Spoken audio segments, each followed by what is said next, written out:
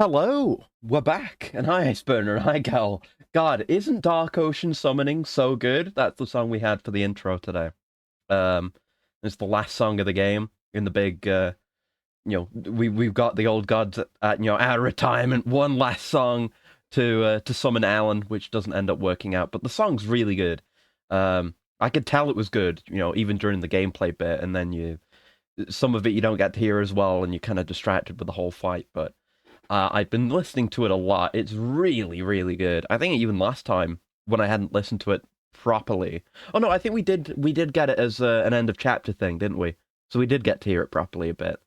Um, but yeah, even then I was like, yeah, that is like that's peak. That's peak old gods. Like they were cooking with this, man. It's up there with Herald of Darkness and Children of the Elder God, Take Control, the really good ones, which is most of them. But I mean, they're all like that, but they're all really good. Anger's Remorse is great too. Everything, all the old gods songs are good. But that's a good segue into what we're starting with. And I completely forgot about this until like 20 minutes ago. Because they put out an album after Alan Wake 2 came out. It's called Rebirth, Greatest Hits. And this is what I'd been looking at, right? When it was like, oh, I can't wait to get to Alan Wake 2 because we get to listen to all these new songs. Because it's got all of the Remedyverse songs in it.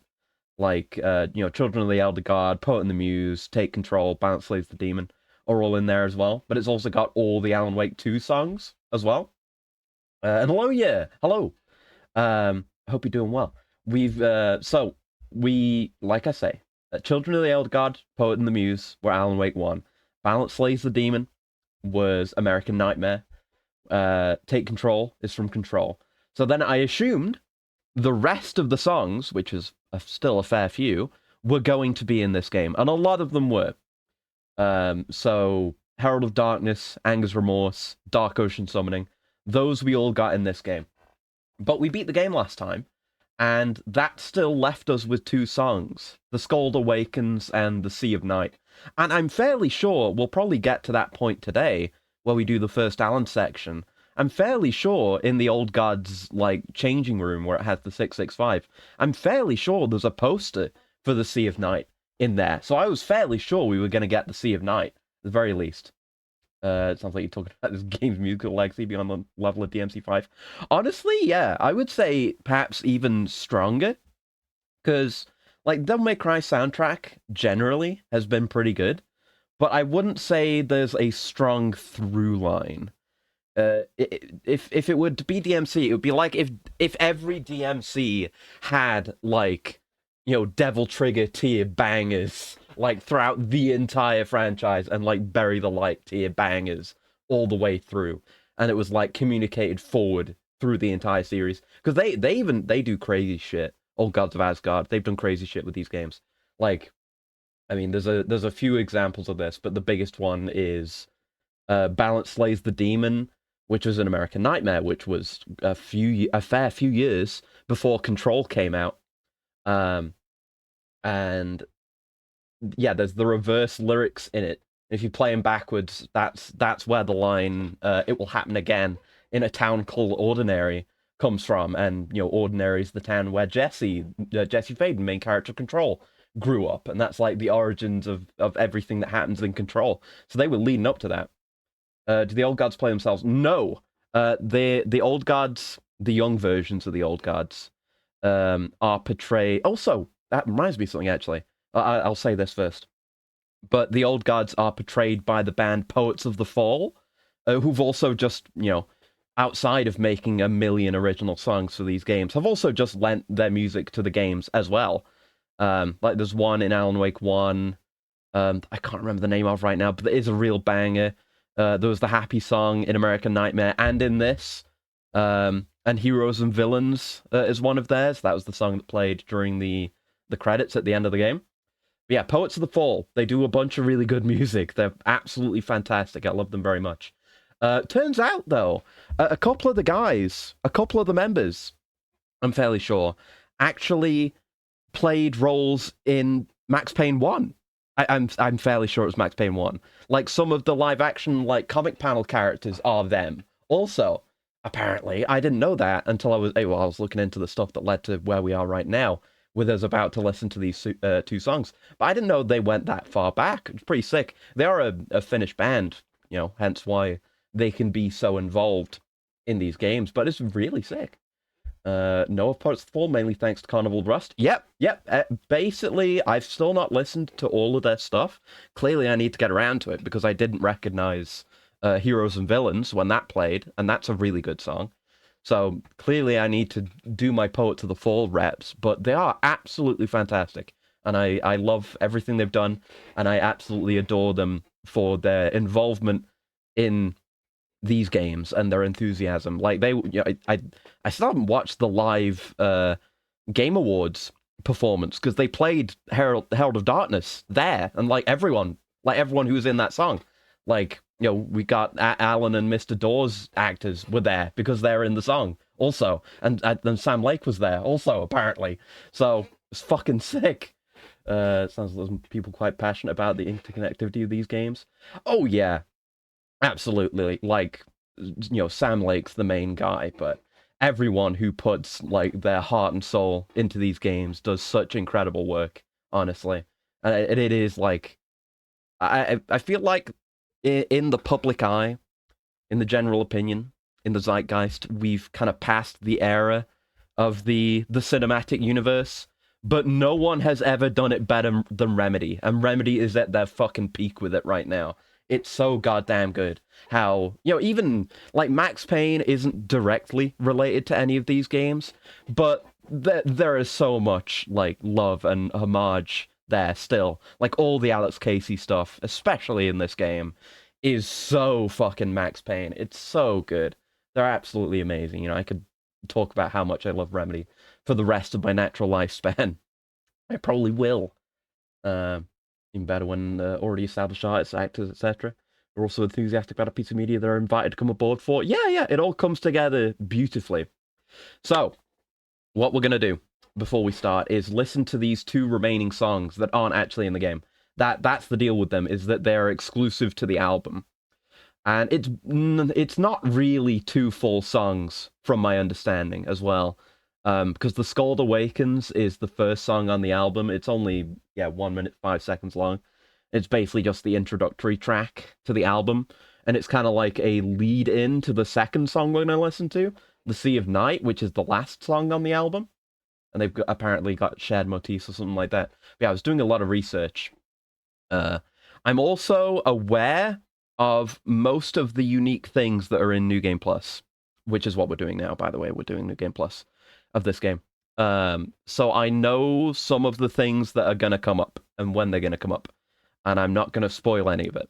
But I just wanted to get an idea of what we're in for and how like far in between things we're going to be, because we're going through the entire game again fairly quickly, hopefully. But we've got some interesting stuff coming up, some really interesting stuff. And I don't know the exact details of everything. I kind of just skimmed a list, but there's some stuff I'm very interested in the implications of, and some things that I was hoping to see. Space Explorer's been rock on blast, like reality. Might even be blasting old gods in the future while exploring a new planet. That would be sick. Yeah. Don't exactly share your love enthusiasm for these games. Do you understand still how much all this means to you based on how you speak of it? Yeah, and it's kind of just something I've discovered playing through them on stream. Like I knew I liked Remedy, but it was just because of Control, and I didn't really fully understand the extent of it, like exactly how much thought and passion goes into these games. Like you could see it in Quantum Break even, and I've got a lot of questions about how Quantum Break connects to this universe now, because it almost certainly does at this point. Like they haven't said the word yet. Like it's like we're one step away from hard confirmation at this point. But Quantum Break had some of the hardest Alan Wake shit in it, like the blackboard with all the Alan Wake information and the first use of the spiral symbol, which the significance of which was revealed in this game. And the TV thing that was basically like a look ahead, probably like an early version of this game's story, because it was Alex Casey. I think it might have been Alice, um, Alice Wake doing the detective work, and they even did the same shot that they do in this game, the Twin Peaks shot of like drinking the coffee at the same time in that. So it's all led to here, and I'm very excited for the DLCs, and we'll have another thing to talk about regarding that in a second. But let's get started by listening to the music, shall we? Because I've been holding off. I didn't even listen to this off stream, even though the songs aren't in the game. Maybe they'll appear in a DLC. That would be good. But let's start with the Skald Awakens and get an idea of what we're in for. Should be audible and cool on your guys' end too. I'm very excited. It's as excited as I get for like any of these songs appearing in game. Just to listen to one for the first time is a moment that I have reverence towards.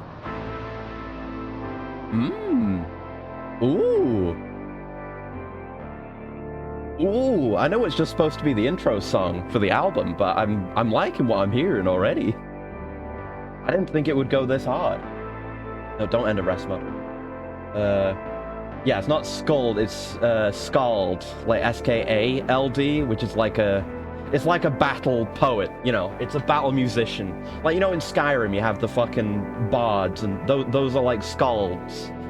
So, which is exactly what the old gods are. They like tell epic stories and you know, foresee the future and say it in song. There's some like mythological aspect to it. Is that the whole thing? Yeah, that's the Skald Awakens, which apparently, hopefully, some of those motifs will carry forward into the Sea of Night. But that's very good. But yeah, it's something like that. I don't know the full details. But yeah, it's S-K-A-L-D. So, the Sea of Night, the real one. Let's go.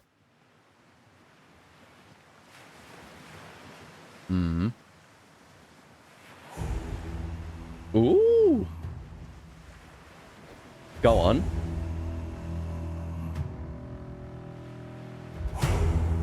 Going for more of that, like, Nordic angle, which, you know, is pervasive in the entire series, really, at this point, but... Yeah. Like another very different song. Like how Anger's Remorse kind of stands out. It's good. I have to look at the lyrics for this as well. I'm looking them up right now. Let's see. Show me the lyrics. Composer and reciter of poems honoring heroes and their deeds. Exactly. Woo! Oh, let's go. Alright, alright. We got that traditional element out of the way. And hi, Ice Burner. We're just listening to the Sea of Night for the first time. Yeah, now get the guitar part.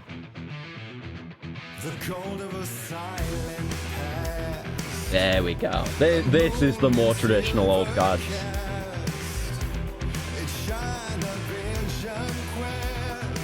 Vision Quest.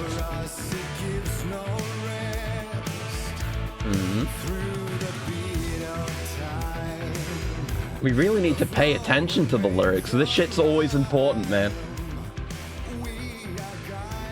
Oh wait, did I? Yeah, I already said hi to you, Ice Burner, didn't I? I'm stupid. Sorry. Try not to mess up with that too often. Oh well. I'm distracted by the music. Ooh.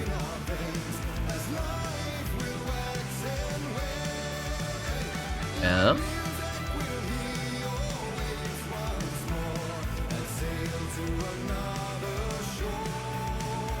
Yeah. Very good. Very good. I like it.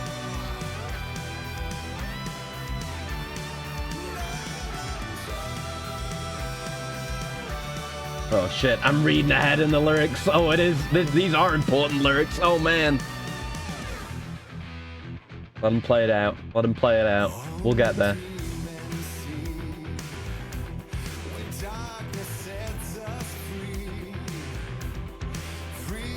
Dreaming Sea. I feel like they say something like that in Dark Ocean Summoning to refer to the dark place. I'm gonna have to look at all the fucking lyrics to all these songs, man. We have comparisons to me.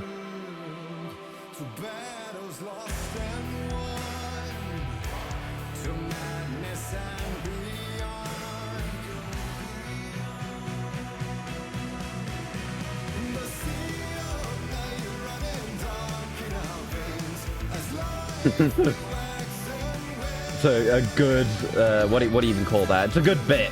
I don't know. I'm not a music guy.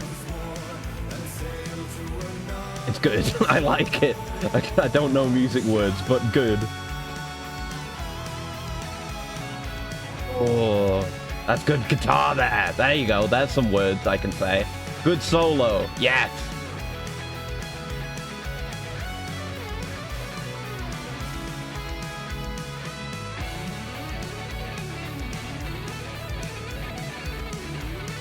Yeah, it's in Dark Ocean Summoning. They say like from the silence of screams, from the city of dreams, referring to, you know, where they're pulling Alan from. But of course, it's a very watery song, this one. Likely, you know, in reference to Cauldron Lake and the Dark Place and all that. No doubt, no doubt.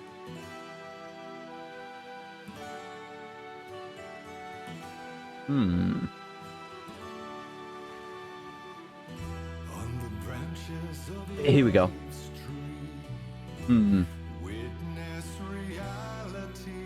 Potentially important lyrics here.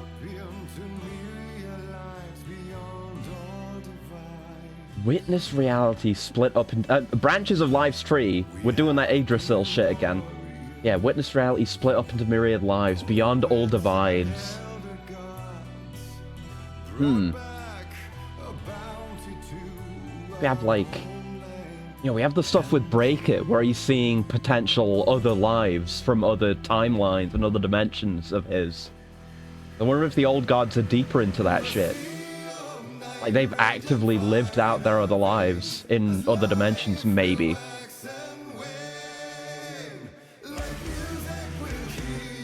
Oh, that's good.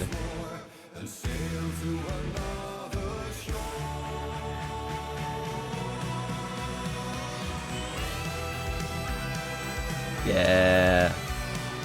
A good bit, a horse bridle maker person. Yeah, that's what those are called.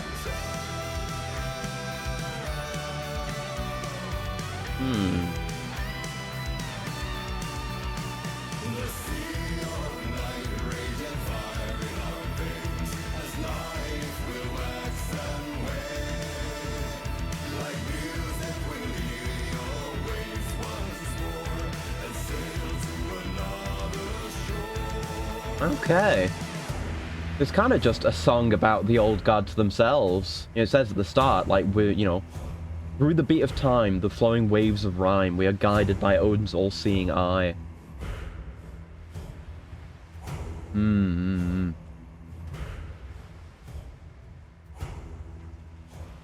Yeah, it's reasonably straightforward. I mean, no doubt we're gonna find out more about the old gods going forward. I hope so. Because there's a lot of questions raised about them in this game, and they just went into the lake on their own at the end, which maybe we'll see a follow-up to. But we had that one manuscript about them, you know, like a flashback to the 70s, and them striking some kind of deal, and that's when they kind of gained their godly selves. Like, Thor got struck by lightning and Odin lost his eye, and they made some deal, maybe with the Dark Presence, or maybe with Dor, or something. We don't know what the deal with that was. It was just the one manuscript page. But that was very good. Really good song. Okay, good shit. Thanks, old gods. Not like I'm surprised that old gods made another good song. I'll talk of visions and pieces give me flashes of a game where people own, seek, and covet crystals that show specific snippets of the future. Yeah, it's maybe been done. I don't know. I feel like there's a lot you can do narratively with foretelling. I mean, that's done in a lot of stories, isn't it? It's like you have some snippet of the future, but it's incomplete information, and you know, you can do shit like Quantum Break, where you know your own attempts to avoid a particular future are what actually drives you into that, and stuff like that. And there's a lot you can do with foresight as a narrative mechanic. So, really interesting. 3 brings up more ancient seeming figures comparable to Ati. Maybe. I mean, we've got Door from this game, and we still don't know much about Door, but Door, like Door is some manner of extra dimensional entity that can just come and go as they please, which is a greater level of freedom than we're used to. I guess Artie seems to have that kind of freedom, but Artie, I mean, it barely needs to be said, but Artie's weird because he could come and go in the oldest house, but that was all we had seen of him until this, and then we've mostly seen him in the dark place. But he's also just around in reality, like he lives around here, which makes me wonder, like which came first, like the ancient unknowable being Artie, or the Artie that lives in Bright Falls and like goes to Watery to go to the sauna and sing karaoke. I wonder about that. I mean, I know there was in Control. There was mention of it was in Foundation. There was mention of Artie in one of the really old logs from when the Bureau first like explored the oldest house. So probably mysterious extra dimensional being Artie existed first, but it could be a bit of both for all we know. Like maybe I don't know. Maybe it's like an extra dimensional being that affixed itself to a real world person, but that's all speculation, We can't know at this point. But yeah, very good. Very good. And yeah, I wanted to scroll up and see that other thing. At the same time, the old High German variant, stem skeleton, etymologically identical to the scald. Stem Proto-Germanic skelden, means to scold, blame, accuse, insult. The person doing the insulting is a skelto or the skeltari. The West Germanic counterpart of the skald is the skop. Huh. Okay, it's probably more like the traditional scald, but I don't know. I mean, I guess that's where the word to like scold someone comes from. That's interesting. I don't know about that. Um, but yeah, I mean, maybe because there was a whole thing with Tor um, driving Saga's mother and husband and no, Saga's mother and father out, the mother's husband, driving them out, but then like coming to regret it. So there could be some of that potentially, just like the Dutch word Sheldon. Oh, okay, and that's where we get the Bazinga Sheldon from. Anyway, so that was a good little listen along. Lot of interesting thoughts. Yeah, it just seems to be a song that's generally about them. Scald. Oh yeah, Scald isn't too hot descends from a word that's like twice as long. Oh really? Huh. Neat, neat, neat. Anyway, so we're back. Not exactly where we were. I went and got all of the lunch boxes and caches that were available to us, and we like again the charm that we got from Maya Seta is so fucking good. Like we can see everything that's in the jump scare room here, where the heart is, which I think we're doing next. But I found something new. I found something that we did not notice in the first playthrough at all, which is why I'm here, because I wanted to pass by it. Which is pronounced kind of like in between a K and a G. Okay, so it's like Skelden? Something like that. If I pronounce the G like an iron plate, scraping over a brick road. Okay, that's an interesting way to go about it. Getting close. Okay, that's good. I've been learning a lot of foreign language just by learning from chat while playing Remedy games. Like how I know how to say glurgi, which is Finnish. That's the one Finnish word I can say. But yeah, let's just head down there. I won't talk about it too much until we're actually there. But yeah, I was just walking around, and it shows the lunchboxes as well. It has a really good range. It's the charm that we got, this one, from the Dogmare, that marks everything on the map when you go near it, which is super good. And the range on it is great. But it wasn't even because of that I found it. I was just over here while sweeping through and getting all the lunchboxes and stuff that I realized I hadn't gone down this way. I hadn't looked. Because a lot of cases where, there's just a road that would go off the map, right? There's a few of those. Like up here. If you go up here, you just get turned around and there's nothing there. So I assumed it was the same thing, right? I should get a new vocal element to pronounce the unpronounceable. That one blue side character from Robots. Just slide a little disc into your mouth. Yeah, that would be good. So I figured the same would be the case here, but I saw there was a fence or a gate or whatever. So I decided to go have a look over here. Robots PS2 game. I think I had the PC game, but never actually played it. I feel like I had it though, or something like that. There's some memory of that. But this is the path to the lake house, the place that we're going to go to in the second DLC. It's down this way, so, and it's even interactable, and there's some voice lines here. But we just never found this. FBC security perimeter gate entry for authorized personnel only. Yeah, this is the unique sign. Lake House. Federal Bureau of Control, Research Department Laboratory, authorized personnel only. Yeah, this is it. Oh, good luck with restarting your computer. But, so presumably once because, we're getting a Night Springs DLC, and we're getting the Lake House DLC, which is the Control DLC. So presumably when that releases, I guess we'll get sent here. But if we interact with it now, I hope it'll be the same dialogue.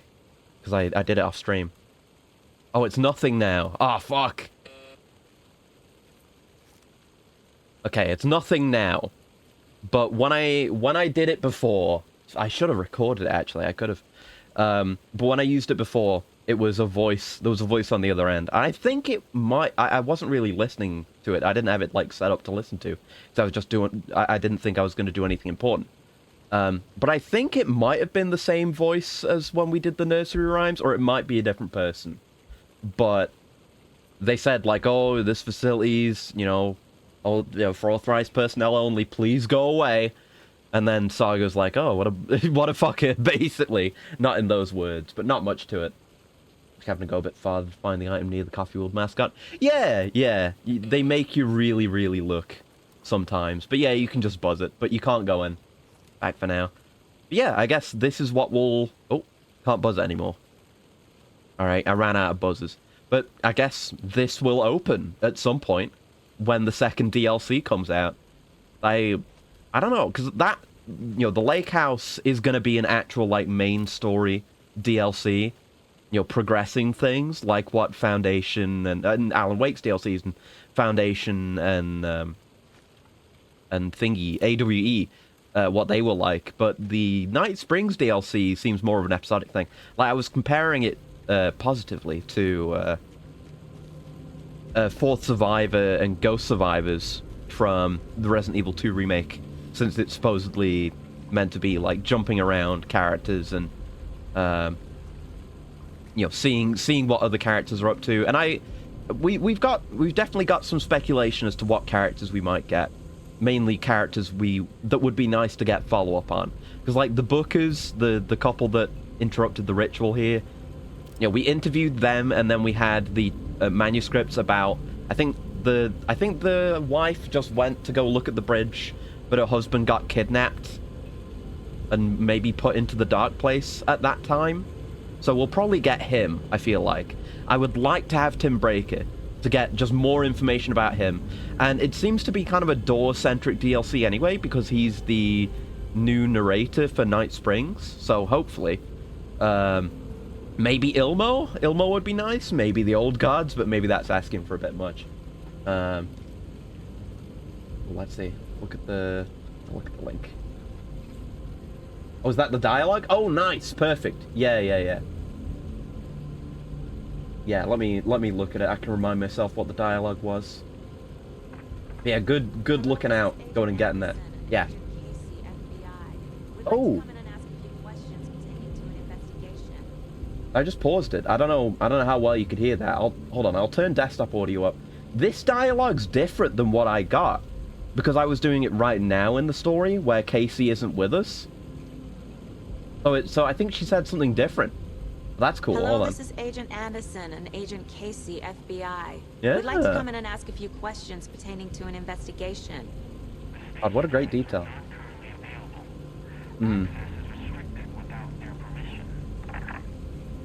Nice talking to you, too. And mysterious, considering the lake house is supposed to be completely fucked up and abandoned. So who's actually responding to that call? I guess that's a question we'll try to find out. And another thing that came up, let's see. If there is one question in interviews... Hold on. No, I don't want it to play.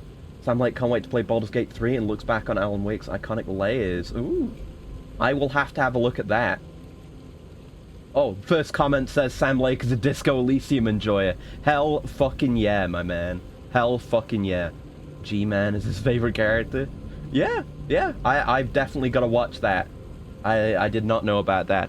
All right, so anyway, back to the story. That's all I had to show. So we have a... Yeah, we have this. Yeah, we stopped at the witch's hut. We got that poetry at the end of last time as well. So we got a new manuscript, we got a new piece of poetry. Which is New Game Plus content. So yeah, when it comes to this, the actual gameplay we've already done, we are just zooming through this. To get into the overlap, I need to find Nightingale's heart. Read the line imprinted on it, plus the line on the page to the witch's ladle sign. Then push the heart through the hole in the sign. Yep, we know this. We know this. Kind of thing to the myth crafting that didn't finish the third comic page like yesterday. Hey, well done, well done. Always good to be productive. Right, so we've got a profiling to do. And it's good, right? Because I looked into what exactly is going to be new. I think there's going to be more pages to pick up, I think. I don't know the exact details of where and when. But stuff like this isn't going to be different. So we can skip through a lot more. Nightingale's heart. Yeah. I definitely want to get to Alan's side. There's some shit going on with Alan, man. Some shit's gonna go on with Alan. It's in the general store. Yes. We know. That's why I'm here right now. Alright, so... I'm headed to the general this is where we would get the shotgun as well. This is where the first combat happens, too. Doors... Wait. Yeah. Did you get lost? Yeah, I remember how this worked. If I share page number 3, feel free.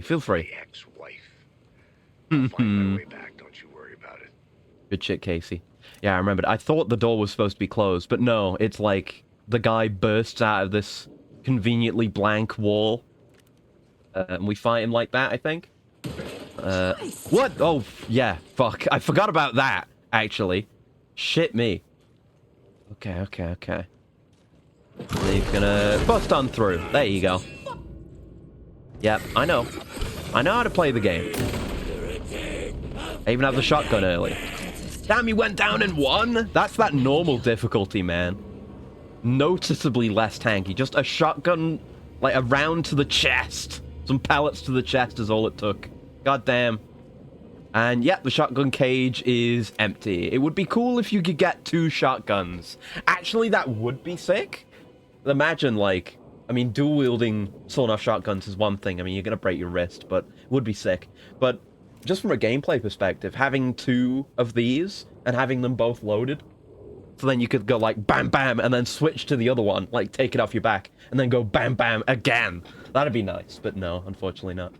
Like, I just lean against the wall for the entire time until someone came in. Probably, yeah. I mean, he was almost certainly written to do exactly that. It might even be this manuscript page. I feel like it was one that described it. Yeah, Saga at the general store. Probably this one. So, yeah. See?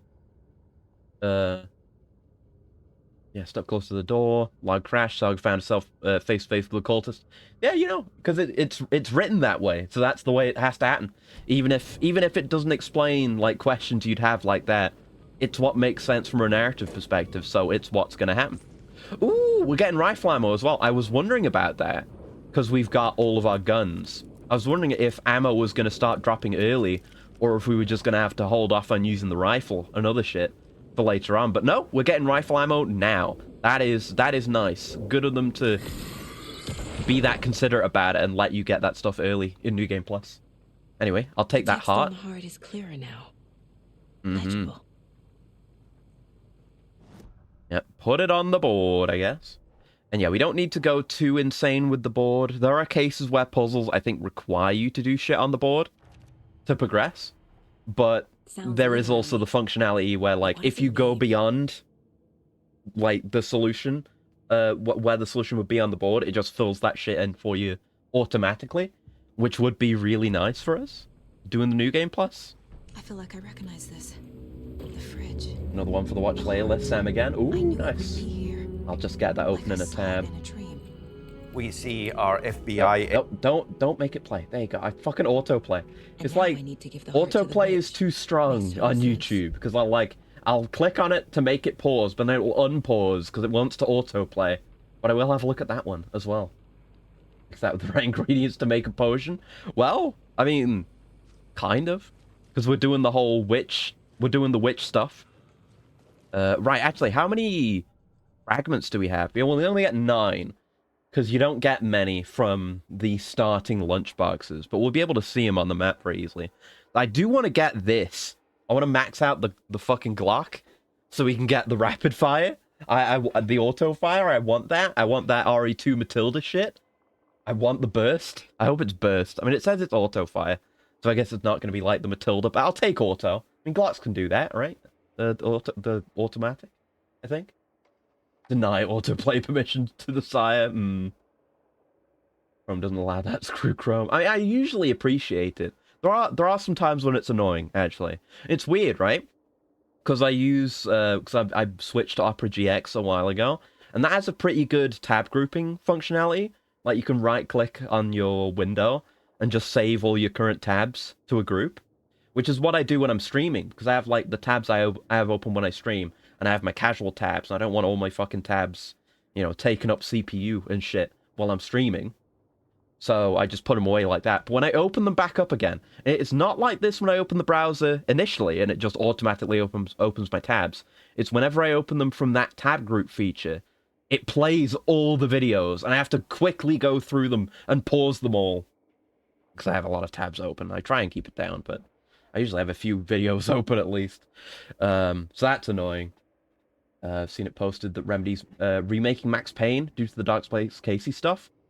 That would be very exciting, yeah. I don't know if they'd directly tie it in, but it's Remedy, so there would be references. But yeah, I feel like I may have heard something about a Max Payne remake. In fact, yeah, I know where I heard it from. It's whenever I had to make thumbnails for Max Payne 1, that was where all the top images were on Google Images, was articles about that remake thing.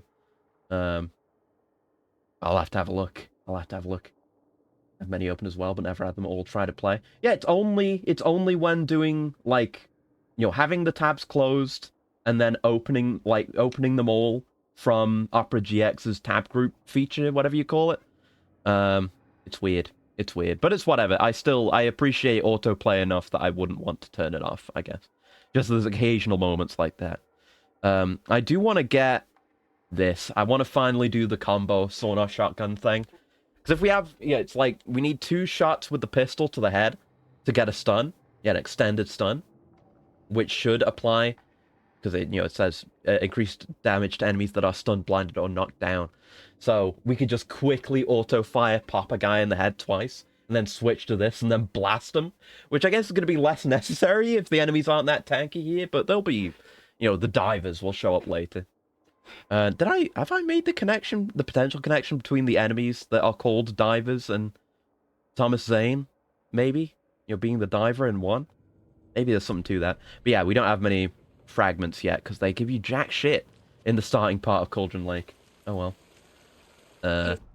Right, so now we're going down to do the ritual. Yeah, thanks for the heads up.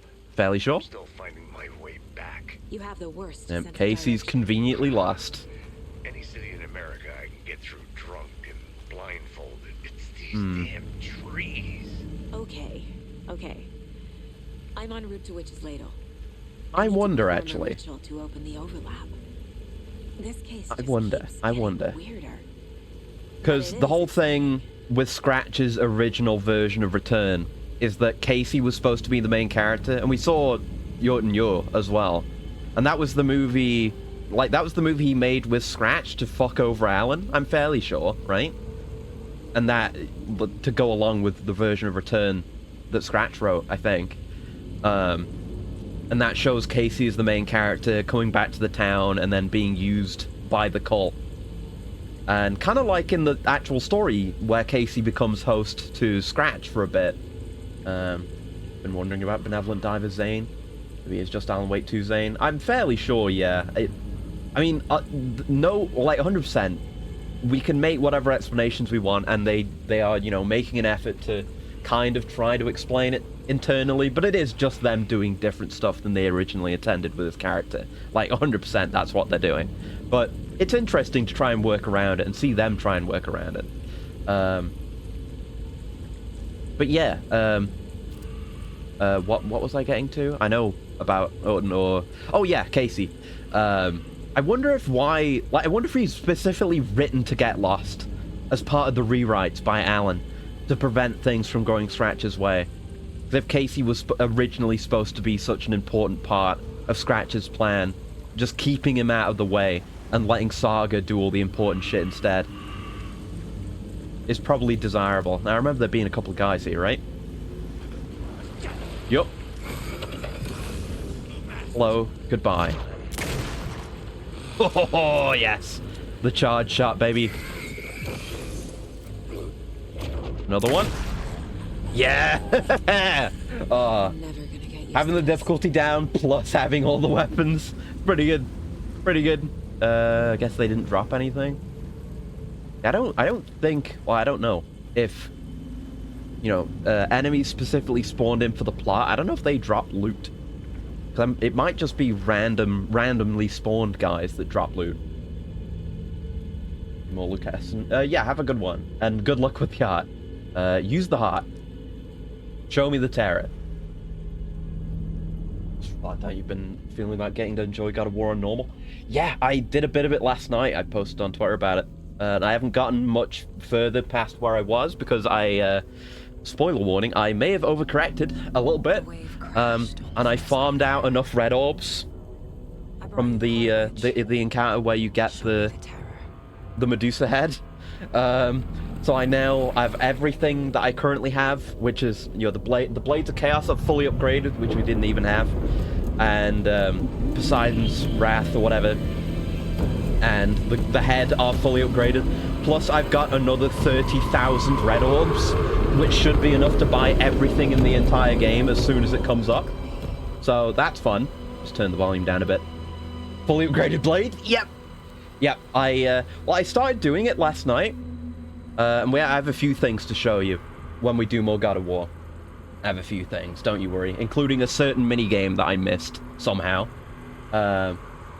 Since you beat the game, I read that the double barrel shot is supposedly better in almost every way than the pump once you get the reload speed upgrade. Yeah, I could feel that. And I got the reload speed upgrade for it straight away because it felt pretty slow without, so I've got that. So yeah, I'm glad I picked it, and I do want to mess with it more and try and do the combo that I was always talking about. What new moves did you unlock? I got a screenshot. I'll go over it in detail. I think tomorrow? Is that when we're doing?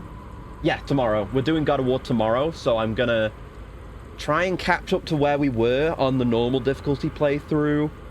I'll probably do some tonight and then the rest of it tomorrow before the stream. But I'll have some stuff to show you then as well. But I've taken screenshots of what moves we unlocked and stuff like that. So we'll go over it. You know what I'm like. I'm thorough. We will... But it's interesting. We got some interesting moves. I'll say that much, and you can look forward to tomorrow. And thank you for the coolant, Gal. One sec. But you deliberately skipped it? I didn't know. No, I didn't know about it. I was looking through the achievements again yesterday, and I saw it mentioned there. Spoiler warning, it said, like, oh, beat the sex minigame. And I was like, what? I didn't know that existed. But, yeah, we'll get to it. I just didn't know we could do it. Maybe less active, maybe mind over streaming. Yeah, no problem, no problem. But, yeah, we'll look at some stuff tomorrow when we get to that. But, yeah, we're going to be strong. I learned some interesting stuff, which I guess I will go into more detail about tomorrow as well. But how apparently it's actually much easier to get all of the Gorgon eyes and Phoenix feathers than I thought. So apparently if you miss ones early, there are opportunities to get them again later. Casey, do you read me? So probably a lot of chests that we've seen. You know, oh, I know what it is. Going in solo. I know what it is, actually.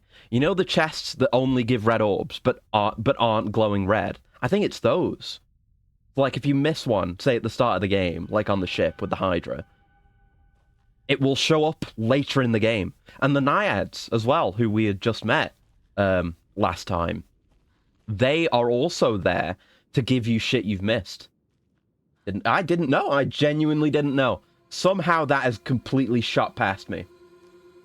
Later chests. Yes, they compensate by giving orbs instead. Yeah, that's why they look like special chests, but they actually just give a kind of shitty amount of orbs compared to an actual red orb chest. So it's kind of dynamic, which is really interesting, actually. One of the achievements we got last time was for getting all of the eyes. Like, we maxed out. I didn't even know. At least I'm fairly sure we did. Because we got the achievement for it. We didn't get all the feathers, but yeah, like, there are opportunities if we had missed them to still max out. But I guess we just got them all as soon as they were available. And the Muse keys as well. We got those straight away. But there are 2 other opportunities to get those as well. So those aren't completely missable the first time. And I'm not sure how I feel about that, honestly. Like, it's good. I like it. But I also like it more when things are more solid. But I guess because they're missable, I appreciate them getting a second chance to get them more, which is cool. You can upgrade ASAP or hold off and try to simulate normal orb progression. I guess we'll see. I mean, we're already kind of past it a bit with since I've already maxed out the Blades of Chaos, which is why I say it might be a bit of an overcorrection. I think I might hold off a little bit and like not go beyond where we did go on other things, just so we can get the experience and like compare and contrast. Because I found out last time that the weapons change in appearance when you upgrade them as well, so we could have a look at that as well. But we'll see. But yeah, I was not, because I hadn't started doing all that shit when I made the schedule yesterday. I started doing that after. So I was like, oh, I don't know if it'll take 1 or more streams to beat God of War 1. But then I looked at how much of the game there is left, and then considering it's going to be easier, and we're going to be tremendously fucking overpowered. No, we're probably going to finish God of War 1 tomorrow, probably. And then we'll start 2 on Saturday instead, but I was a goof and didn't reflect that on the schedule. Hi, Alan. There he is. What was that? Excess orbs come in use for Blade of Artemis. Yeah. Did I get turned around? There's magic, but there's still a reason I recommend upgrading that one. Yeah, we will do it. We will do it. I only found out about it because I was looking on an ancient IGN guide for God of War 1. And there's a section under... Like, I was just looking at everything. There's a section there for, you know, quote-unquote cheats, which just means, like, any old random bullshit that doesn't fit in another category.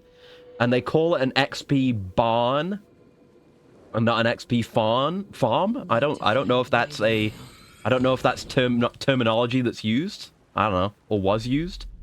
But it described how you... Because I mentioned before, in the room where you get the Medusa head, it gives you regenerating MP, right? Regenerating mana, whatever you want to call it. And people use that, like, you can skip out of the room before that effect is turned off, and then you just get regenerating magic for the entire game. Turns out you can also use that for red orb farming. That's what I did. Is instead, because like the centaurs there will continue respawning for forever as long as you don't freeze them with the Medusa head and kill them that way. So you can farm orbs from killing them, and you farm orbs from getting big combo. And I managed to get a method for consistently getting to 1,000 combo, which is the max one you can get a reward for, and you get a shitload of orbs for doing that. Barnsworth. Might as well enjoy it, since the opportunity won't be in every game. It'll be getting more complex. Yeah. Like, we'll have this weird experience now, and then we'll have a much more normal, hopefully, experience in God of War 2 as we start playing on normal difficulty. So it should be Gucci. Yeah, Nightingale's around somewhere, the fucker. I won't get my ass kicked by him this time, I hope. But yeah, specifically the IGN guide said, like, oh yeah, get enough to max out all your shit, and that as much as available right now, which is just the 3 things. And then also save 25 to 30,000 red orbs, or build that up to buy everything else. So I think I've got about as much as I need to fully upgrade everything, if IGN is right. But we'll see, and there'll be, you know, what I get from playing through the rest of the game, up to where we were as well. Nightingale in the Dark Place, I don't think that's a new one. Because I don't think it is, right? Yeah. Yeah, that's the one about Caldera Street Station. I remember. Yeah. We got that. And we got the one in the pond as well. I remember that one. Yep. I just need to be on the lookout for ones that might be new. You never know. Okay, Alan. Who is that? Yeah, we'll go absolutely crazy. It'll be like not like playing Yakuza 3 because we were never super strong in Yakuza 3. It'll be like Kiwami 2. How insanely strong I got by the end of Kiwami 2. Ooh! Supplies. Thank you. Forgot we get those. Makes sense though, with the boss coming up. We got 3 trauma pads. Wait. Oh wait, it didn't give us a first aid bag. Even though it was a first aid bag, it must have given us those trauma pads. That's weird. Wonder if there's something to that. Like, if that's a mechanical adjustment, or what? Or a difficulty thing? I don't know. Very odd. Up this way? But yeah, we're gonna blast the shit out of God of War tomorrow. I was looking into the difficulty. I still need to do more research. The difficulty of the early games generally, and apparently, like 1 and 2 are, I don't know how much of this are already said. Like 1 and 2 are effectively equivalent difficulty-wise, and I've heard some people say the PSP ones are easier because they kind of had to be, because it's on the PSP and you had to deal with like PSP only having one stick and it not being a very good one, shit like that. But you know, we're playing the PS3 version, so I don't know how that'll translate, but those might be okay to play on hard. I'll look into it more. We've still got 2 to do before we get there. Ascension's one of the toughest. Really?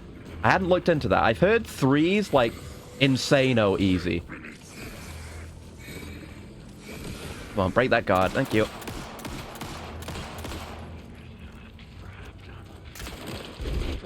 Frick you, buddy. Yeah, I'm not supposed to have this crossbow. Oh, now we run. Yeah. I remember. Then we have the ambush up ahead. Oh yeah, we have this loot here. There's loot with an ambush later on. Oh wait, this is just a way to go. Oh, and there he is. He does not need re-zapping. That's good. I need to remember where I've got my... what slots I've got the things on. Oh, goddamn. Oh, no, he's getting roasted, boys. He's getting roasted. I almost feel bad for him. So wait, is it down this way where the loot was? So I remember I got turned around on our successful attempt. This place is just weird. Maybe I should just accept that. Whiff. Yikes. So I think when we did this, we didn't have the reload upgrade for the shotgun, so it was very slow. But yeah, we're absolutely wasting the poor man. Aspect about Ascension's combat that sheds a light on why it's so tough, but I'll only tell if you ask for it. No, we'll find that out. That's interesting, though. That's interesting. Yeah, this is where I got ambushed. I got my ass beat that one time, but I guess because I beat his ass twice. He's not here. I will take these supplies, though. We're gonna probably end up in a situation where we're overstocked, since we're not gonna need as many resources this time around. I'm okay with that. I'd rather have it and not need it than need it and not have it. In all things, really. Tougher fights, seeing this again. Not as many this spooky. Yeah, like the fight with Mulligan and Thornton is a more interesting fight, but not as tense as this, especially because you're early on, and you know, it's the survival horror thing. It's like you build up confidence as you play, but this early on, you are not confident. We've had 2 fights in the game up till this point, and now we've got kind of a boss. It's like we've got to scare him off by doing enough damage. Right, here's the actual bit. Now we can murder him. But yeah, this was tense. If I was doing this on normal for the first time, it would still be tense. There he is. He's shielded again? He is. We'll try and do the charge shot since he's far away. I think that one was a whiff.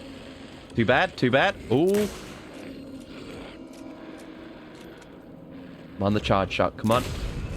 Nice! Oh my god. Get wasted, fucker. Oh, poor Nightingale. He wasn't built for the sniper rifle deep rock charge shot. Hey, Alan. You see how hard I fucking owned that guy? God damn. And yeah, he's just swinging a tree branch around. What is this? He's like completely removed from what he used to be. None of his original self is there. I'm Saga Anderson, FBI. He's bloated and yucking a tree around. Yeah, it is a big one too. I'm at Cauldron Lake. He did big fucker damage on hard. We just didn't let him hit us this time. Yeah, Alan. Reminds me of the satisfaction of the rebar projectile in Half-Life 2. Oh yeah. Danger. That thing is a masterwork of game design, man. What a great work. Like, they give you that, and then you have the whole... I don't know if it's Highway 17 or somewhere around there. Like, you have that whole long-range, straightforward, linear bit, and they give you so many opportunities. Like, I've talked about the Billboard Combine before. It's such a good idea. And here's Scratch. Alan Scratch. Insane Alan Scratch. After we summoned him at the end of the game. But it happened here. Sir, calm down. Nice seeing this I'm gonna knowing. need you to take a breath. Like, heavy in TF2 doesn't deal as well against snipers. Actually, no, TF2 matter. No one deals well against snipers. that's how it is with TF2. People complain about it. I'm kind of on the fence. I think everyone's been frustrated by snipers in TF2 if they've played it. But, you know, they can just kill you at long range. And, you know, and there's not much mechanically you can do against it. It's mainly just knowing the sight lines, respecting the sight lines. And there are classes, like, built for flanking and getting around that shit. Like, just play Scout, or play Sniper, or if you can get close enough, Pyro does well as well.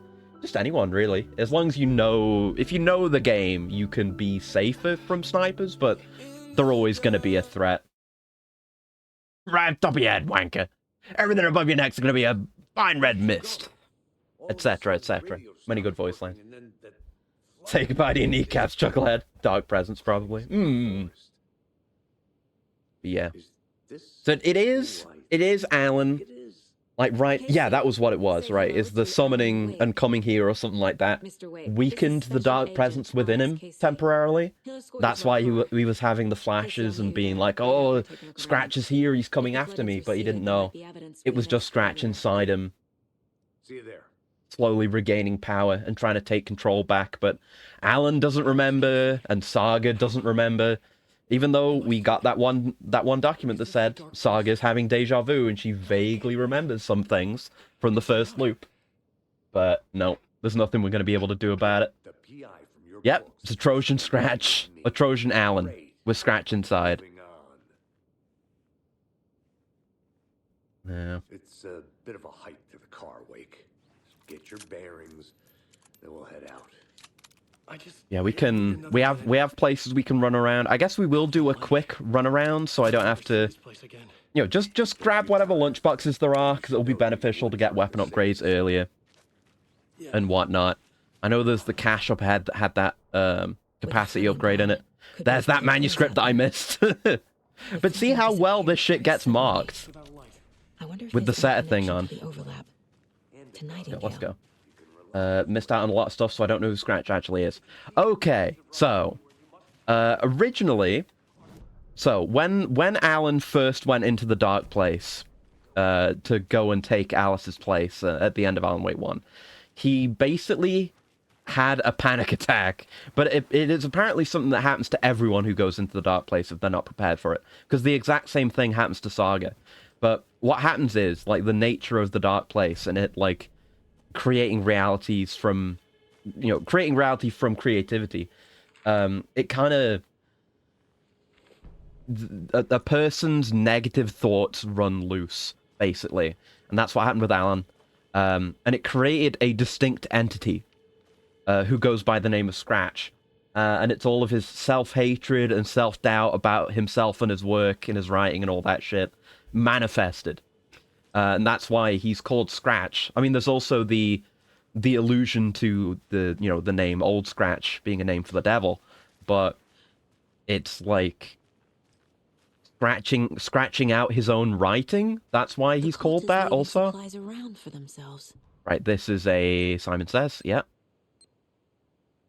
Nice and easy. The easiest one. Thank you. And... Oh, is that just a blank It's a blank interactable for the inventory expansion, but we can't even click it. That's funny. The We cult can doesn't grab see that their evidence. victims as people. There you go. But yeah, that's what he was originally. But it was during... Well, he was introduced in the DLCs to Alan Wake 1, and then he was the main antagonist of American Nightmare. And the implication was kind of like, oh, he's in the outside world, and he's, doing horrible things and murdering people, because Twin Peaks The Return also did that. But I don't know if he ever actually was on the outside world. I think that might have just been Scratch tormenting him. But what went down is that I'm not 100% on these things still. Is there still a thing over here, or is it just pointing this out? It usually doesn't list these as containers. What is that? No, it is pointing to this. Weird. I guess just because we can't pick up the inventory upgrade, because we already have it. Nice to hear Casey's voice soften a bit there. Yeah. The Casey we get in the Dark Place is much more grim. But this one's a lot more chill. The real one. Never actually watched Twin Peaks. You should. You will understand what is what they're going for in this game a lot more if you do. Because Alan Wake 1 was kind of a hybrid between the works of Stephen King and Twin Peaks. This one is way more Twin Peaks. It's this is like 50-50 Twin Peaks and Remedy's own special brand of insanity, which is best. But yeah, the way it is now is because like I say, that Scratch was killed seemingly at the end of American Nightmare, but it seems like a Scratch could emerge at any point. Because like I say, it's just negative thoughts. So if you have a bout of negativity, you could create a Scratch in the Dark Place if you're not careful. So we had the whole section at the towards the end of the game, this game last time, where Saga goes into the Dark Place for the first time, and the exact same thing happens to her, where her negativity almost splits away from herself, and she gets her own Scratch. But what's going on here is the Scratch here is the Dark Presence. And the Dark Presence was also... Yeah, I forgot we have a quick turn. The Dark Presence is also... We're going to get a dog in a second. This is where they're introduced. But the Scratch in this is the Dark Presence instead, which already existed. It's just kind of taken on that moniker. And what happened that was revealed at the end last time is that Alan is misled to believe that he drove his wife to suicide by accidentally haunting her when he was just trying to reach out to her from the Dark Place. But what it actually was is that Alice went and jumped into the lake and caused some things to happen at the end. But in that moment of weakness, because the Dark Presence, to make anyone into a Taken, the shadow monsters, there needs to be kind of a weakness that it can exploit to get into a person and take them over. And that was what the Dark Presence needed for Alan. So it got into his head and took him over and became the new Scratch. But in this case, he got summoned, and then that fucking hell. That weakened. Oh, that weakened it. I knew I was reloading. Bastard. Okay. Animals are turning into monsters. At least it went down easy. Normal difficulty. Fucking hell. But yeah, it's kind of suppressed in the back of his head right now. That's the current state of Scratch. That's the Scratch timeline. But he gets blasted out of Alan's head at the end of the story with the bullet of light, which is created from one of Alice's photographs, because she was apparently the one orchestrating pretty much everything. So yeah, we can go explore. Let's do that, because we'll be able to see on the map anything that we actually want to go get. And we'll just quickly run, get any loot, get any caches that we care about, and any thingies, any lunchboxes. That's the important thing. We want lunchboxes so we can get those weapon upgrades ASAP. Yeah, this is the one where it's pointing down at the key right here. It's nice remembering all the solutions to these. So the box is shown there, and there's a manuscript. yeah, there's a lot going on in these game stories, and it's spread between multiple games, and it's kind of complicated, like I say, because they kind of like with Thomas saying they had new ideas and they're handling him differently, but still justifying it within the game, so it's not just a raw retcon. It's just like, we're doing it differently and we're putting in the effort to explain why things are different now. So there's a fair bit to explain, but that's my understanding of it. Some of this stuff isn't explicitly said, but I think everything we went through last time pretty much confirmed my suspicions about there being two separate scratches, because we saw that anyone basically can develop a scratch, like Saga did. Colt's watching right now. And was that another inventory upgrade or something that we can't pick up?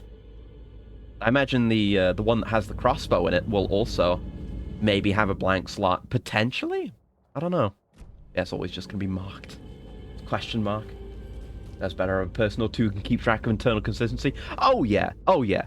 Remedy, I would say, is better at that than anyone, because any changes that they make they know what they're doing. They're not just writing, they're not like unaware of the characters. It's like we want to do something different with the characters here, so we're going to write it this way and make an effort to justify it. Like, no one. Oh, uh-oh. I can't exit out. The music stopped and I can't exit out. Uh-oh. Oh, fuck. Oh, no. The L2 to zoom doesn't work either. But the cursor works. Oh, shit. That's a bad bug. Scratch strikes again. That bastard. The moment he gets summoned into reality, the game breaks. Let me go look up if anyone else has had this issue. Let's wait to... soft lock? I don't know. Is it really a soft lock? I mean, it's not really a soft lock, is it? It's like a hard lock, if anything. A soft lock is when just, like, some flags go wrong. Stuck reading? Maybe? Yeah, keep getting stuck when examining items. Here we go. 6 days ago. They've had this happen 5 times. It looks like the newest update may be causing this issue. Didn't have the problem until today. Another thread with this problem is discussed. Other people having the same issue. Devs are aware. Happening on all platforms. Yeah, that sucks. That sucks. Yeah, we just gotta restart the game. That's the way she goes. How do I even do that? How do I, like, quit out of the game specifically? Yeah, close game. There you go. Oh, man. And you can see I've got these 2 installed. These are fucking ready to go. Any second. But not yet. Not yet. I had to delete some stuff I wasn't playing to make room. But I was surprised I was able to fit them both on, because they're pretty big games. He is playing dirty. He's a bastard. He does. Like, he would. If Scratch had the power to actively fuck over your game, he would. So, presumably we're going to have an autosave not too far back, right? Using the slaughterfish strategy. But yeah, we made significant progress there, so there should be an autosave. Yeah. Back here. So we haven't been fucked out of much, really. That's fine. Need to look at the case board. Yeah, we know about quick turn. Thank you. Oh, I think I missed. Oh god, fuck. Oh, I hate these fucking things. I was trying to be slick with the rifle. Evidently, it didn't work.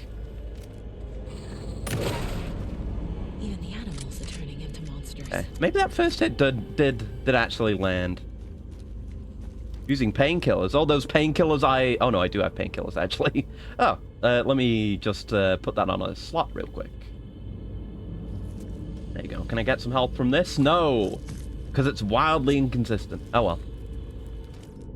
I wonder if there's like another dog around, because the music's still kind of spooky. Could be. Right, let's go redo this. And usually we see the dogs in groups of 2. Maybe just not for this introductory one. But okay, I guess I'm not reading that. I guess I better save often then. Jesus Christ. It's like lupine enemies are rarely liked in action games. I like these ones. There is the notorious Dark Souls dogs and what have you, and I'm not a huge fan of those. I don't think they're the worst, but I'm not a fan of them. I like these. These are really good. Like, the axe-throwing enemies that split in two, those are the fuckers I hate. Like, those are bad enemies. They drag this game down. But all the other enemies are really good. It's like just the standard D-pad, please. Okay, okay, I can't scroll up into items. I can only scroll down. This is a new issue. X-Men that split in two? Yeah, they clone themselves. I think they were originally introduced in one of the Alan Wake 1 DLCs. But, yeah, they clone themselves. They're really fast, they teleport around, and they throw axes at you. And they suck, and I hate them, and they're bad. Yeah, we have to consistently deal with that. Okay, let's just not read unnecessary documents that we've already read. It does me no good. There's the one here that we saw in our initial playthrough. I don't know if I made the connection after the fact. I think I did mention it when Breaker started talking about the polyhedrons. But it totally is. That one over here is written by Breaker, where he talks about, like, oh, he had the dream, and he went out and he saw the polyhedron over the lake and, like, going into the lake. That was absolutely Breaker, because he kind of alluded to Door as well. So there's the first nursery rhyme, which we're not going to bother with, because, I mean, we've already got all of these. There's something written here. Yeah, we'll just poem? look at it. Or And a we'll, riddle. I guess we'll pick up the doll, because we need to get those again. But, to do the puzzles, that is. But we're not going to bother with those right now, because they don't get us anything immediately and urgently. So yeah, we got that stash there. We got a nursery rhyme right there. Yeah, we don't have the screwdrivers. We can't open that. Tragic. Yeah, it is so goddamn nice having everything get marked on the map like this. It's so good. Doesn't sound like a bad concept necessarily. Cloning, but the way you describe them makes it sound like a hybrid between God of War 1's Wraiths and Cerberus. Kinda, yeah. Like, they were, like I say, they were in 1, and I feel like they were a better fit for 1. I didn't like them much, but they very easily, especially in this game, you know, there's so much foliage and shit for them to hide in, even if they're not necessarily intending to do it. They can so easily... Oh, those are both screwdriver, right? Yeah. But they can so easily hide away from you. And, yeah, this is where we... Yeah, the thing falls down and we do the nursery rhyme here. I don't think there's anything else. The map would show it, no. But, like, you can't see where they are. They're throwing the axes, like, really quickly. And I was playing both on hards. They did insane damage and had a lot of health. And also, I had the auto-aim off. But even with auto-aim on, they're hard to hit. They're just really annoying to fight. I am not a fan whatsoever. Yeah, we don't even need to look for those, because look at them, because we're getting marked on the map. Yeah, they suck. But everything else is good. Like, the dog AI is really interesting, how they will... like, try and get out of your sight and then run at you, and there's audio cues to go along with it. Really good. The regular enemies are fine, no problem with them. Then the divers are absolutely fantastic, and they're my favorite in this game. They're mega ultra sick. They're like a super interesting design visually, and they're freaky as shit, and they're just really good. I cannot say enough good about them, but they're really good. And yeah, we can put these flares on the hotbar as well, and actually try to use them. Actually try and use these things. We don't get too overstocked on them. And that one, nope. Wrong button. This one, quick slot. There you go. Max that shit out. And there's... yeah, that we read. Just the reviews of the place. Yeah, there is a manuscript. Where is it? There it is. So hard to find these damn things. What makes the divers so good in gameplay? Well, they're not... they don't do anything terrible and bullshit. I feel like they really take advantage of the quality of the design. Because they're like... it's a person's top half, but then, like, they've got multiple arms, but not in a way that seems natural. It's just like... it's as if there's multiple models of the same character intersecting, and the arms and shit are just moving slightly differently to each other, so they're really freaky. And then below the half, there's like rippling water, and then on the other side it's mirrored, So there's another torso upside down and another head and another set of arms, and it walks on the arms. And it comes towards you very slowly, while it's got like a ranged attack as well that's quite well telegraphed. Like they telegraph it and you can quite easily dive out of the way of it. But they just fucking walk at you, and they're spooky as shit. And then they have a thing where they kind of... How do I explain it? Both halves dive into the water at the middle, and then they kind of turn pseudo-invisible. But they're not completely invisible, like the enemy in Control that they're very similar to. The water ripple is still there, and you can see it moving, and you can break them out of their stealth early by shining the light on them. It's very good. I like them a lot. But yeah, they're fantastic visually. It's going to be a while before we see one again, but I do absolutely adore them. They're just really good. And the moment where they were introduced was really good too, because you don't know how to deal with them. You don't know what they're going to do, but they just are so stunning visually. And you're in not like a very closed space. You got a bit of room to run around, but you're indoors and you're kind of trapped in a place with it. Just like, fuck, that fight or flight really hits you.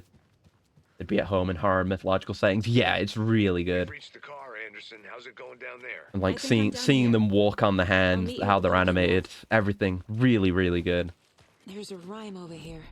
There's that one. There's a lunchbox back there. There's a manuscript page. There's the container. But all the nursery rhyme shit individually is marked.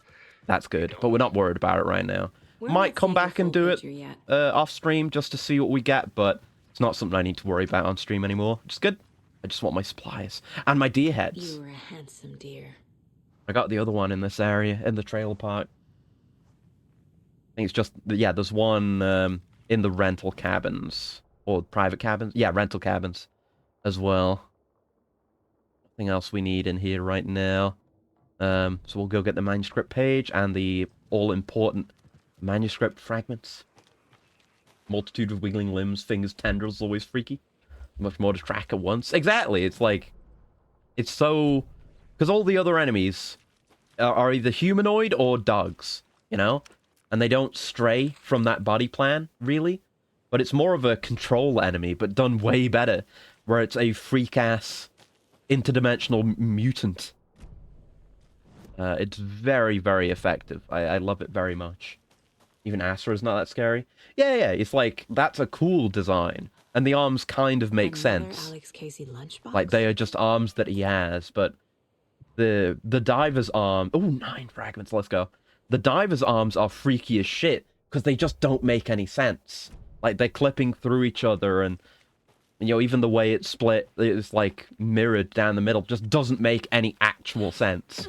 It's got an eldritch quality to it. I remember, I think I said when we fought it the first time, like, it took me a while to even comprehend what I was looking at, because it's so fucking weird. Like, there's that quality of, you've got to fight it and survive against it, while... trying to wrap your head against what is even in front of you. Crazy. Oh, fuck. Hello? Don't even care. Oh, now he cares. I just snuck up on him. Oh, fuck. Get dodged, idiot. Oh, fuck. Bad aim. Bad aim. Ugh. Yeah, the aiming's not the best in this game sometimes, but... Oh, fuck, I thought he was dead. It's not as bad because we're on normal now. See you there. There we go. Got him. Jesus. Proper use of the word Eldritch in context. Like the word Eldritch gets thrown about a bit willy-nilly in recent years. Oh yeah, definitely. It's just like... I mean, there's something to it. Where like... I feel like it's a common trope. Or it's a quality trope, I think. A trope that people like. For something to just be big and crazy and incomprehensible. It tends to go a bit beyond that. Where it's the kind of Eldritch I'm talking about, where it's like, I don't even understand what I'm seeing. It's not just scary. It's like, I don't understand this. My mind can't process this. Yeah, I get you. What was the deal with this again? -2, +2, and then they've got the 7 and the 6. The non-glowing numbers that it took me ages to even notice. There's another cult stash. And what was the actual thing? Rock 3. Oh, right, yeah, it's adding the numbers together. Yeah. Rock, tree. You need to figure out which, rocks and trees, whatever. So it's 7 minus 2, which is 5. 6 plus 2, which is 8. And 3 plus 3, which is 6. So it's... yeah, rock, tree. So it's like 5... either 5, 6, 7... or 5, 7, 6? If I'm even remembering the numbers right. Oh. No. Fuck. Alright, what were the numbers again? Yes. Rock, tree. So... 6. Yeah. So that one, it's the one over on the other rock that I keep forgetting. No, it's 6. No, 6 plus 2 is 8. 8. Yeah. Rock, tree. So the last one is 8. And then it's either 6 or 7. 7 or 6 or 5. Wait. 5, 7?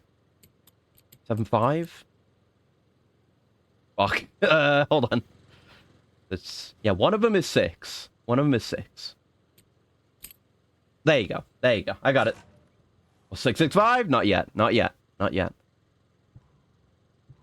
that a... no, it's a regular flare. I thought it was a rocket flare. Ooh, and a big heal, too. Nice. Yeah, we'll... no, I don't want to spoil things. I mean, we're gonna see the 665 again today. There you go. I can bail myself out by saying that.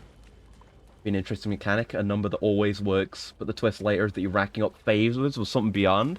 Yeah, that'd be cool. It's like... it kind of makes me think of, like, a D&D situation, but, like, you're spending future saving throws to bypass something. Kind of makes me think of that. It's like, yeah, you could open this now, but is it going to be worth, sacrificing something you might need later? Interesting. Yeah, there's a lunchbox over here. I think that might be all the ones in the area, potentially. Lunchboxes. There you go. Another 9, so I think we can definitely get an upgrade now, right? 27, baby. Which one do we want to get? We've got a lot. I'm looking forward to getting the heal. That would have been really good on hard as well, if I'd leaned into the sword off instead of going for the pump.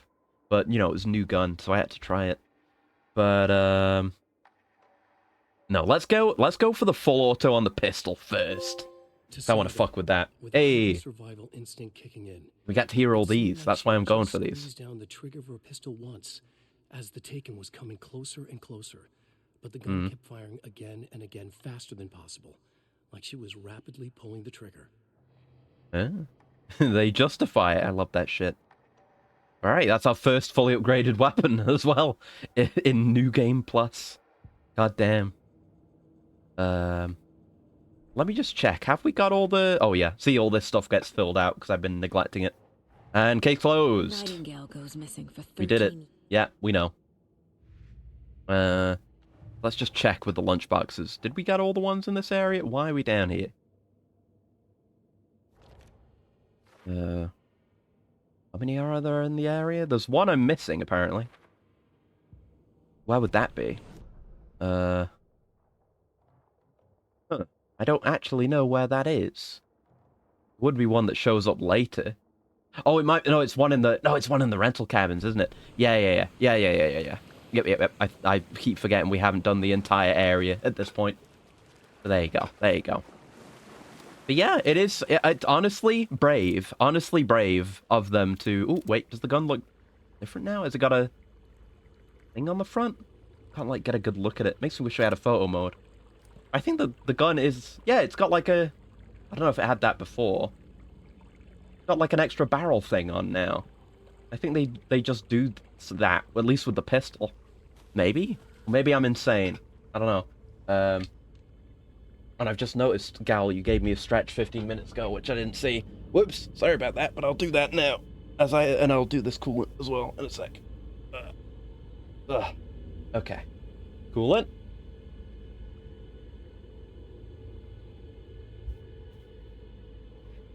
Okay, all good. But yeah, brave, honestly. I feel like there's kind of a, players kind of develop. I've experienced this.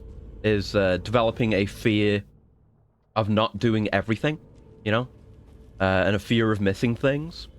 But they, like, oh, you gotta max out. I do that, If I've got the opportunity to 100% something, I'll probably 100% it if I like it. I don't find that to be a bad thing. Definitely used to have more anxiety about it. I'm fine with it now. I know who I am. Is that a fucking axe thrower? I think it is. Kill him immediately. Oh, yeah, the accuracy ain't great. You still want to do it in short controlled bursts. That's pretty good, eh? That's pretty good. Nice. Didn't drop anything though. Oh well. Maybe I've got too much. Game knows I'm fucking loaded. Yeah, a lot of, I feel like basically no game ever would make it so that, like, no, you can't get all the upgrades in one run. If you want to max out, then you fucking go to New Game Plus and you get everything. On both sides as well. With the fragments and the words of power, there is not enough in a single playthrough to get everything. And I gotta say, I respect that. Like, it makes you actually think about what you're getting. I mean, I kind of wish, because I didn't know going in, so I was kind of spreading my upgrades around a bit more. I kind of wish they made it a bit more clear that there wouldn't be enough for a full run. I don't know how they'd do that without breaking immersion super hardcore, but it'd be nice to know so I could kind of plan and be like, okay, I'm gonna go for this. But I guess it's hard to do that on an initial playthrough anyway, because you don't know what weapons are gonna come up. Like, I didn't know there was gonna be another shotgun. AWE. In progress. Cauldron Lake. What's an AWE? Casey, what exactly does the FBC do? What's a control AWE? What's a lake When I house? started looking for our friend here, their name came up. I pushed them for any files they Yeah, I had respect on it. I definitely respect but it. got stonewalled. They have a reputation of showing up. I guess if I was going to do another, like, fresh new game run of this, it would be much further in the future. How about that? I don't know. I guess I'd try Nightmare difficulty, and that would be interesting. Then I'd have to really go and get the manuscript pages, but it's kind of... I feel like they're not 100% on Team Survival Horror or 100% on, like, open world exploration. I don't know how well those two mesh. They're definitely trying to make it work. I don't know though, but it's an interesting thing. To Bright Falls. You rewrite the script into a fanfic? Well, maybe. There's a lot, and hello, Kazak. There's a lot of fanfic in this game. We're taking you back to It's when you get the lunchbox collectibles. There's occasionally fanfiction written by Rose in there, who was, she's in this, but she was in Alan Wake 1, and she's obsessed with Alan. She has a colossal fucking embarrassing crush on Alan, and she writes fanfiction about her saving, him saving her in the zombie apocalypse, and like multiple different Allans. Logan? Yeah, it's very goofy. texted me. But What's going I mean, well, it's still Alan. Like, we're going through New Game Plus, and Alan is trying to rewrite the story and change it bit by bit to get to the ideal ending. That's kind of what Alan is doing. Saga's just playing a part. And playing a part for a second time, even though she doesn't recognize it. Slipped in the shower and bumped her head. She has a slight concussion. Yeah, she slipped and drowned in the lake. She could have drowned. Yeah. Jesus, David. Yeah, we've heard this before. We've heard that. We can skip some stuff. Like this cutscene I won't fucking skip because it's Twin Peaks as fuck! Look at that! It's just like Twin Peaks. Remember, I screamed that when we saw this cutscene originally. It's so Twin Peaks. It's Twin Peaks, and it's that little Alan Wake 2 video they had in Quantum Break. They did the exact same thing there. Except it was, I think, Alice on the left and Casey on the right. Is there anyone you Which actually makes sense, doesn't it? Oh, fuck, it does make sense. Since Saga's been, like, rewritten as the protagonist of the story. They'd be in danger. And pushing Casey to the side. She would be I wonder if that's intentional. Holy shit. Is that intentional? It might be. Do you know him? Just like pin tweaks. 2010. It's been ages since I've watched Twin Peaks, but whenever I see something that reminds me of Twin Peaks, I pog to fuck, because I do love Twin Peaks. It's such a good show.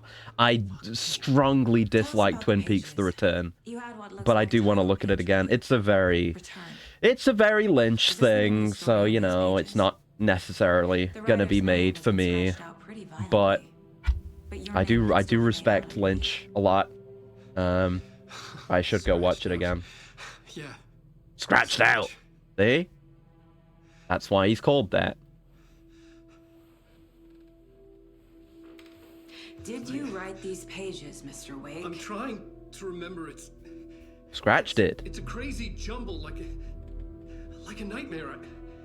And yeah, it's not the same, but he's basically wearing the American Nightmare outfit now. It's just whatever shirt they gave him, I suppose. Saga wrote herself in. I mean, kind of, actually. That's kind of how it goes, is because time is, you know, there's timey-wimey, fucky-wuckiness. And when Saga ends up in the writer's room with Alan, or whatever it is, at the end of this, they basically, it is a collaborative effort, like, they write it together. And yeah, we're going to Alan's side, let's go! Hell yeah, hell yeah. Are we still gonna get all of our weapons back as Alan? It'll be at the first shoebox again, presumably, but I hope so. Don't really need the weapons as badly with Alan, but it'll be nice to have them. Hey. And yeah, around here is... Yeah, after this section is where we finished the first stream, I want to say? Yeah, all this shit is so interesting, man. The live-action Mr. Door segments. We know... I was going to say we know so much more about him. That's not true. We know the tiniest bit more. Yeah, the old gods. Was I on a talk show tonight? Hey, look at him. Places with no memory of how it got there. It was out of control. I didn't need another mugshot in the fucking tabloids. I don't know if that is the actual old gods, though. I wonder about that, right? Because that is... There's actually 4 members of old gods. I saw it when I was looking at the wiki earlier. The ones we know, you know, there's Thor and Odin on the left here. Those are the ones who are still around. And there's Balder, who died. Even says there, to Balder. And this is lore that's going to come up, not in these games, but it's good to be primed with this knowledge. That, you know, Balder... I think Balder died, and that was what led the band. It was kind of the end of the band, is when Balder died. And in Norse mythology, Balder dying is what sets off Ragnarok, which is just interesting, you know? You know, they've always, like, I was thinking about this earlier, they've always, I mentioned it when we were playing Max Payne 1, but they had all the Norse mythology there as well. They had Aesir, and they had the Ragnarok Club and all that shit. Like, it's always been there, man. But yeah, there's another member, apparently, and I don't know where they were mentioned. But yeah, it's Odin Anderson, Thor Anderson, Fat Bob Boulder, and Loki Darkins. I don't know where Loki is mentioned. But yeah, Loki was an excellent and inspired guitar player. Like, where are the sources in this? His behavior was a constant source of friction in the band. With blow-off practice sessions, and he had a reputation for uncaring, even cruel behavior. Moreover, he was undependable. Loki would often blow off practice sessions or disappear without letting the others know about his whereabouts. There were numerous public arguments about money. It was rumored that he was on the verge of getting fired from the band because the old guards were growing tired of his antics, but he was still a considerable presence on the first records. Many fans enjoyed the unpredictable quirks he brought to the band's sound. Loki's current whereabouts are unknown, as he disappeared under unclear circumstances shortly after the release of Follow Me Underground in 1972. Where does that come from? Like, what is up with that? Hold on, I need to look that, like, they don't have sources listed on the Alan Wake wiki. Hold on. Old Gods of Asgard, Loki. I need to know this. I do not remember this coming up, ever. And they have a page about him. More stuff here. Oh, okay, he's only mentioned on the Old Gods of Asgard website. I don't know. Yeah, I don't think it even exists anymore. The site. Hmm.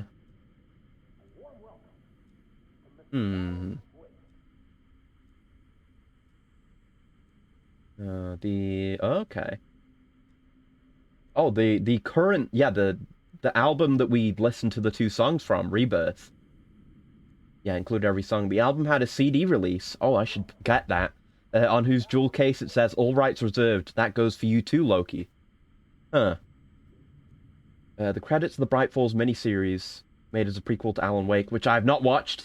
I should fucking do that, shouldn't I? Christ. Named Rose Marigold as Rose Darkins. There's currently no known connection between the two. Okay. Oh, there's an archive of the website? Yeah, archive.org. Let's go. No, this is lore of the game. Because the band isn't a real band. It's it's Poets of the Fall. Yeah, there's an archive of the website. I'll get to you, Door. Yeah, there's more shit I need to see. I completely forgot there was a miniseries. It's a prequel. Now, what's going on with it? I can read the description of the episodes. There's 6 of them. Except for the events of the game, Jake arrives in Bright Falls, who's like an author. Yeah, Jake Fisher, a novelist/journalist who comes to Bright Falls to interview Dr. Hartman about his new book and to get away from his home life for a while. He's experiencing weird events, starting with hitting a light-sensitive deer on his way to town, experiencing gaps in his memory, an experience of time, such as having no memory of writing down things for an interview with Hartman, so Hartman's fucking with his head. Wakes up and finds himself in the woods with his hands covered in red mud. Strange things. Diner, woman seems to be acting crazy, trying to destroy the lights in the street. After finding himself in a body bag, he heads over to see Hartman. Video record himself in order to see what happens when he's no longer conscious. Jake starts packing his bags after he realizes what he did during the night. He's questioned by Deputy Mulligan. Was Mulligan in 1? And then rushes to Ellen to ask her to get him out of the town. Is Mulligan in the first one? Was he? Wait. That actually... Did I just forget about him? Okay, in 1 he makes no physical appearance, but he is called in to assist on the manhunt by Nightingale. Oh, and he's the one who takes Barry and Rose into custody. Later heard via Park Ranger's radio playing in an observation tower, suggesting that a doctor be called for Rose. Heard over the airwaves later while being interviewed at the local radio station by Pat. Oh, right, yeah. He was talking about shit he probably shouldn't have on the radio. I remember. So that was Mulligan. Holy shit. So Mulligan was in 1. Crazy. And he was in the prequel series too. Holy shit. What a long-running character to just be a bastard who gets killed off in this one. But neat. The fucking effort that goes into writing these games. All right. Anyway, this bit. I'll watch the live-action bits again, because these are really good. Even though at least for this one, I went back to the stream VOD to watch it again. Just because it's interesting. And when you don't know what's going on, it fucking throws you for a loop. There you go. And Dor was just repeating himself for like 5 minutes there. That was going on about all that shit. Imagine getting a handshake from an extra-dimensional entity who can come and go as he wishes. And yeah, he said like he's playing along with Alan's whole thing here. He's not really into this. We don't know what his own designs are. Presumably he gets something out of being involved in all this stuff. And fucking with Breaker as well. Like we know he presumably he wanted to prevent Saga from getting that one manuscript page talking about like how he gets around, which is what ultimately leads Saga to the writer's room. So I don't know, maybe he's more invested in Scratch coming out on top if he wants to prevent Saga from getting to the writer's room. Maybe he wants things to return as they were. Could be. It could literally be anything at this point. Like, we have no idea of his motivations whatsoever. We just know he's absurdly powerful. Interdimensional though he may be, piss off people who can warp reality and you may get scratched out. Yeah, he could be playing it very careful here. It might be more in his interest for Scratch to get wiped out. Maybe he wants to take over. Maybe it's Half-Life 1. You got me. Maybe it's Half-Life 1. Maybe we take out the Dark Presence and it's like the Nihilanth going down, and then the Combine move in, which is Door. Could be. Could be something like that. Hostile takeover type of thing. Maybe it was written by your evil double. Mmm. Well played, man. That is spot on. Playing the role here. Mm. Pretending the world of the book overlaps our own. Alan. Oh, I clicked on the link. Fucking autoplay.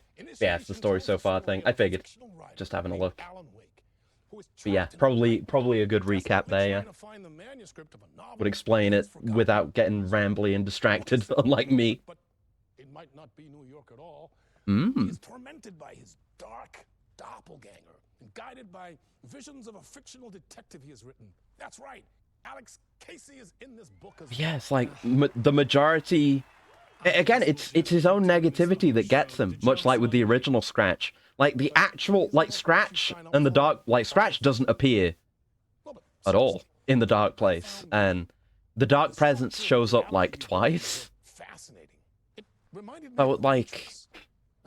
He just does it to himself. And it's partially because of Alice, because Alice kind of leads him into the path where he's led to believe that Alice committed suicide and stuff like that, and that's why things play out the way they do, but seemingly they need to.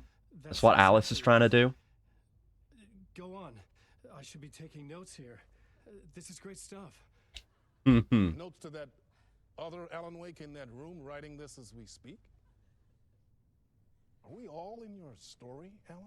And yeah, we're led to believe, like, at the end of this bit, when the other Alan storms in and shoots this Alan in the head, it's all just, you know, that is Scratch. But then when we're in that position, we believe the first Alan is Scratch, but it's all just timey-wimey shit.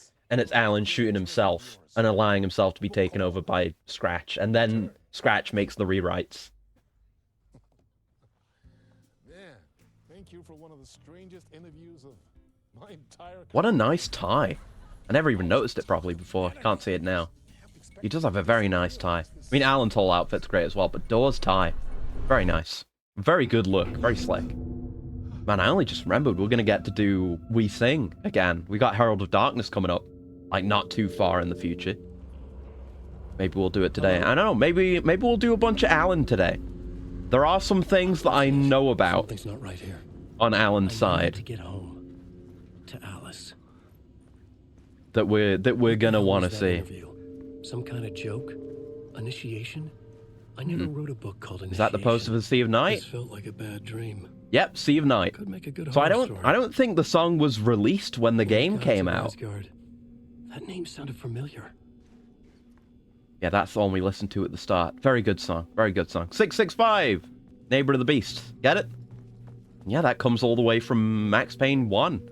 And then they made more... Like, the actual line is from Max Payne 2.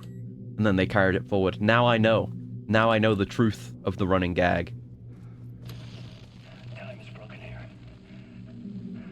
Oh! Is this... I know there's some new TV stuff. I don't think this is one. Just keep, keep an eye out. Unless? No. No. This is new. It's talking about the loop. Or the spiral. New content. Look, there's him with the bullet in his head. Hmm.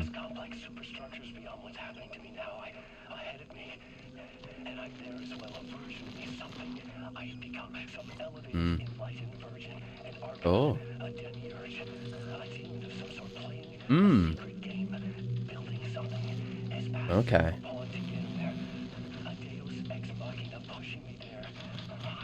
It's all just future Alan? Extremely future Alan? Who's just descended? Hmm. Kinda... Of myself was I? Hmm. Where was I in this grand loop? Hmm. So, like, this Alan is kind of acknowledging spiral things a little bit. Probably not too much, though. But, I feel like I had something to say then, but I forgot what it was. But, interesting. Very interesting. Oh god. Oh god. Oh yeah. I wonder, it's kind of like maybe an alternate path to becoming an extra-dimensional entity yourself, kind of like what may have happened to Darling. We still don't really know what happened with him. And then this is where we die? Yeah.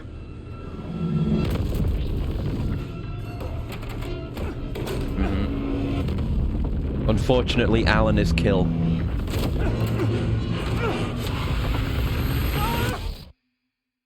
Rip to the homie.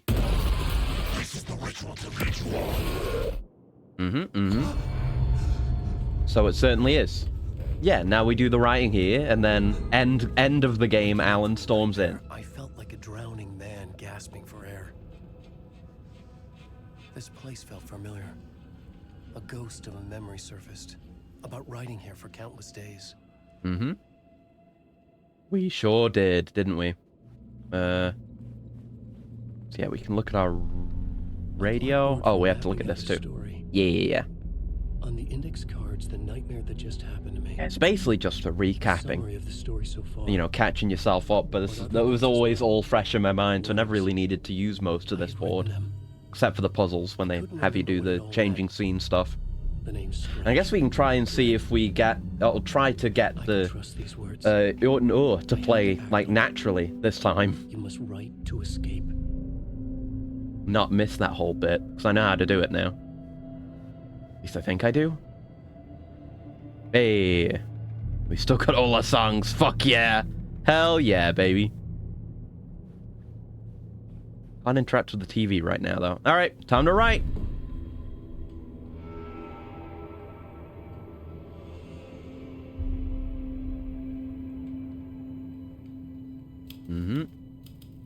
Hey, it's the thumbnail of this stream. I didn't even plan that. Good shit. I just wanted to use that imagery because it's like, oh, it's Alan writing the next version of the story. Oh yeah, this fucking camera work, yeah! Great. The advantage of doing this kind of stuff in the video game, you don't need to build like a camera rig to do this. No doubt stuff like that already exists to fit that purpose, but good. That's right, yeah, we do this version first. We don't get shot yet, do we? I don't think we do. It's like, isn't it when we first... Is it first when we first go to Parliament Tower, or is it sooner than that? I think it is. Maybe. Thank you. Oh, you're too kind. Welcome back. We have a great show for you here tonight. A real treat to all you Alex Casey fans out there. Yeah, Sam Lake. Alex Casey himself is here tonight. That's right. Sam Lake, ladies and gentlemen. My man. Who has given his face to the famous detective in Actually, that's making me think as well. There was that whole bit in the theater where it was like, oh, please don't, you know, Sam Lake's there, please don't take that knife and stab me in the chest with it.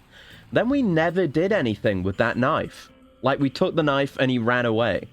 And then we didn't see him again. And we never used the knife for anything. Oh, this is that bit of Herald of Darkness, where it's kind of the jazzy, whatever you would call it, bit. At the end. Oh, shit. I've listened to the song so many times now, I recognize this bit. Yeah, it bangs. I'm going to look into that now, actually. Alan Wake... I don't remember using it for anything. What do you do with the knife? Yeah, someone know about spoiler item use. Wonder if there'll be a New Game Plus thing. I haven't heard anything about that.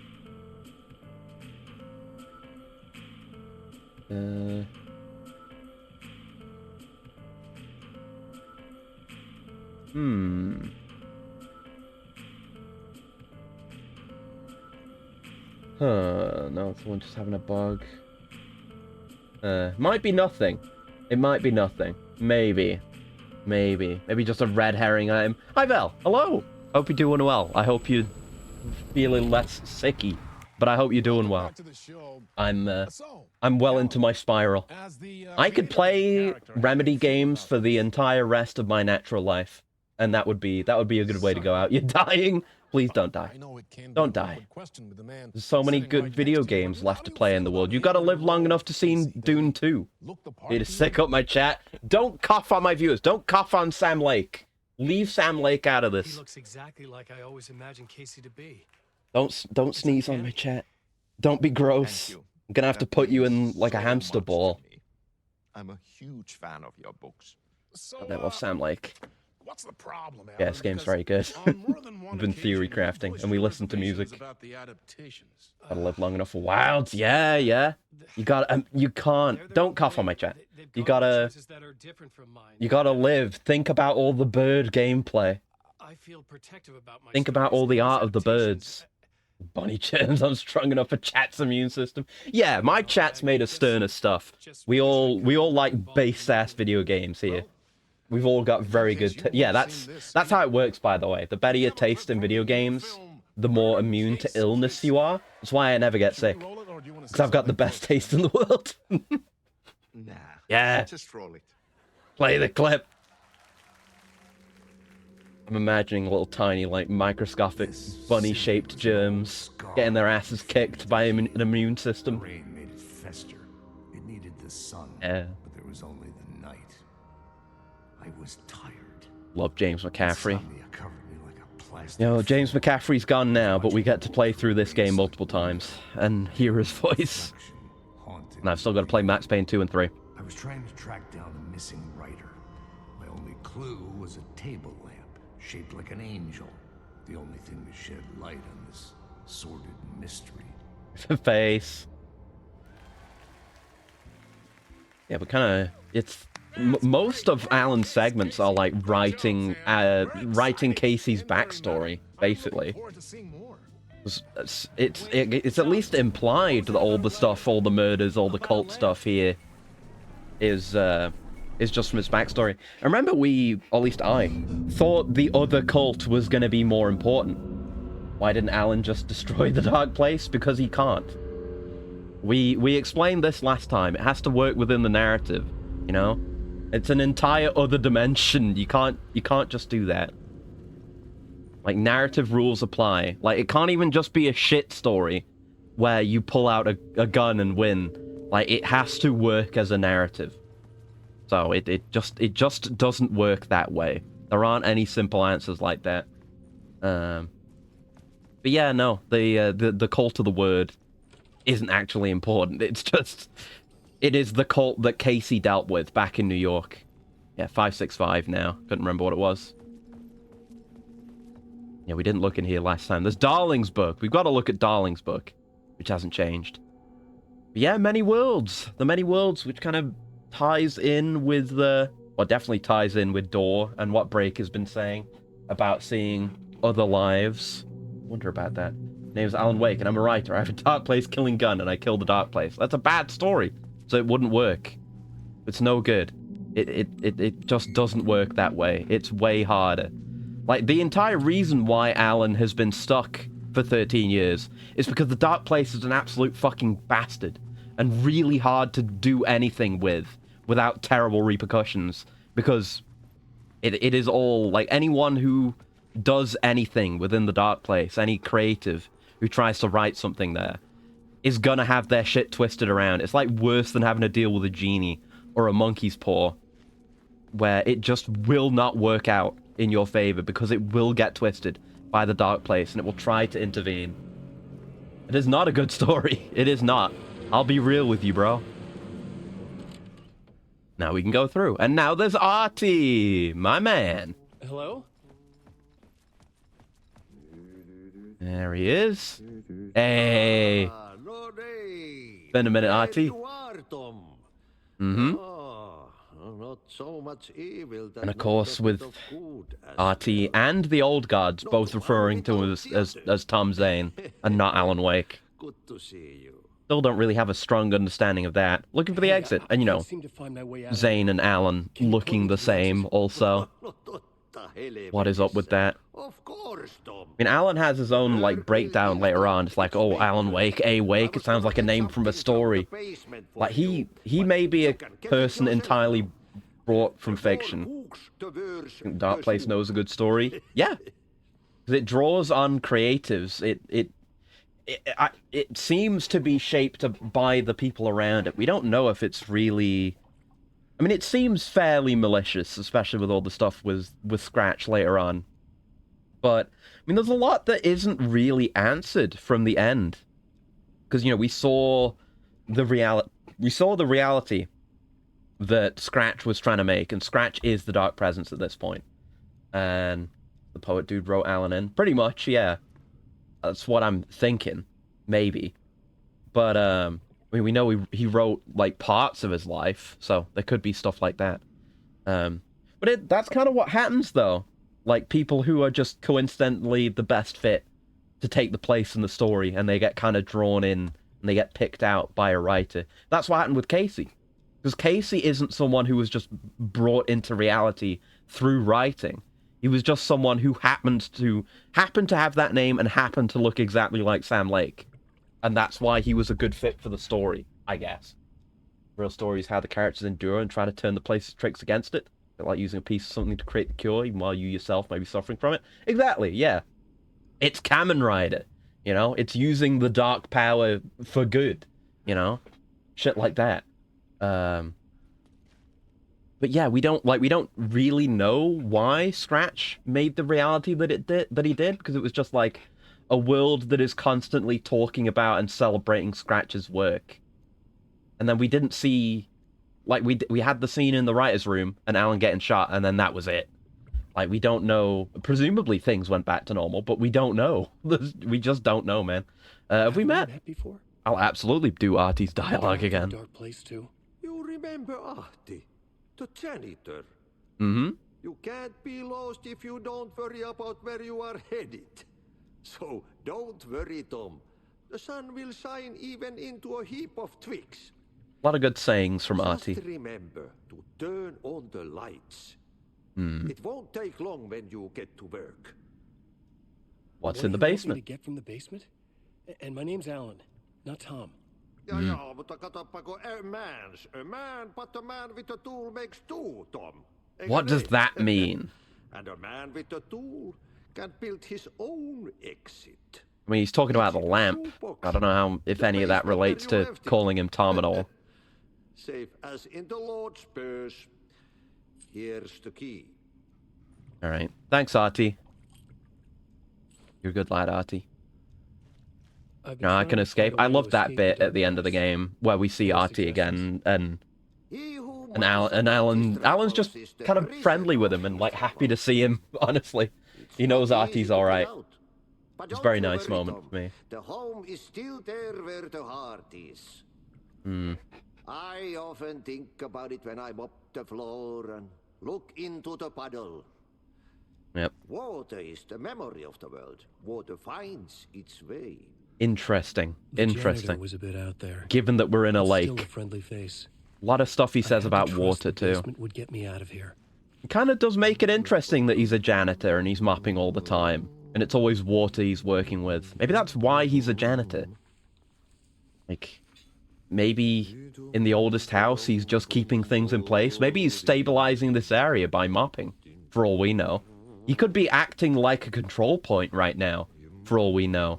Where it's just local stabilization. I don't know. That's all speculation. Right, so we're here. And yeah, this is back to the green room where we start. Can we open this? Yeah, it doesn't matter, because we don't need to come back in here, and we got locked. Like, when I tried to come back here, that one time, we got basically locked off from even coming to a lot of these areas. It doesn't really matter. There's nothing really to miss here.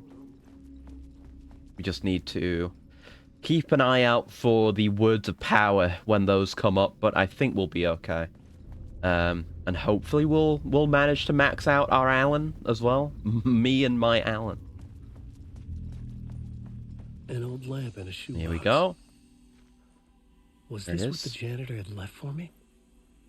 Well, it's what Alice left for you.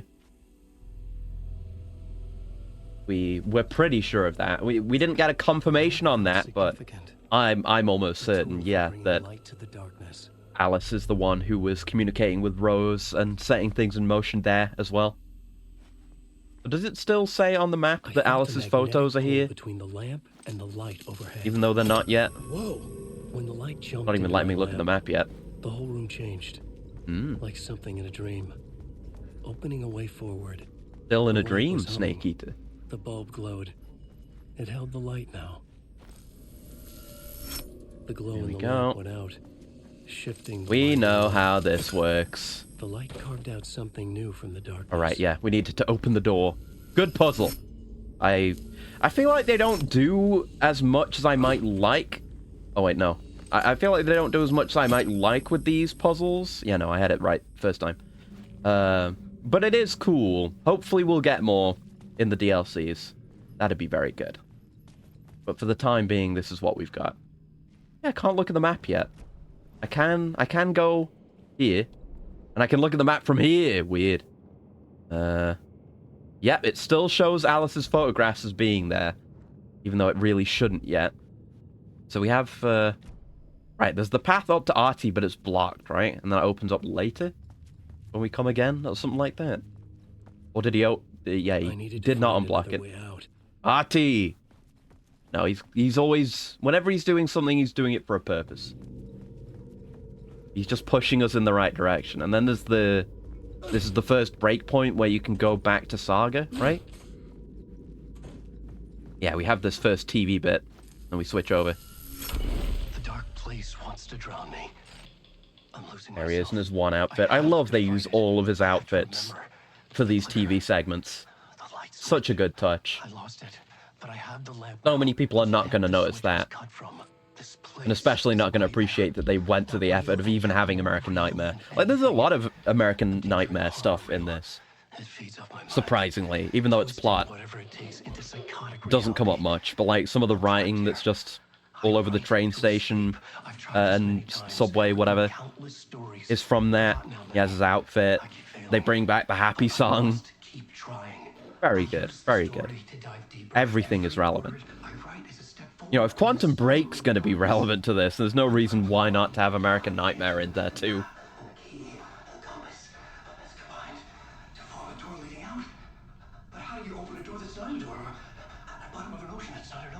How do you open a door that's not a door?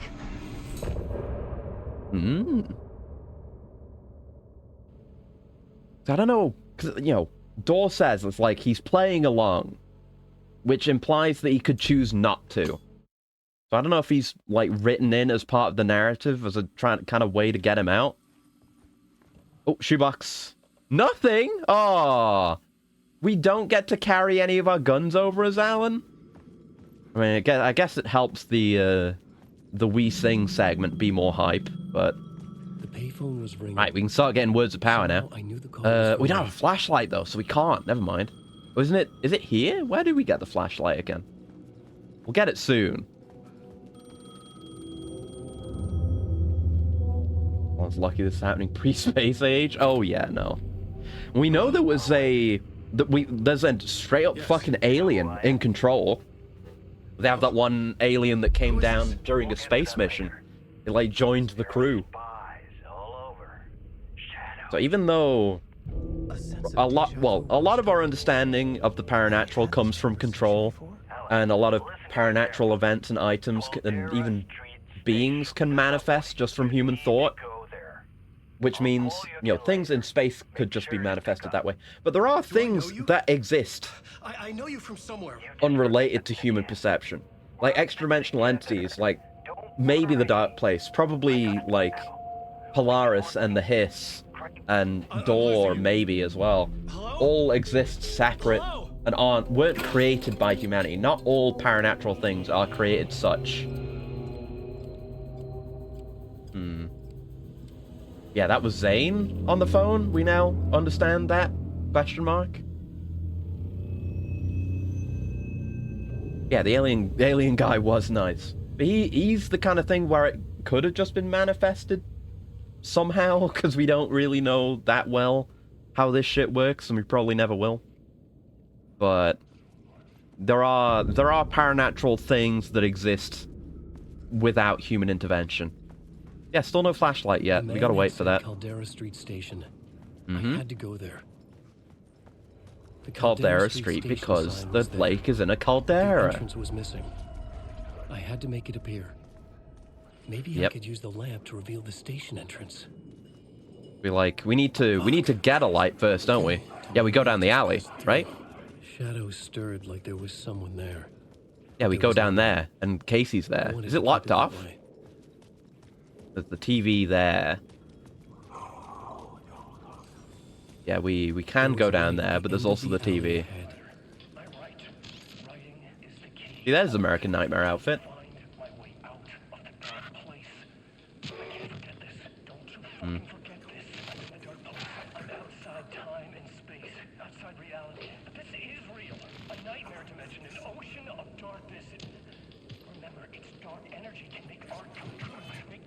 Yeah, we've heard this one.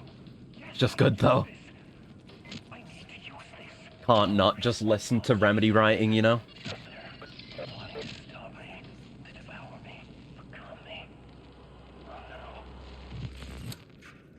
Alright, thank you, Alan.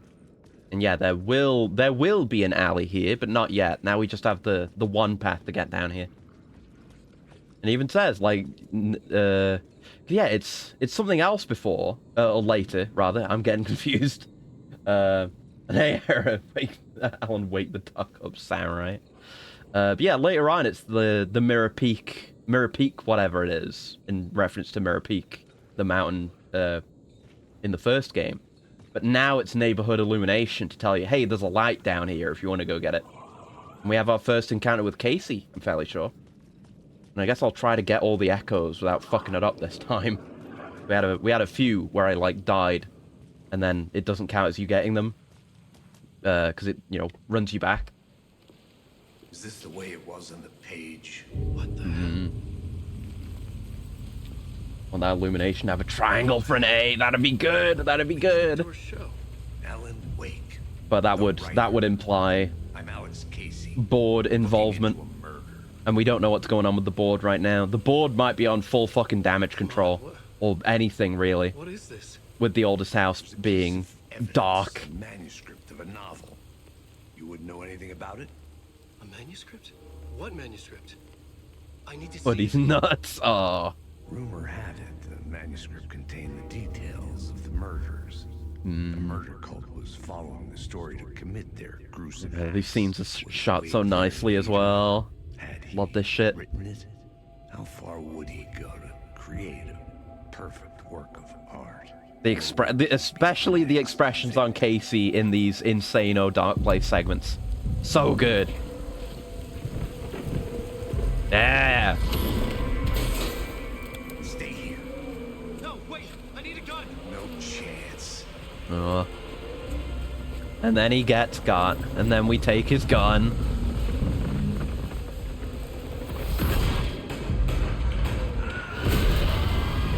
Womp womp.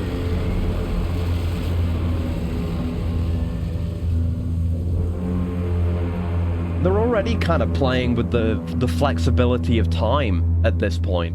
That kind of leads to the biggest twist at the end, is that things are not necessarily happening linearly. But straight away, like, the first thing that happens with Casey is that he dies. And then we write out the rest of his story. Do the death first. See the small traces of crack on the guy's nostrils. Exactly. In a dream I had, This is a future where RFID signals ring guns and bullets. Casey could have given him a gun knowing it'd be impossible to be shot in the back. That'd be cool. But then we'd probably end up in MGS4. You don't really want to know. You're Oh. gonna get what's coming to you. He probably is. He's already gotten more than he deserves, and he's going to suffer plenty. He's going to be here for like a relative million years, probably. Perhaps even longer. He's the closest anyone's ever been to actually being in hell. Echo of the books I had written for years. Picking up Casey's gun felt like I was assuming the role of the detective. Yep. And now, actually, we can go down here and get the first word of power. And, you know, there's a door right at the end of this hallway. And I just never went through it, because I'm pretty sure I know where it goes. And it's just to a door that I never got unlocked and was always thinking about. But we can just go through this door. Had I written this? We just never did this. It's this door. Yeah, I know. Okay, we've got to do the words of power tutorial. Fuck! Okay, words of fix. Either of these are fine, really. Don't really care. Mind-bending adventure of experiencing every alternative reality possible. I mean, that might be what door is on, honestly. That's more of a door thing. That seems to be where we're going with the multiverse and multiple reality stuff and timelines. So yeah, that's how you open this door. It took me more than one playthrough to figure that out. I was like, how do we unlock that? How do we unlock that? Just go through that way. I think I turned around. Now, restless shadows block my way. Did I? Yeah, I did take the light. Good. So we can go get any of the words of power that I'm aware of. I know there's one right outside the studio. There's that one that was bugged, which is presumably gettable now, even though I'm fairly sure we got it first time around too. I don't remember where all of them are, but I'll do my best. Oh, hello. Any of you real? I don't remember if they threw a real one at us straight away, or if it's just gonna be shadows. Oh yeah, you're real. Hey, they tell you with that one.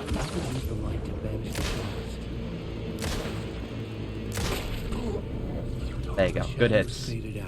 Shame I got hit, but take a lot of damages, Alan. With the gun and flashlight, I could fight back. Mm-hmm. I can kick ass. Alright. Okay, so we got the one over here. I know there's only 3 things you can spend words of fix on, so we only need to find one of those before we've got that maxed out. The others I've not paid attention to, like, how many more we need and how many there actually are in the game. I'm winging it. This one. Thank you. They are pretty generous with marking those on the map. It's another word of fix. Oh, okay. Can only spend it on God Rays, I guess. We'll probably max that one out then. I wonder what even happens. Maybe they just don't become gettable once you've actually maxed out the relevant word. Curious about that.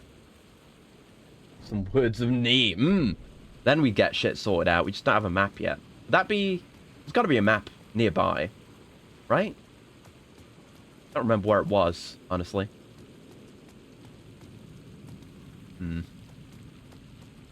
Yeah, we'll just make our way for the time being. We'll get the stuff when we get the stuff. It'll be Gucci. Oh, that's where the save room is, but it's blocked off. No wonder I didn't find it early into the game. It just wasn't there. Right, we have this side path too. Like, we can go straight into the subway, but we can also go this way? Yeah, this way's just a side path, isn't it? I'm fairly sure. It's down this way. The one that was bugged out on the map. Can we even go far enough down? I feel like maybe it was bugged because we got it early. You are real. Fuck it. Wasting so many of my charges. There we go. At least they go down easy now. So we'll just head over here and then look at the arches. I know there's... Ah, there you go. I was going to say, there's arrows to indicate them somewhere. There you go. We definitely got it. It's a word of action. We got it this time, anyway. Are those good? Stealth. Damage taken reduced. I'll take stealth. Yeah, sure. Avoid more fights? Why the hell not? Good stuff, good stuff. I don't know if I remember where... Like, until we've got our, like, being able to see shit on the map O-Vision. But we just don't have the map. So... we can't take advantage of that yet, but... I should be able to remember at least where some of the later, like, breaker caches and words of power are. And maybe some of the early ones, but... not 100% confident. We'll see, though. We'll see. I'll do my best. I'm onto that? No. But yeah, we went here, like, once, very early on, and then never came back. So this is much less clear. Dance projectiles include axes from axe throwers? No. The upgrades here only apply to Alan, and Alan doesn't have to deal with those. No, there's like a particular... like, you can't visually tell the difference between any of the enemy types on Alan's side, but there's some that just fire random tracking projectiles made up of darkness, which are mostly not bad to avoid. That's why it's not my priority right now, but It is manageable. It's a niche use. I see that container back there. Thank you. Oh, mind if I do. Especially since I don't get to carry over my weapons. No, they're giving me shotgun ammo. I don't need this. I can't use this. Fuckers. Wait, we've got the 2 paths here too. Wait. I wish I had the map. It's gotta be, like, gettable around about now. The map. Hard-boiled and hungover. Ah, there's an echo here.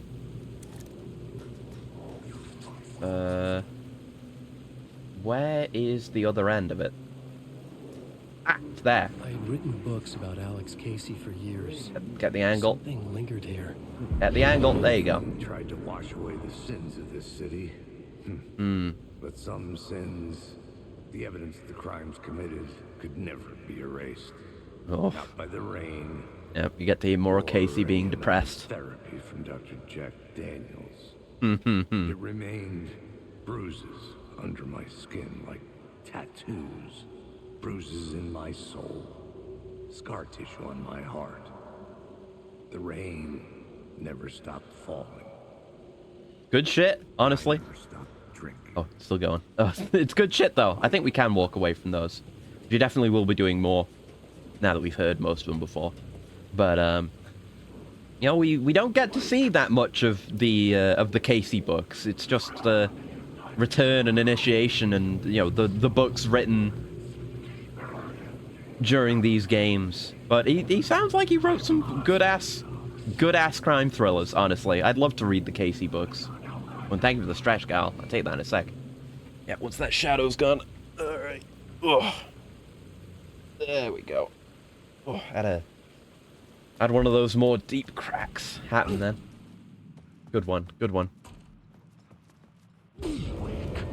Oh god. Yeah, I don't remember there being a... Was there a breaker around here? A good old Tim Breaker? I don't think there was. Because we missed the first one. What I think is the first one. It's the first one in the subway. Oh no, there they are. Hey! We just have to wait until this point. Then we can get the guns. Nice. Give me that shotgun. Yes, please. I was wondering with us getting that shotgun ammo. Let's get these assigned onto quick slots while we're at it. Thank you. Nope. Why do I press triangle there? Honestly, don't know. Is it something I've been playing? Oh, it might be because of God of War, but I'm not trying to back out. There's back out in a lot of God of War. Use triangle to back out, but I'm not trying to do that. Maybe I'm just dumb. It could be. It certainly could be. Oh, container. Nothing, and not even a hidden flare. Just nothing. All right. Good stuff. Good stuff. Yeah, with our better stealth, we can sneak by a lot more. And there's absolutely nothing to gain from combat on Alan's side. Yeah, he's here. Yeah, you can get Breaker this early. How the fuck did I miss him? He's right here. Did we not do this one? Is he gonna... He's not gonna get new shit on the board for this, is he? Hey, Alan. Hello. You snuck up on me. Should we just go in order? Maybe we did do this one. No, I think maybe we did this one and then we missed the one in the subway until I went back and got it. Have we met? I think, maybe. Memory problems again, huh? Yeah, we've met. I feel like I remember having this dialogue here, but I might be wrong. We've shared notes. Might be a memory from another timeline. Map if you want to take a look. I still haven't found my mystery man though. Making a map? Making a map. He's checking it twice. It's hard to map a dream though. I keep ending up in unexpected places. I find interesting things like those strange markings that react to the light, but never the one thing that I'm looking for. We did miss this one. I don't know if I remember this dialogue. Oh, I've been stockpiling supplies while I poke around. If you find a stash... Might just be my memory, take though. Anything you need. I appreciate the help. Make sure there's some RNG to help enhance New Game Plus. Yeah. Who's the mystery man? Who's this mystery man? Sometimes you don't want that. I feel like, you know, like pure survival horror. You don't want that much variance unless it's like between difficulty modes. Because then you can do your speed runs. No. Like RE2. No, that doesn't sound like him. But it's fine for Many this. disguises, but a talk show host? No. I'll keep looking. All right. Thank you, Breaker. Thank you, Tim. He's a good lad. He's a good lad. I wish the best for him, and I want to play as him. There we go. We got the map from that. Yeah, there are supposedly echoes around. I don't know if we can get those. It might just be it being funky. But yeah, words in the area. I won't stress out about them. At least on stream. I'll get them off stream if I miss any. I'm just checking his board. Well, that's my crazy wall. Yeah. I'm just trying to make sense of things. Yeah, we saw this iteration of it. Crazy walls any day. Thanks for the coolant and the pet and the handshake, Era. Thank you very much. I'll just have this coolant real quick.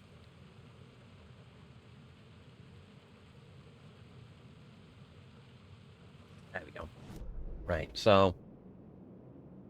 yeah, he's got a stash down there and forward, but it might not actually be forward.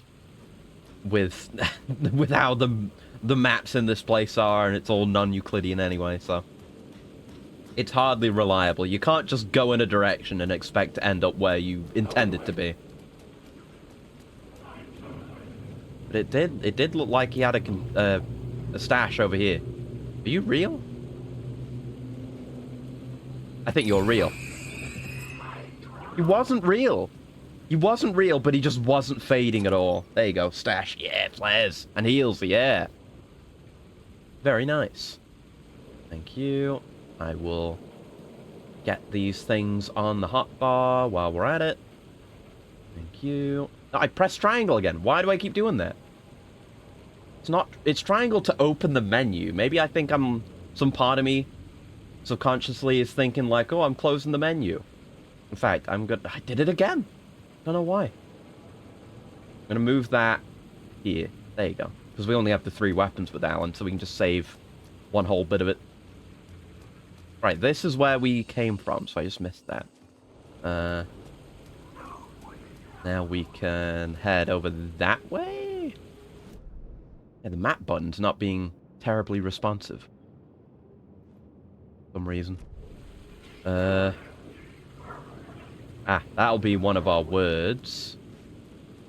Saying there's a container nearby, but... again, I'm not going to stress about it. Calm down. Calm down. It's fine. Did we look under these stairs? Yeah, I did. There was a container there. There you go. Good. Me and my memory, eh? Yeah, this one. This one I thought we had to, like, look at it from afar. But it's actually okay just looking at it like that. Words of Lamp. Ooh, yeah, I'll take the stun, actually. Less chance of getting meleeed if we're stunning guys. Right, you fuck off. Let me look at the map. There's one that's probably in the direction we're going, I assume, and there's one down on street level with the echo and the container. Fuck off the lot of you. Go on. Are you real? You're kind of posturing like you might be real. No, not real. Sometimes you just gotta, like, not back down. Apply pressure, and they'll eventually crack. Ooh. Thank you. Lots of shotty ammo. And we can go up here. Oh, and there's an echo, right? I see the other half of it over there. Yeah. Here we are. Let's pop that and we'll let it play out. Oh, it stops though. Come on. Oh, and then it comes back. So no, you've got to hear it out. You've got to stand there and hear it out. Don't fully like that.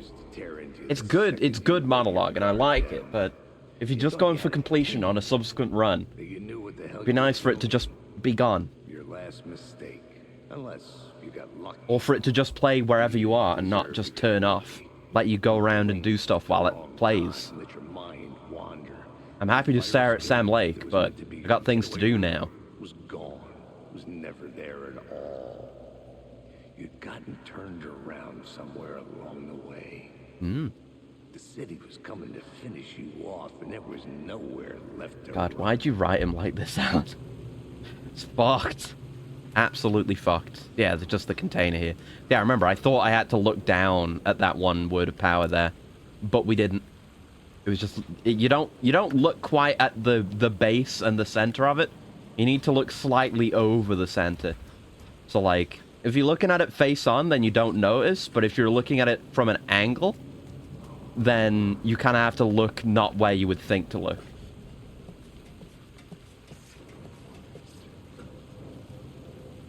Alright, keep it cool. Keep it cool. Be cool. Be cool about it. Just don't be weird. You weird fucking guys.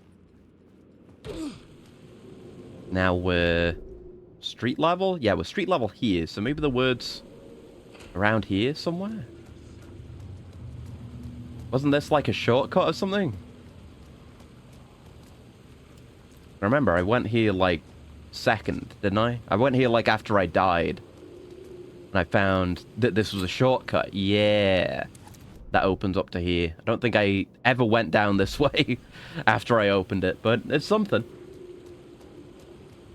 Let myself think world events in October would spiral out of control faster than it did. A lot of some cash I wanted to invest, thinking I was giving into greed if I went through with it. Yeah, it's easy. I feel like whenever you fall into panic or anything like that, it's easy to fall into apocalyptic thinking. I've definitely been there as well. Definitely in a different way, but I understand the idea of it. It's another one of those things, kind of like with Saga in the Dark Place. You just gotta confront it, really, and fight it with facts and logic, if that makes any sense. Yeah, I knew there was the stash around here somewhere. Where is that? Is it further to the right? No, it's somewhere around here. I'm just missing. Oh, I see it. I see it. It's in front of this tow truck. There you go. Flashes. Duct tape that we can't take. Man. Flashbangs that I'm not likely to use very much. Didn't they have like a whole cluster of guys right here, don't they? Oh, I remember where the word of power is. It's like under the arch here. Or whatever you would call this, the overhang. Yeah, it's when we switch the light and it goes from taxi to police car, right? Yeah, then there's all the lads. Yuck. It just didn't do shit. Fuck, that was point blank. I kind of wanted it to be at the base of these idiots, so we could get a better idea of what's real or not. Yeah, the flashbang's not terribly reliable.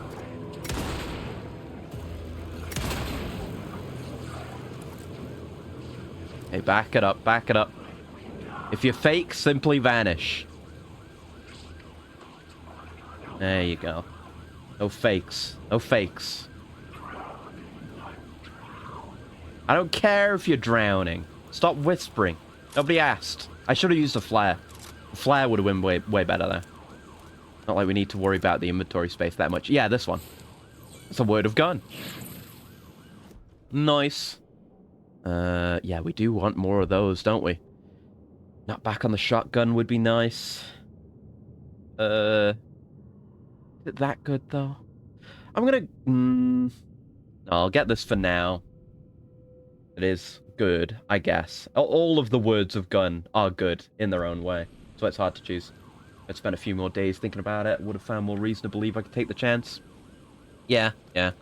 There's, I mean, there's very rarely any downside to taking it slow and putting a lot of thought into anything that you're considering. It's just reasonable. Can we open this door? Wouldn't have been 100% guaranteed, but still, yeah. Who can say? I cannot, I of all people cannot give financial advice, but I definitely get the apocalyptic thinking thing. Right, so now we've got an extra light, so that entire area is opened up. And there's a locked door. And I should try and stealth more. There we go, we can stand in that to kind of get him off our back. Because remember, what I kept forgetting until they reintroduced it at the start of New Game Plus is that you're also invisible to enemies when you're in light like that, in a haven. It's a good idea to take advantage. Do we have anything else we want to grab? There's still a word out there, but I'll go find that one. What about these echoes, though? Can we get those? Or is that just appearing early again? It might be. I think we got this one, like, last stream. Yeah, it's just not here now. Yeah, it's weird. There's definitely a lot of weird, like, not even design issues. There's a handful of those, but there's some bugs in this game. And apparently it's gotten worse with, you know, getting fucking soft locked. But they're working on it. I trust them, regardless. Remedy the kind of devs where I love whatever they're doing. They're just that good, man. Gotta get them containers. Nothing! Wow. Coin lockers? Hey, that's big. It's literally big. Fits in my inventory, though. Put that on a slot. There you go. And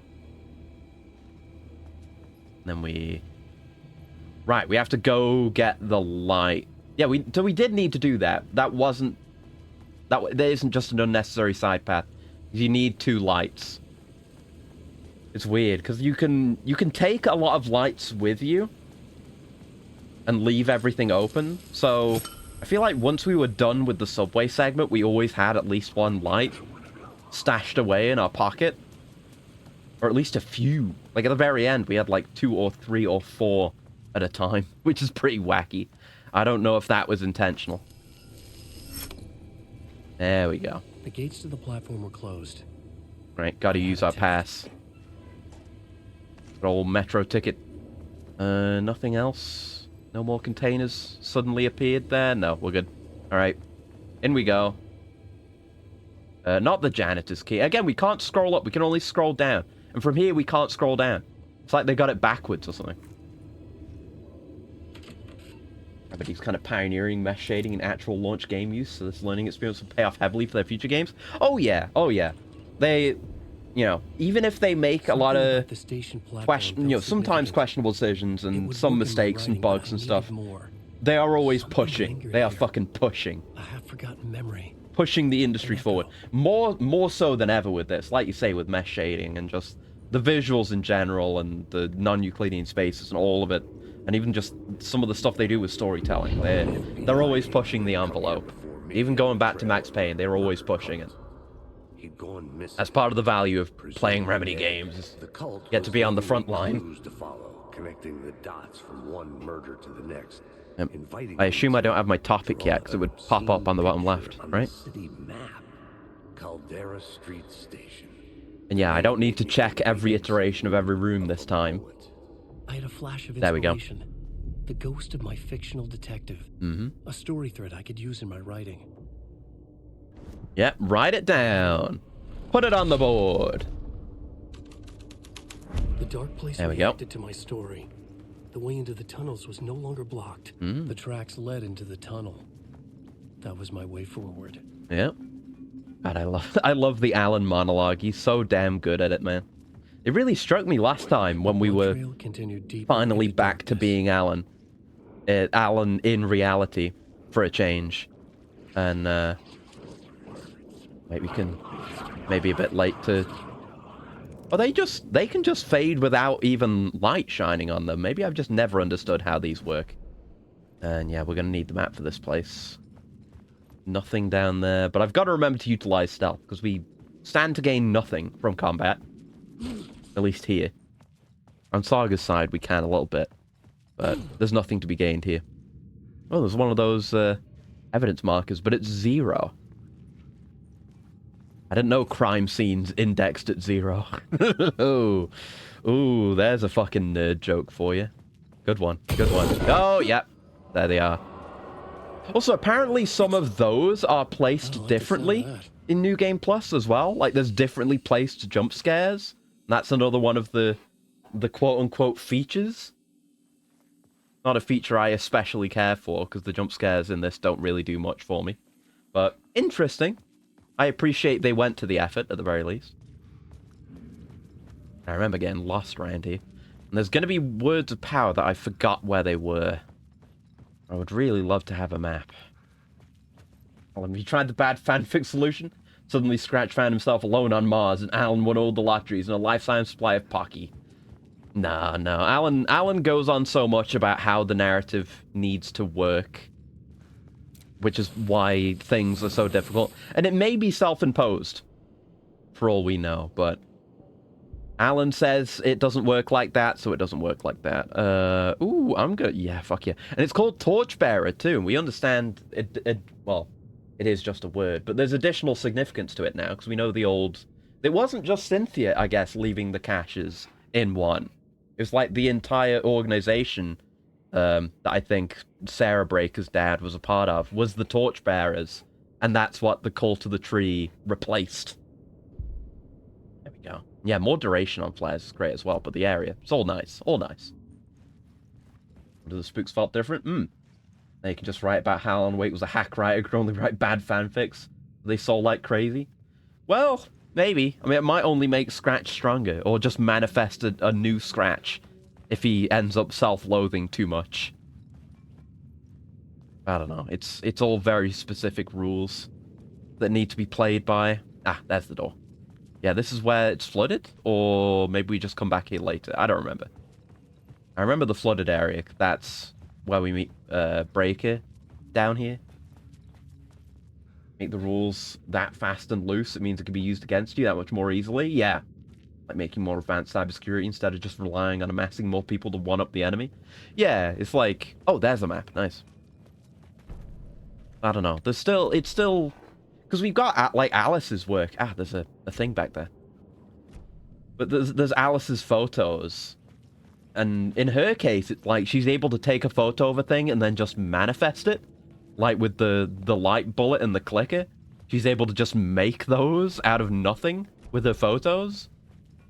So she, you know, depending on how she treats her own work, the rules that apply to her might be a lot different from Alan's. That's a lot of loot, goddamn. But alright, gotta remember to use my flares. But yeah, we don't really know. We don't really know. Hopefully we'll see more, we'll get to know more of that and get to know more of how... Because Tor and Odin came in here, so maybe we'll get to see how their shit affects reality down here.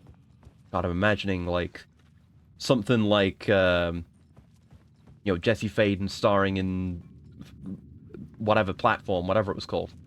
I'm imagining that, but it's like an old God's mission. And it's just the dark place taking shape around them. That would be fucking insane. They may well do it at some point. The blood trail led me on. Potential for them in the DLC. Maybe. Now this is the bit that's flooded, and we need a light here, right? Suppose the visual element gives her an edge. Model what the forces can follow instead of winging it from description or imagination. Yeah, it's a visual medium, so you don't need to... There's not that process of, like, the writer's intention and then it being interpreted by the viewer. You can, you know, there's definitely meaning to be interpreted in photography, but in terms of what's actually there, you know, there's the bullet of light and then what the bullet of light represents, that still needs to be interpreted. Another place to use in this story. Yep.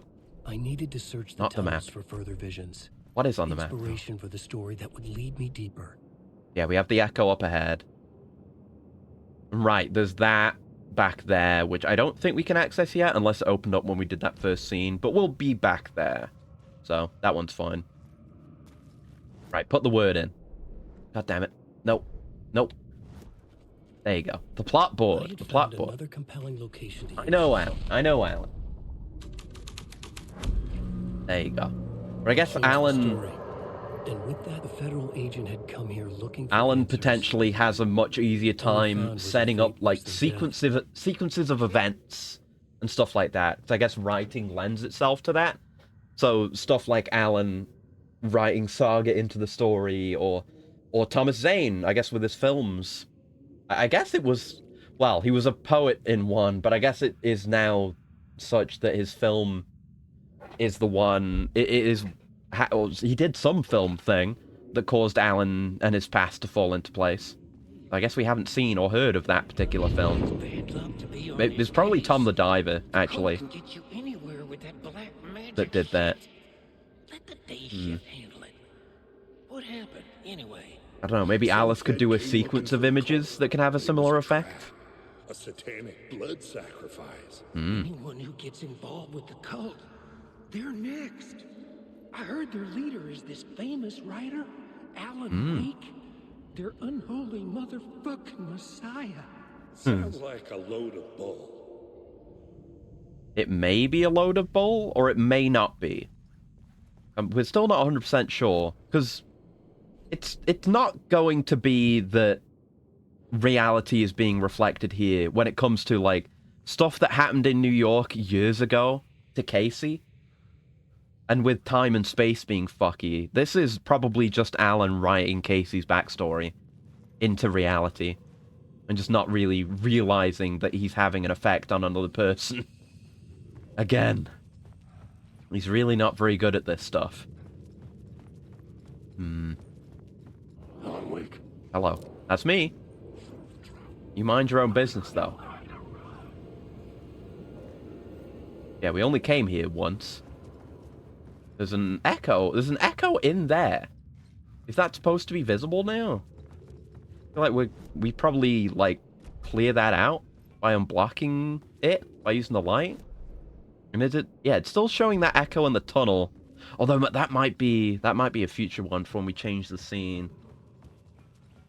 Because there was always a couple here on my map last time through. I want to see if I can get that cleared out. Yeah, now the echo. But... A source of inspiration. But... I guess that is open, like the other door's open. When we switch it out, so it doesn't really matter. But I'll take the loot. Yeah, another... We got 4 fucking first aid kits. Hell yeah. Incredible power. Ain't nothing there. Anything on the map? No, we seem to be good. Alright, get this shit out of the way. I didn't want to come back here because there were a bunch of shadows. Your research can help me, ma'am. Yeah, this is one of the bookers, right? More than one urban legend about Yeah. the cult of the word. Can't remember their names. I just know they're the bookers. Their ritual sacrifices. They say the cult reenacted. We're hopefully seeing more of them in the DLC. Crime books. That Wake was even involved somehow under a false identity, Mr. Scratch, which is, of course, a nickname for the devil himself. Of course.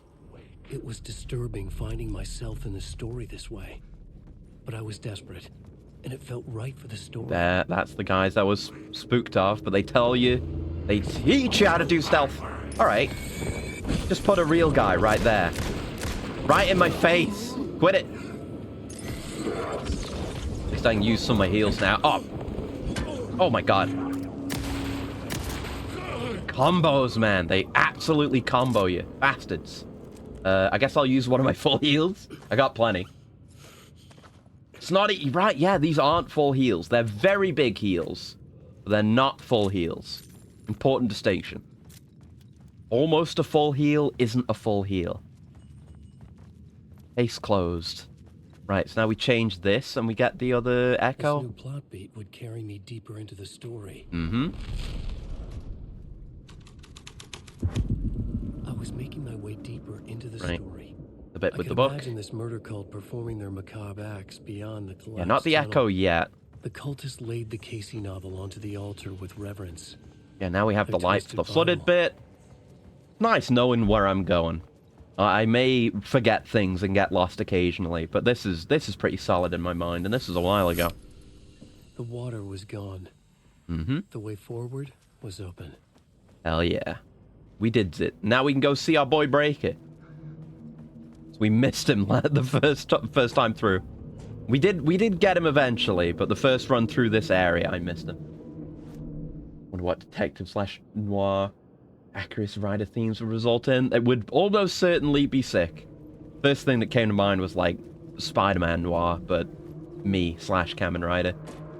There's plenty of potential for that. Well, I guess you end up with Kamen Rider's skull, don't you? That's exactly what that is. Yeah, they've done that. They've done that, and it was sick as hell. Very good. Yeah, he is where he is. Any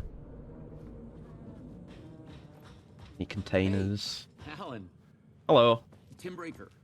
In case you don't remember again. I remember. I know, Tim. I'm remembering more now. It's good to hear, man. Found Mr. Door? Mr. Door going? It's not great. This dream we're in.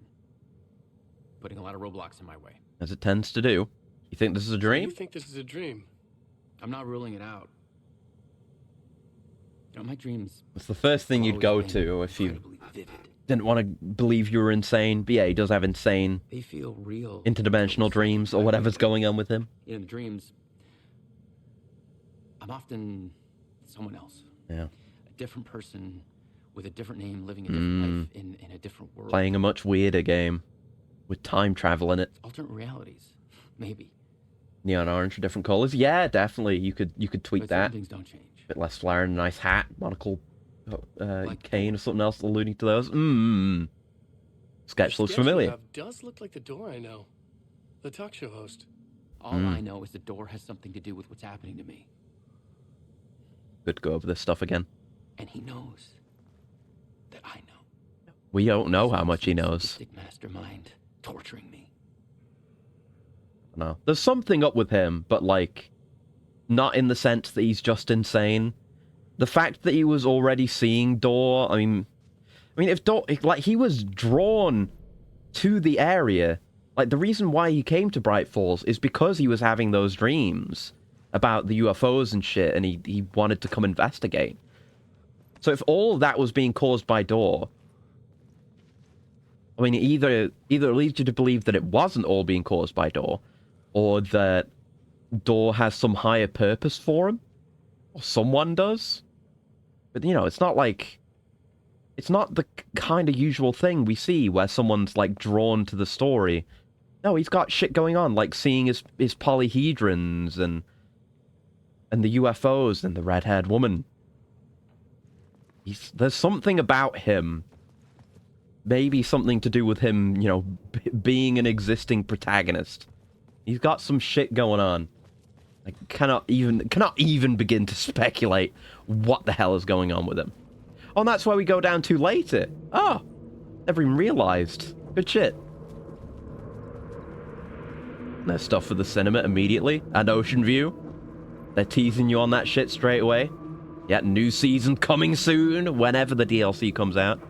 So apparently they're both supposed to be this year. But I don't know exactly when. Is there a... I don't think there's a container behind him or anything. Oh, fuck. Yep, the quick recovery. Gotta remember to do that. Nice. Ooh, I forgot about that one. Assuming it was there before. Yeah, fairly sure it's both DLCs are supposed to come out this month. I was going to say this month. No, I was like, oh, that was weird. Like, the first thing in my head was going to be this week. I was like, no, that's wrong. And somehow I corrected to this month. No, it's this year. Jesus, getting too excited about it. It'll be a while yet. Yeah, we'll definitely do the individual DLCs as they come out, instead of waiting for one or the other. There's no way in hell I could wait for more of this, more Alan Wake, more Remedy content, man. We'll put that one away. The rest, I guess, we'll hold on to. We've got the slots for it. There you go. And pop it to save. And yeah, with the... Oh, there was a word of power back there. Fuck. I probably should go and get it now, because it'll be a pain. Otherwise, like I say, this whole area gets locked off, I think, when Parliament Tower is up, so it'd be prudent to get these ones taken care of. And yeah, I can show you where that one down here was that I missed on the first run through, because I got that off stream, I think. That'll be good, but it's good to get this sorted out.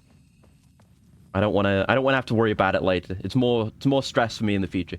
It's kind of like with the hostess thing. Like, I could have pre-recorded a lot of that and cut out the chaff, but then also it would mean I would have to suffer way longer for a marginal improvement to stream quality. You know, stream being better is good, 100% of the time, but with the hostess stuff especially, there's only so much I'm willing to sacrifice. Can we sneak around these? Oh no. Fuck. Alright. Good effort. Maybe once we've maxed out our stealth. But until then, nah. Nah. I feel like I remember this one. Is it just in plain sight and I'm an absolute idiot? Is it on the ceiling again? Oh, it's there! Didn't I guess I had the flashlight off when I was looking around. Maybe. Yeah, no excuse for missing that one. Would have lump. Let's see. Yeah, that's these ones again. I'll take the health restore as well. Why not? Why the hell not? We're hopefully gonna max out. Yeah, I guess we've only got this backwards path. Yeah, because they want you to go this way when you take that light, so it's not as easy getting back here again. But now that's done. Now that's done. Now it's just that one when we get back to the start and all these ones up ahead. Like, that door is locked, so currently we'll get back to that. And I think I know how to get all these. Yeah, for these ones, if there's one I don't remember how to get, then I will look it up. Just good to get all that cleared out. You lost her. I didn't. She's here. She's somewhere. She is in the dark place. Dark place does exist outside of space and time, so maybe she's always been in the dark place. I mean, she was in the dark place before Alan ever was. Even in our, like, understanding of time. And yeah, again, they've got the police sheriff tape that I never really noticed. And it always leads to him. I'm just never paying enough attention to the environment to notice. I always hear him before I see those, so I know he's around. It's just that one time at the theater where those, like, actually really helped me out. Alright, alright, alright. Ahead we go. Hey, is this new? Yeah, this is new. Fairly sure. Hmm. I think. Unless we did this one before?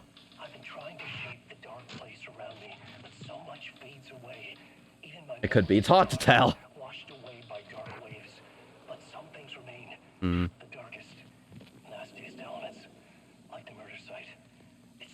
Now that seems kind of familiar, but it's kind of got the glitchiness going on. Hmm. I don't know. That might be a normal one, based just on the subject matter. Might be an existing one. You need help. Good luck. Yeah. Wonder who wrote that. There's a lot, like, basically nothing else we see is written like that. It could just be his own thoughts again. I mean, there is stuff addressed to him, like you lost it. But pretty much everything else we see written is repeated at least once. It had a role to play. I have secrets to find. I have words to find. Where is it? Like, is it in one of these nooks? I vaguely remember this one. Ah, yeah, it's on the other side. There you go. I knew it was on one of the edges. Word of War. God of War. I was looking through achievements and stuff in Final Fantasy XIV, and, you know, you can get titles because it's an MMO. You can get a God of War title. It's for, like, leveling up, like, getting all of the, a lot of the combat jobs up to a certain level, and there's a bunch of ones like that. Ooh. Do we ever do this? Do we ever hit more than one guy with the shotgun? Basically, no. Yeah, healing from the flare gun. I'll take that. That could be priority 1 there, easily. Yeah, we can't get to there yet. There is a container behind me. I was sure Yep. I had the answer on the plot board. I know, Alan. I know, Alan. Nothing! That's what I get for going to loot while Alan wants to do stuff on the plot board. We get nothing. So, yeah, it's just stuff up ahead. So we're good. Do we go on to here? Yeah, it was like 2 routes to get back here, right? Yeah. There you go. Alrighty. So we can set this to be whichever thing it was supposed to be. Oh, I remember when I was fucking around with this, trying to get, like, the one I wanted for some reason. I don't remember what it was. Scene to use. A new setting. Isn't there, like, there's a walkie-talkie, like, right there, like, right around here. Poured the gasoline over the train car. When you use the other one. Cage that would soon become a coffin. But we don't need to worry about it. Right, remember the... Oh, fuck. Remember the dark... Oh, that's a real one. He's shooting projectiles. Yeah, the dark presence is going to blow up that train. Right, yeah, we have a... Oh, he went down in one. Damn. Yeah, we have another... Yeah, there's 3 times the dark presence shows up. I was only thinking of the chase that happens in the hotel, but there's one here, too, where the train gets exploded at the end. Go on, get the right spot. Like getting secret missions in DMC5. Scratch reached out to the typewriter. He knew he had won. Alan wasn't there to stop him. The manuscript was unguarded. Why the burning sensation from the industrial contact bonding agent hidden precisely on all the typewriter keys was less painful than just bizarre and utterly surprising. Oh, that'd be funny. Just yeah, like you get a cartoon like artist / animator to come into the dark place, and you just plant like a cartoon stick of dynamite with an alarm clock attached to it. Like put it somehow under the typewriter, and he doesn't notice. Then it explodes, and it's like Scratch, but his head's like charred all black, and he looks at the camera like blink, blink, blink. That's how you beat Scratch for real. That's one way about it, I guess. Yeah, we got that new element. Yeah, did we ever get this? Yeah, this is what I wanted. There was a cache here. Which... Did we get this one? I'm not sure if I did. I remember this being weird. And with that, the dark place changed. Ah, it's there. We may have missed this one. That's a weirdly hidden away one. It was no effort this time. Uh-oh. Oh no, I'm soft-locked again! Oh, fuckers! Why this one? God damn it. That's what I get. That's what I get for talking shit. We're fucking soft-locked again! Come on! I hope they patch that shit real soon. Trapped in a cartoon for years to come. Laughed at by children all across the world that wasn't personal. Actually, you know what that reminds me of? That reminds me of Skinamarink. There's some cartoon... there's some evil cartoon symbolism in Skinamarink. Because you don't really see much of the demon in Skinamarink. But that might set me back a little bit. But, it affects the cartoons the kids are watching on TV, and it may represent stuff that's going on in the movie. I heard that word in a long, long time, much less knowing it was an IP. Yeah, it's a movie that came out, like, last year, I want to say, or somewhere along those lines. Oh, this is empty before. RNG, baby. Yeah, I watched it not too long ago. It's a very interesting horror movie, where you basically, well... It's like 2 little kids stuck in a house being tormented by a demon.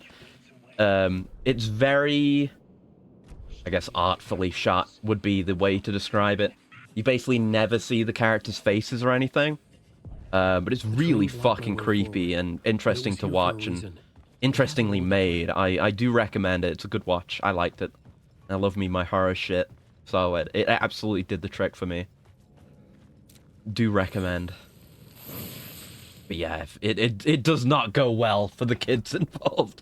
It really doesn't go well for them. And they're, like, very young. It's, like, extremely young kids, too. Like, I think the younger sibling, the boy, is, like, 4 years old. It's really fucked up. Like, you do not get much media that, like, harms kids in that sense. Like... I'm almost, like, used to, you know, you hardly ever see kids in any video game for precisely that reason. And even if they are then you just can't kill them, like Skyrim. But, no, it's a difficult watch, but that's how I like my horror. I like my horror challenging. That shit rocks. I did quite like it a lot. Right, let's set this back to the murder cult. A new story thread. What IP? Oh, it's talking about Skinamarink, which is just a movie. Yeah, the guy who made it started off with just doing horror shit on YouTube. I don't remember the exact origin story for the movie. I think it's his first movie as well. Like, first, like, proper release. It's still a very relatively indie thing, but, it's made with quite a small budget. I know you're real now. Fucker. Yeah, very intelligent use of the budget, I would say. Yeah, I've not seen their stuff on YouTube, but they started off like that, I guess. It's good. It's cool to see people and artists emerging and hitting it big out of stuff like that. I think they said it was like, it's either based on a nightmare they had or just on something that scared, an idea that scared them when they were that age, or the people said scared them. Or maybe it was like a common dream they heard a lot of people suggest. I think they like took ideas. I could use it in one of the scenes I found. Like Astra ideas from their comments, basically. The suggestions like movies and stuff like that. Not this one, fuck. I hope we don't get soft locked again. I guess we can find out if it's a reliable thing. But yeah, the whole thing with the dream is like, the house is fine, but then the doors and the windows all just suddenly disappear. And that was apparently like a common fear of people. Oh. We can't pick that up. The inventory... Yeah, inventory isn't full. Why can't we pick that up? Can't even interact with it anymore. Oh well, guess it's gone. It sucks that it's marked on the map. Oh wait, oh wait, we can grab it while we're not focused on it. We just have to get the right angle. I saw the X for a second. Oh! Hey, we got it. Nice. Gaming. Yeah, cool movie. Very cool movie. Definitely not for everyone, but I don't know. I like weird artsy shit. That's why I say I like Lynch, you know? Why I like Twin Peaks, you know? I've definitely opened on the side. I've definitely adapted to be more I guess more patient, more willing to consume stuff that's more weird and not immediate and straightforward. Here we go. Do we have a... Well, we do have a save, but we'd have to run back. The subway car had become a burnt I think we'll husk. probably be fine. I could get through it now. Just hope there won't be a soft lock. Oh, right! I forgot about this bit. Fucking hey. Yeah, this is a really strong moment, and I just forgot about it. All the burned, charred corpses. And they never use any of these assets again. Yeah, that's pretty fucking dark, eh? Yeah, it was Skinamarink I wanted to watch, and I did get around to it. And Cairo, Japanese movie, which apparently had a Western adaptation, but I wanted to see it. Yeah, I still want to see Cairo. Haven't gotten around to it yet. That's pretty grim, yeah. So much going on in this game. Some shit like that can just happen, and you'll forget. Crazy. Not even that it's not a memorable moment. Is that the shortcut door that we just had? Yup, sure enough. And then, yeah, there's this way down here. Yeah, and this is where there was this one that I didn't know how to get. The Word of Power, until I eventually figured it out. Is this the one where I just had to shoot the wood? Yeah, it is, isn't it? Or shoot that? Yeah, there you go. I remember that one. Because that one threw me off, because there are other cases of wood later that you don't shoot. Then there are some that you do. Words of action. Ooh, yes. Max out my stealth. Hell yeah. We are power leveling our Alan. My Alan is jacked. Oh, shit. Instead of being a novelist, Alan is actually just a creator of rumors. Then his way of coming back is just by spreading. I heard Alan Wake was jacked, that Alan Wake was shredded. There we go. Any more? Oh, I remember this area. We're good. Don't panic, Alan. Don't panic, Alan. We've got a good little choke point here. I do have my flares, but I don't think we're in dire need of it. I remember there being an annoying area where there was a little booth we had to go into that had 1 million enemies. That would be a place for using flares. You're real. Yep. Yeah, it seems like the shadows are more like to just disappear as you get close to them. Not too close. Oh, is this it? Oh yeah, it's right here. So we might use a flare here, not a flashbang, because they're fucking useless. Nothing here right now. There is a word of power.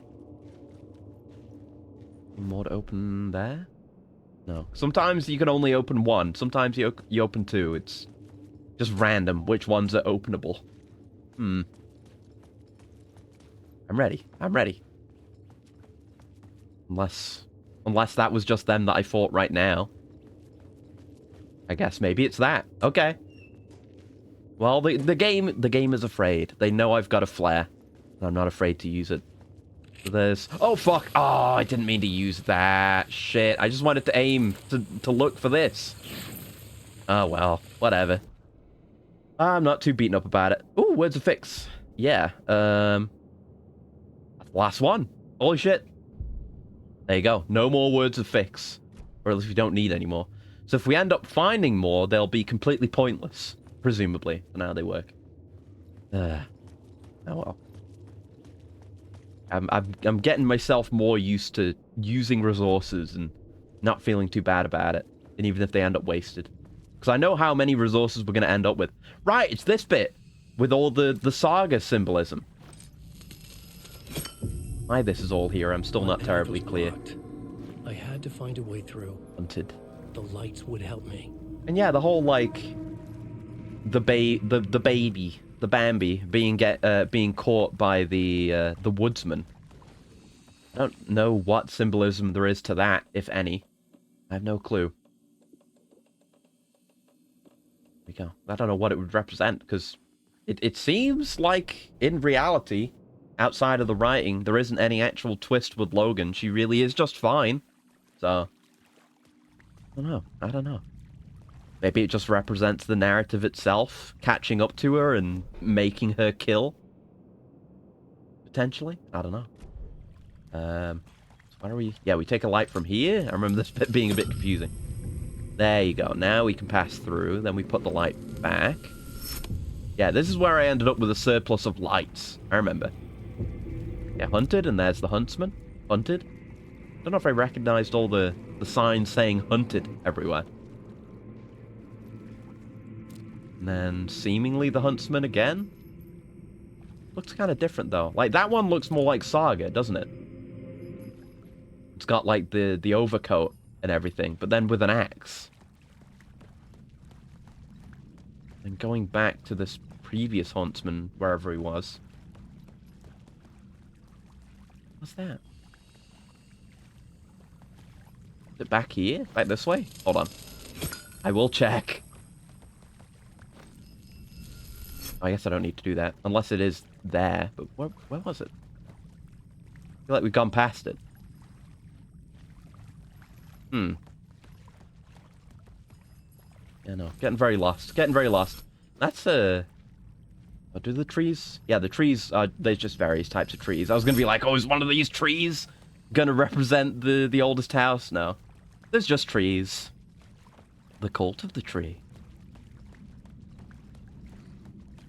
Yeah, mysterious. And there's the Bambi. Oh, look! Look, the huntsman appears there when we put the light down. And moves from here. That's a good touch. I don't know if I noticed that before.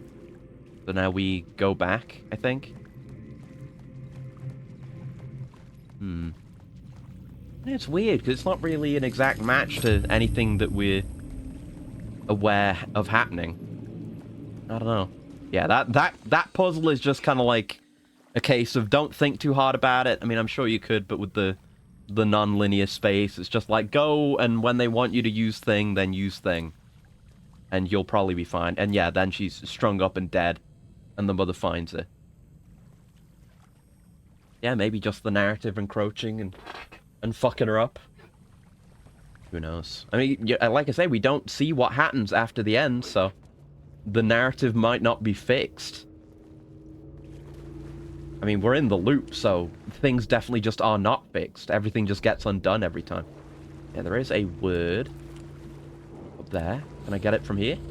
Maybe? Oh, yes we can. Yeah, sniped it. Word of lamp. Yeah, I'll take the stun, and we can just go for that next time. We're getting there. We're getting there. Like, we need our word of stuff. Having the battery charge will be nice. Could do with more words of aid. These are all really nice. less useful now that we're on normal, but appreciated regardless. There's a container here. That arrow's pointing to the one we just found. Because I'm a gamer and I trust Breaker's maps. Don't need to go over there anymore. So we just head down this way. And this one, yeah, this one in the middle here is the one we didn't get. And I think, the one we didn't get on stream. I didn't go back and get it.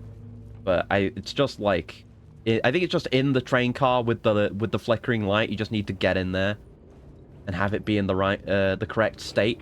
And you can get it. It is not a hard one. For some reason, I just couldn't figure it out. I think the container that they're showing is in there. Take the light now. Maybe I was just stealthing around a lot. Oh, it's literally there. It's not even in there. It doesn't require the light to be in any state. That is genuinely one I missed. I really am that dumb. Let's just max out roulette so I don't need to think about it anymore. And we are using the pistol most. It's not like we really need the damage that often. Yep, just a few more up ahead. Container that I assume is in the car. Stuff in the room at the end where we do all the switching of words and whatnot. Yeah, it's over here. And I guess there should be the thing overhead nearby. Yeah, there's that one pointing there. Wait, would you fuck off? Yeah, get you gone. Yeah, that one's just pointing to there. Maybe I didn't see those, or maybe I did, and I just couldn't figure it out because I'm dumb. There you go. You can be a bit more confident with the shadows. We should try and stay in stealth where we can. Had a story to tell. Mm-hmm. Containers. Ooh! Double loot. Oh. It's hard to get the angle on that one. There you go. Got to point the camera down. 2 pieces of loot in one of these containers? Rare as hell. You couldn't just spread those out a bit, guys? Right. So, I don't... location for the story. I don't remember. Did we just do... I remember we can get inside and then there's a thing inside. Right? I don't remember which one we actually need for progression. Yeah, it's just the words of the cult again. This is the ritual to lead you on. Yeah, we heard that before, so I won't. And yeah, Hemingway. So that did I notice before that was Nightingale? That's Nightingale. Huh. So maybe Nightingale was involved in this. Maybe is this cult shit why Nightingale had the hate boner for Alan? Did this stuff happen before the events of Alan Wake 1? It could be. You got a chupacabra to manifest? Not the cool kind. Yeah, no. Not fucking with that. No. I mean, we do need to do some rituals. That's the way this setting is. So yeah, we need to read, like, the cult dialogue, right? And yeah, they even mentioned the torchbearers here. I forgot about that. And the torchbearers were burning shit down? I guess they were maybe worse than the Cult of the Tree. But this is in New York. The torchbearers wouldn't be in New York. Unless it's just a different thing, these torchbearers. I don't know. Mysterioso. Yeah, don't we get the last word here? The hole had changed into the murder cult's hideout. The cultists were close now. Love that it's called End of the Line as well. From the depths. Yeah, the words come from his old books. Seemingly. So that... I don't remember what we have to do. Oh, right, there's the echo. Yeah, there you go. That should give me the topic, right? I think. Figured our late FBI agent was thinking it was better to capture the seemingly evil genius who was bragging about his victories and plans in his writings. I guess. But it was like, he would have only... Because the manuscripts were only appearing in this area. Like, around Bright Falls. He specifically came to Bright Falls looking for Alan, I'm fairly sure. Like, he'd already gone off the deep end then. The key to reaching the murder site. You know, Casey did all this cult stuff while he was with the, back in the day with the FBI, so... It could be how Nightingale found out. I still don't know why he had such a hate boner about it. You know, we had that tape just then, which implies potentially he was here doing this shit. So I think that might be it. I never had it figured out until now. But yeah, I guess That's answered a very long-standing question for me. Or at least given me some kind of answer that I'm reasonably happy with. That's all I can ask for at the end of the day. Right, so we got our last topic, so we need to figure out how to get down there. Isn't there stairs or something? Yeah, the stairs. Shit's closed though. Is that related to the scenes? I don't remember. I remember being confused here. Maybe that's why I couldn't figure out the word. Is just because this place is weird. And what you're actually going for isn't terribly clear. Right, do we got the last thing, right? Yeah. Yeah, we do summoning ritual. There you go. I'm stupid. Busy thinking about Nightingale. This was dark, but the story had to be dark. Mm-hmm. Oh, fuck. But yeah, again, it's all the backstory poising Casey to be the protagonist. I guess he was always kind of intended to be the protagonist before... Oh, you're real, because you got a weapon. Before, you know, Scratch fucked everything up, and then we had to use Saga to kind of usurp the whole plot. Yeah, if they've got weapons, they're wheeling. They got a wheel gun. I'm getting better at this. It is also normal, but I can react more calmly and recognize when enemies are real. Should use the shotgun for a bit. We've got some ammo, but you know, better safe than sorry. So yeah, now the whole place has changed and we can go here. Even though this isn't part of the scene, so it's a little bit inconsistent. Whatever. You're not real? And sneak roundable? There we go, and there's the container here, the safe spot. Thank you. Yeah, nothing else of interest in here. Yeah, this is where we start having an excess of lights, because you can just take this one with you. Hold on to it. But I'm fairly sure they always... Whoa, you see my walking animations then? That wasn't right. Not supposed to use the shotgun like that, waving that thing around. Terrible trigger discipline, my man. Here, we can trust in the map. We know there's nothing. The map knows better than I ever could. Nothing. Oh, free word. Very free word. Word of action. Word of action. Only one thing we can buy. Darkness projectiles. Why not? Sure, why not? Glimpses of old man Alan in the future? Maybe, maybe. Yeah, we're doing the timey-wimey stuff, and Alan implied, like, there's some way down the line ascended Alan fucking with things back here. So, very easily could be. Could be any number of Allens actually involved in the current goings-on. Yeah, we have to go the other way around, and then we can listen to this, and then we'll have almost cleared out the sewer. Couple more things to do. Ones using the tunnels. Hidden graffiti signs marked secret routes. I kept hearing whispers around burn barrels of an underground society of mystic outsiders with hidden knowledge. Typical New York. Yeah, we heard this before. So that's the Torchbearers? Were the Torchbearers actually active outside of Bright Falls?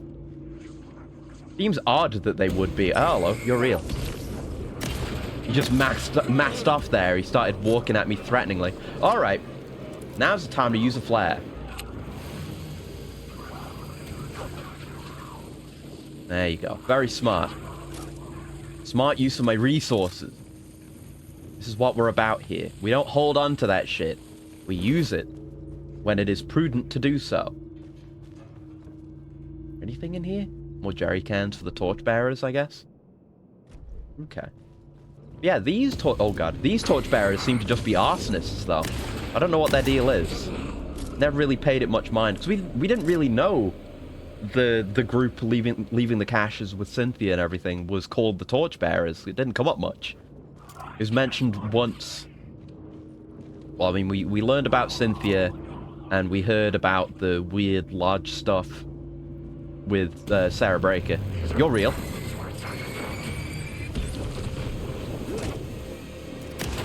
Oh, one to the noggin. God damn. Thanks, lock-on. Yeah, I think on this difficulty we shouldn't have really any trouble keeping afloat in terms of resources. Something back here? Container?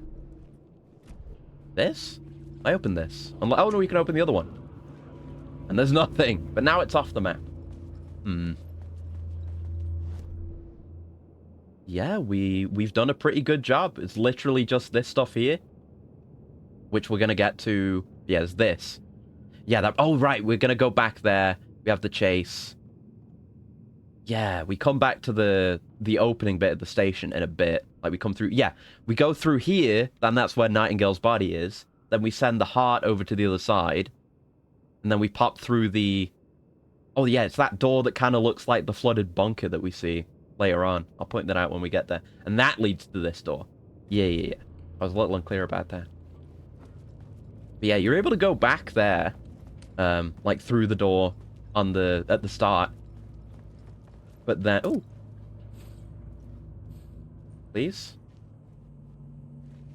Yeah, I remember this one being awkward before. There you go.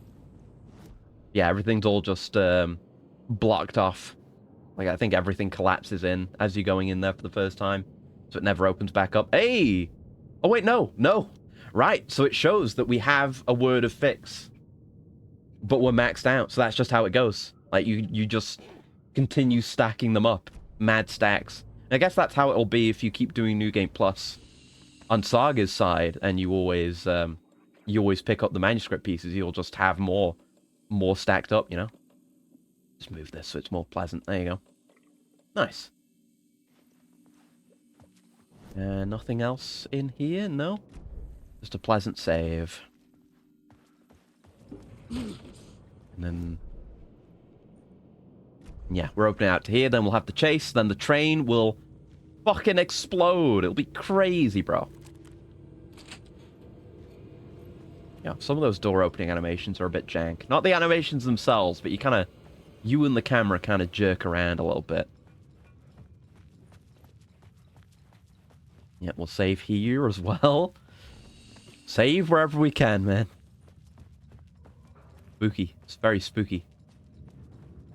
I think, didn't we speculate early on that the save rooms, at least in here, were maybe being left by Zane? Might be the case now, but somehow I doubt it. It's probably just Alan leaving that ship for himself now. Or Artie. Maybe Artie. Could go either way, but I just don't trust Zane. Rightly so, I reckon. And yeah, it's always going to say words of power, like how many I've got now. At least one, because we're maxed out. Damn. Oh well. Number go up. Number go up is good. Right, summoning. Perhaps even a Dark Ocean summoning. Wouldn't that be neat? Yep. Now we run.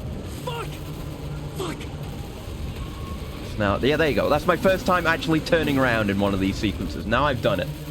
And yeah, the Dark Presence is definitely actually there. Oh, fuck. Yep. This is how it goes. Oh, fuck, we got a mash. Right, it's like the one and only QTE in this entire game. I can't think of a single other example aside from that. Can you? I don't remember one. Fuck off, you. Yeah, they have you mash X. You never have to do that at any other point of the game. It really caught me off guard. Honestly, it's a good job my thumb isn't hurting all to fuck. So I had to mash a lot of circle during the God of War grinding yesterday. Right, so now we go down there. And the train's deed. Look at it. Busted up. My goddamn train. Messed up, honestly. No train deserves that kind of fate. Was open now. Should be stashed away like that one in AWE. Yeah, I was gonna say, is the Dark Presence still around to chase us? Yeah, I think I remember this happening. So I don't know how scripted it is, or if it actually is just lurking around. This is the only case where that happens, because the other Dark Presence chase is at the end of the hotel, and that one's very linear. So yeah, you can't get past that. You know, the timeline he gets through and sometimes later reaches some gear. An arm that isn't there. Oh. I remembered now. Was always out there. Hunting me. Yeah, weird. Wonder if they wanted to do more. Like, more QTEs. You know, if you program it in, very rarely does a game ever just do something once, unless they've got mad shmoney. You often want to show off the cool thing you did. So it makes me wonder if they had planned to do more. I mean, even just there being one implies that. Yep, we're seeing the other side. Seeing the woods. The other side of the overlap we saw earlier. And the heart. Somehow the victim's heart was the key. Yeah, it's the first of, like, 3 cases of Alan sending things back to reality. Saga to find. Something had shifted. Alan may have limb loss on the menu in exchange for being able to rewrite reality on a micro scale to manipulate items in lieu of his arm. That'd be cool, yeah. And we know there's always give and take with the writing. That's how we settle on the ending at the end. You know, you gotta pay the price. The mutilation can be... It could be a way to get him out without him dying, and fix things without death is just a cost, but not a fatal cost. Under Cauldron Lake. Cauldron Lake. Where are you? I'm trying to escape. I'm making progress, but I'm in danger. The dark presence. Yeah, we know this is all time desynced now. It is timey-wimey. Please, help me. Thanks, Saga. Ever helpful. I was closer to home. Yeah, like this camera. Oh, yeah, I remember this one. Showing Parliament Tower, right? Something had changed. Outside. Parliament Tower. Where I'd lived with Alice. Yep. There's the statue of Alan. Out there. Waiting for me. So, I think we're going to continue with Alan. I think this is going to be an Alan day. Punished Wake! Oh, yeah. Yeah, we'll continue with Alan. Because I happen to know there's some cool things in the Ocean View that I would really like to see. Yeah. Who's writing who? Indeed. Who's writing this poem? Me? No. You? Future you? Thomas Zane? Scratch? You'll sail that ocean, yeah? Can I have, what's the name of the song again? Good, you know, sail across the sea of night. A meaning. The violent. That can calling a Blackbeard. Like a cloud of wrath. The dead. Yeah, this whole bit. It looks exactly like the flooded bunker that we go through in the that overlap of Saga. Very much like that. Molecular level, overlapping with your meaningless existence. Biocurse. Regression to something you had managed to forget. Marking you. Taking you for a ride. Making you crazier. Yeah, we almost got everything. We just need to get there, which is where we're going to be right now. It still says there's an echo there. That's either bugged or there is just an extra echo there under one of the scenes. I'm not too worried about it. I can get back there. At some point. I don't know if I can right now. But I'm not too bothered about echoes. It's not like there's an achievement attached to it or anything. Right, this one. Hello? Oh yeah, we have to look at it from here, don't we? For some reason. The rules are unclear. Word of gun! I think we do need those. Yup. Yeah. Yeah. Just making every flare gun shot more valuable. The earlier we get that, the better. 100%. Eee, loot. Big loot. Alright. Yeah, we're running low on inventory slots. Might have to do some inventory management sometime soon. The station had changed. I was closer now. Yeah, because it's different now. Not there. It's Parliament Tower Plaza now. And that's why I guess why parts of the subway become inaccessible. Because I'm fairly sure it's like just 2 different environments separately. Like we see it even more clearly when Saga's here at the end, because we go down and then come back out in the version that has Parliament Tower. And I guess programmatically some parts are limited access. Parliament Tower. When Parliament Tower is active, because they're two different areas, maybe? Really this close to being home? Now the save's Going active. To our apartment? Would I be home? Maybe. Or was this just an echo of the real thing? Even then, the murder site had brought me one step closer to escape. I'll put this away. There we go. We're building up a supply. We're doing good. We're doing good. You're doing good, lad. All right. I'm trying to think. I had some weird dreams last night, I think. Did I ever... Or was I watching a video? I don't know. I might have had a dream about Team Fortress 2. I remember I had a weird thing this morning. I don't know what it was. If it was like a waking dream or something like that. Which I don't really usually get. I was dreaming... Or, I don't know. I thought it was real. I thought I was, like, getting up. But then, like, lifting my head up and then looking down. And, looking over at the other end of the room. And it was like the room was kind of dark and it looked like there were fireworks going off. Like, very distinctly fireworks. It was just like for a few seconds. I don't know what was up with that. That was weird. That was dreamlike. That was not me having a stroke or something. Weird. I only just remembered about that. I thought I lost you again. Who are you? Why are you helping me? Very curious, yeah. Never really had something like that happen. About the murder site? Yeah, I did. I've had cases where, like, stuff that I'm hearing affects a dream early in the day, like a little bit before getting up. I've never had anything... I don't know, never had anything like that. It was pleasant. It wasn't like a terrifying sleep paralysis thing, thank God. Well, of course she got never out. suffered from that. Here. That's the whole goddamn point. Be very careful, Alan. The dark presence is stealing. Yeah, we know his voice. That's Zane. It can already manifest as your double. Scratch will come. Yeah, Scratch. Well, wait. Hello. We know that's not true. Zane is completely bullshitting him at this point. Usually it's something spooky when you look over in those scenarios. Yeah, right? It's marked as conversation, but we've already done it. Yeah, weird. But, yeah, weird. I've, like I say, thankfully never had anything spooky like that happen. But, it was very odd. Very, very odd. I was just confused. Just, like, looking over at it and trying to figure out what the hell I was seeing. Time loses meaning here.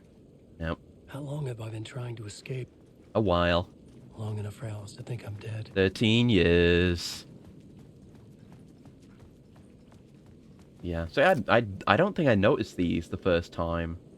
Yeah, the stuff about Alice's exhibition was always here. That's good. Let me in. I want to go to the ocean view. Yeah, we're on the right side. Oh, just get the angle. Get the angle. Come on. So close. There you go. Whew.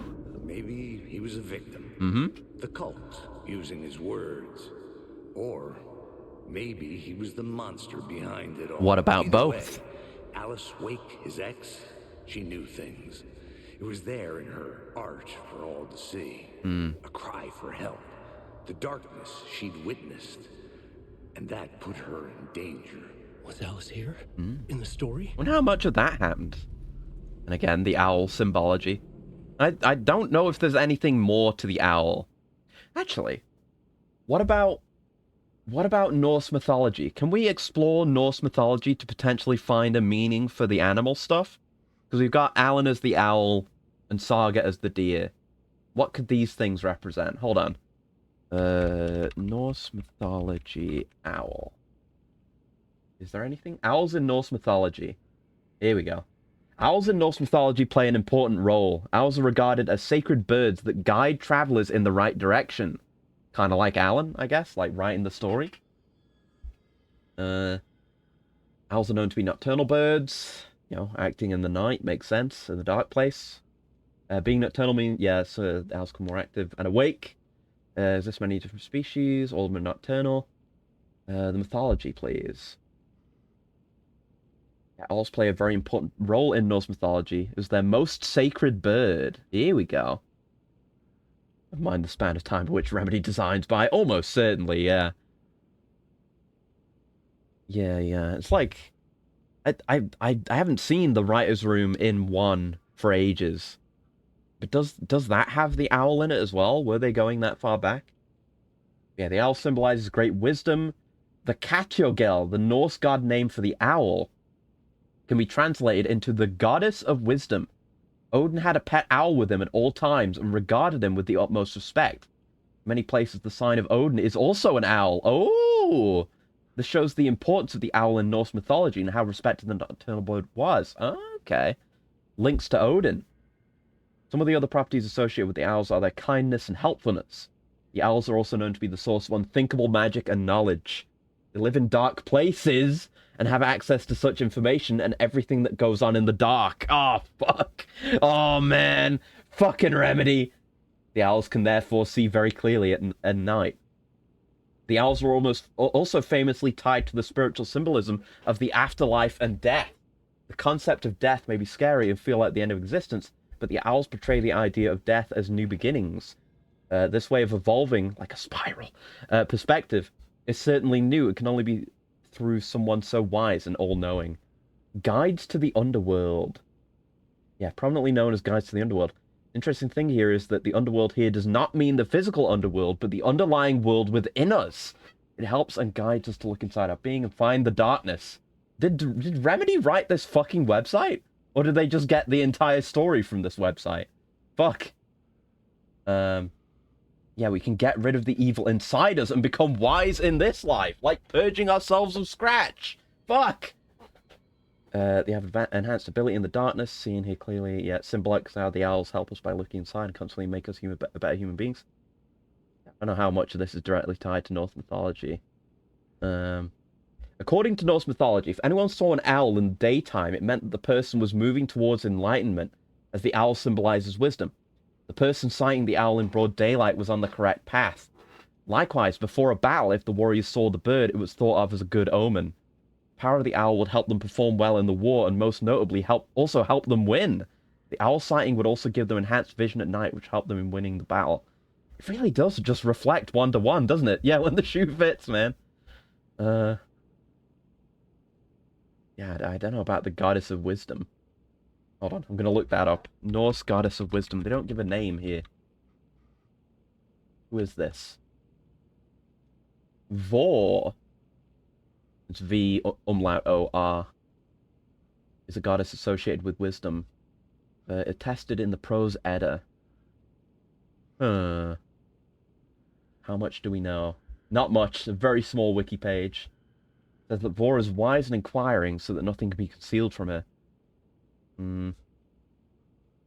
A saying exists where a woman becomes aware, or Vor, of something when she finds it out. Okay. Is there anything about owls here, though? Wait a minute. The goddess's saga. Wait a minute. This is one we've got to read on. Saga, possibly meaning CRS. Yep. Is a goddess associated with the location Sukvanbeka, probably pronounced wrong. But it has the pronunciation thing, like Zukvab... fuck me. Sunken Bank, Sunken Bench, or Treasure Bank.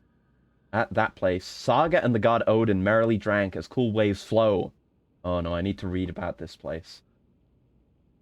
I need to read about this place that I can't pronounce the name of. We'll get to that. Both Saga and the place are attested in the Poetic Edda, compiled in the 13th century. In the Prose Edda, scholars have proposed theories about the implications of the goddess and her associated location, including that the location may be connected to the goddess Frigg's Fen residence Svensali? I don't know. And that Saga may be another name for Frigg. Okay. Frigg is a very funny name. We've seen some of these fellows in God of War. Oh, yeah. Yeah. I know some of them. I know about Balder. And some of the stuff that comes up. A little bit. The etymology of the name Saga is generally held to be connected to the Old Norse verb Shar, meaning to see. It may mean that Saga is understood to be as a CRS, since Frigg is referred to as a CRS in the poem Lokasenna. This etymology has led to theories connecting Saga to Frigg. Rudolf Sumek says this etymology raises vowel problems, and they're linked to Saga and Segya, meaning say, tell, is more likely. Yet this identification is also problematic. So we have a lot more about Saga. There's like the attestations and such.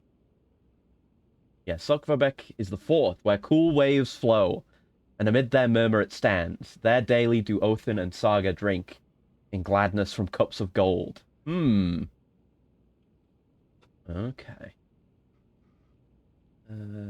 Hero... It's like over on my other screen. I'm going to zoom my monitor in so I can actually read these names better. The hero Simfjortli references Saga in the name of a location found in a stanza where Sofiel flits with Gurmunda. Probably pronouncing all these things wrong. Location name, Ness Sagu, has been variously translated as Saga's Headland, Saga's Cape, and Saga's Ness. Part of the stanza may be missing, and due to this, some editors have joined it with the stanza prior. Yeah, second is Saga. She dwells in Sukvabek, and that is a big place. Let's see. Yeah, stuff about Frigg again. Frigg is a fertility goddess. Both the names Fensalir and Sukvabek imply a goddess living in the water, and recall the fertility goddess Nerthus. Sukvabek, the subterranean water, alludes to the Well of Erd, hidden under the roots of Yggdrasil, and the chthonic function, here we go, which is manifest in Freya's character. Okay, right. So we know for a fact, like 100%, the oldest house is Yggdrasil. The Well of Erd could be the dark place? Here we go. Here we go. This is the good shit. Rohrbrunner, Old Norse Well of Ura, were either referring to a Germanic concept of fate, Ura, or the norm, named Ura, is a well in Norse mythology. We have a well in this game. Rohrbrunner is attested in the Poetic Edda, yeah.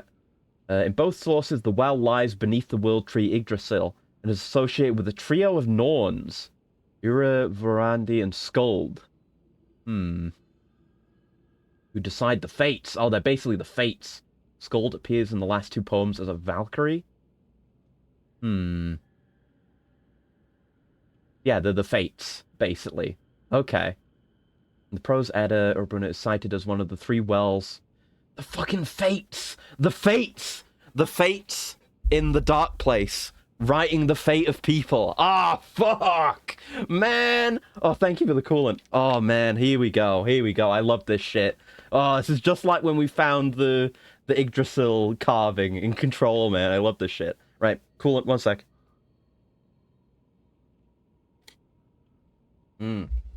That's exactly it, man. It's a place where those who write the fates of people reside. It's absolutely the dark place. So, there might, in that case, if somehow the dark place sustains the oldest house, Yggdrasil, then it could be the shit going on here does have some bearing on why the oldest house has gone dark. Like maybe it's withered in some way, or something's happened. Could be. Because it's all happening roughly similar timing, kind of, maybe. Interesting. Yeah, more about the well. Yeah, the three Norns come from the well. I mean, the Norns could be the dark presence for all we know. Trio of Norns then set down laws. They chose lives for the sons of men and the fates of men. Stanza 111 of Havamal. Been the matter of much debate and is considered unclear, have been referred to as mysterious, obscure, and much debated. Benjamin Thorpe translates the stanza as, "Time 'tis to discourse from the preacher's chair. By the well of Erd I silent sat. I saw and meditated. I listened to men's words." Huh. It's mentioned in other places. Let's see. Yggdrasil and its roots. Yeah, Justice High describes three roots that support Yggdrasil that stretch a great distance.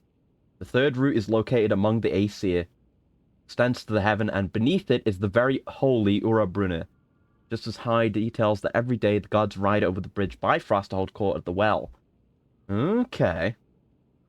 More about the well. Many beautiful places in heaven, everywhere there is divine protection around it. A beautiful hall stands under the ash, Yggdrasil, near the well, or a brunner. And from this hall come 3 maidens. And that's the Norns again. The maidens shape the lives of men, and we call them Norns. High goes on to describe that there are other Norns and their nature. High states that Norns that dwell by Urubrunna take water from the well and mud that lies around it, and pour it over the Yggdrasil so that its branches do not decay or rot. The water is described as so holy that anything that enters the well will become as white as the membrane called the skin that lies around the inside of the eggshell. High then quotes stanza 19 of Völuspá and states that 2 swans fed from the well, from which all other swans descend. That 17 starts off with Gangleri asking what other chief centers exist outside of Urubrunna. Okay. How much of this is relevant is unknowable, but it is maximally interesting. Maximally. Peak. Definitely some things we can draw from this. I'm very curious about the Norns and what position they might hold in all this.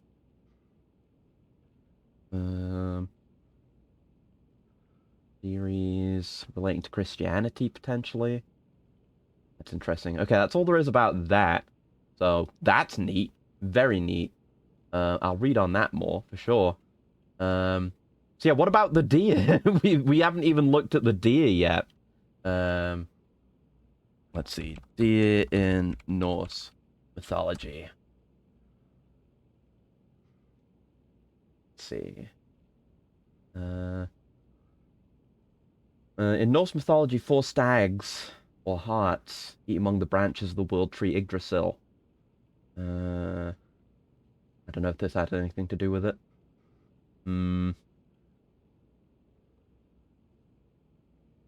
No, because the deer in the saga kind of has the more motherly vibe to it. This doesn't seem like a huge match. Here's a more generic page again. Oh, it's fucking... They're trying to sell me a Viking deer amulet necklace. No. There's a different stag. There's Eikfenir? I don't know. It's like the weird double P. Eikfenir. The stag which stands upon Valhalla in Norse mythology. Following is related to the Gylfaginning section of Snorri Sturluson's prose Edda.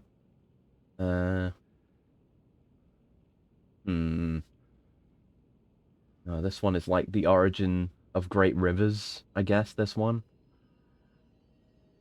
Yeah, I don't know what there is to pull from this, but the owl definitely led us on an interesting route.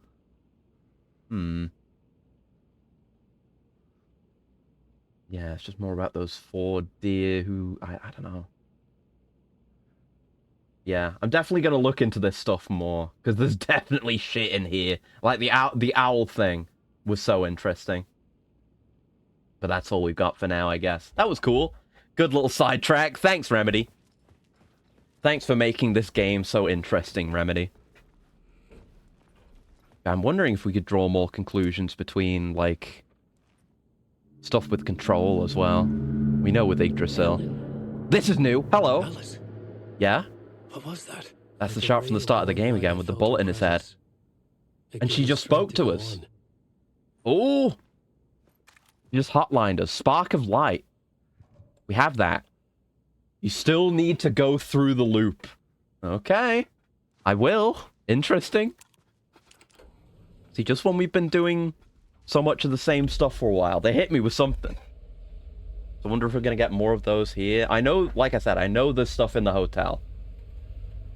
I know for a fact. That's why we're going for the hotel today. Yep, there we go. We do a little haunting. We do a little haunting. Leave me alone! Alice! Nope. Alice! I'm not going anywhere. Did we? This is a photo of Scratch. I think we saw these. How did Alice get this? Yep, she's been taking photos. No, you are, dumbass. It's you. It was you all along, Alan. There's the writer's room. We'll get to... I assume the video stuff is going to be the same as ever, right? Maybe? I don't know. Alice's video camera. No memory card inside.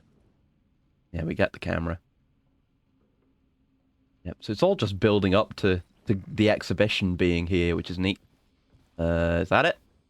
There it is, part 1. Alice's memory card. I assume this is going to be the same, unless Alice is willing to reveal more now. This is one of the cases where I would absolutely check to see if anything's new, given that we just got that communique from Alice, and Alice is like one of the characters we want to know more about at this point, but this might be just the same. When I was younger. Yeah, I think this is the same. Right, we have the TV now, because all of our music was still available. But no, new stuff that we get through the course of the game. Oh wait, I didn't even know echoes were here. Shit. I never looked. Well, that's good. If we want 100% things. Yeah, it's familiar, I think. He brought me work when he could. Hmm. I took his promo shots. Created covers for his books. I'm sure. I'm scared to run away from it. We've done that. We've definitely done that. If it turns out I haven't, I'll show it to you. Where I wrote my books. Later on. This symbol wasn't here before. Hmm. That nod at me. We actually have to watch the whole thing? I don't remember. Things got complicated sometimes, but Maybe we do. Honestly, maybe I don't have the choice. we loved each other. That's fine. It's well acted and it's interesting, so. Then Alan hit a block. I brought out a meaner side of him. One I didn't like. Hmm. Yeah, if the dark place is somehow related to the well-being of the oldest house, like if it really is the well, and it feeds the tree, it would explain why RT is like involved in and why RT is trying to set things straight. If it's still just part of his duties for, like, figuring out what's, keeping the oldest house reasonably okay, then it would make sense he would be here getting involved in this. If something is happening to the waters, or it's being corrupted, or something that's fucking up the house. Can't wait for one of them to create Reunion. He is open. Somehow I doubt it'll be in this game, or maybe in the DLC, but eventually.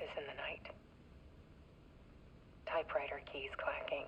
At least right now, they're both in the dark place at the same time. Alan was back. Haunting me. There's that light flickering again. You can even see it flickering there. Hell yeah, good lighting. Fully expect 3 or beyond? Yeah. Then it got violent. But yeah, I guess, like, part of the reason why this is here is because Alan was reaching out, and there was always that connection, and she'd been in the dark place, so she was susceptible to that. But maybe part of it also is just Alice, because the whole thing is Alice is tricking him. Alice is tricking him, leading him through all this, to get him to believe that she killed herself. And then things continue on. The gambit. With motion sensors and flashes. But she's also here. Now, when the monster comes. I think someone into a trip, and then they vanish during it. They'll think about that for a while. Yeah. Like, I do not blame Alan for reacting the way that he did in Alan Wake 1, when it turns out, oh, I just wanted you to do more work, actually. It's not a romantic vacation. And we see Alan's side of that in Herald of Darkness, where he's saying, like, it's a romantic vacation. It's like their last chance to make their relationship work again. But it's actually just for work? Well, fuck. Alice. Yeah, there you go. Scratch was terrorizing her. Yeah, I remember we did this. Yeah, it's a shitty situation. But yep. God, that is such a good little bit. Like, he doesn't realize that's him. It's just lurking under the surface ever so slightly. I sat in the writer's room and wrote a story. Mm-hmm. Initiation. You have, or you will, whichever one it is. Or you are. Dark place to look for a way out. The story had brought me here, brought me nowhere. Mm-hmm. Look me back. I was writing this story. And in the story, I now stepped into the writer's room. Yeah. But there was no one here writing.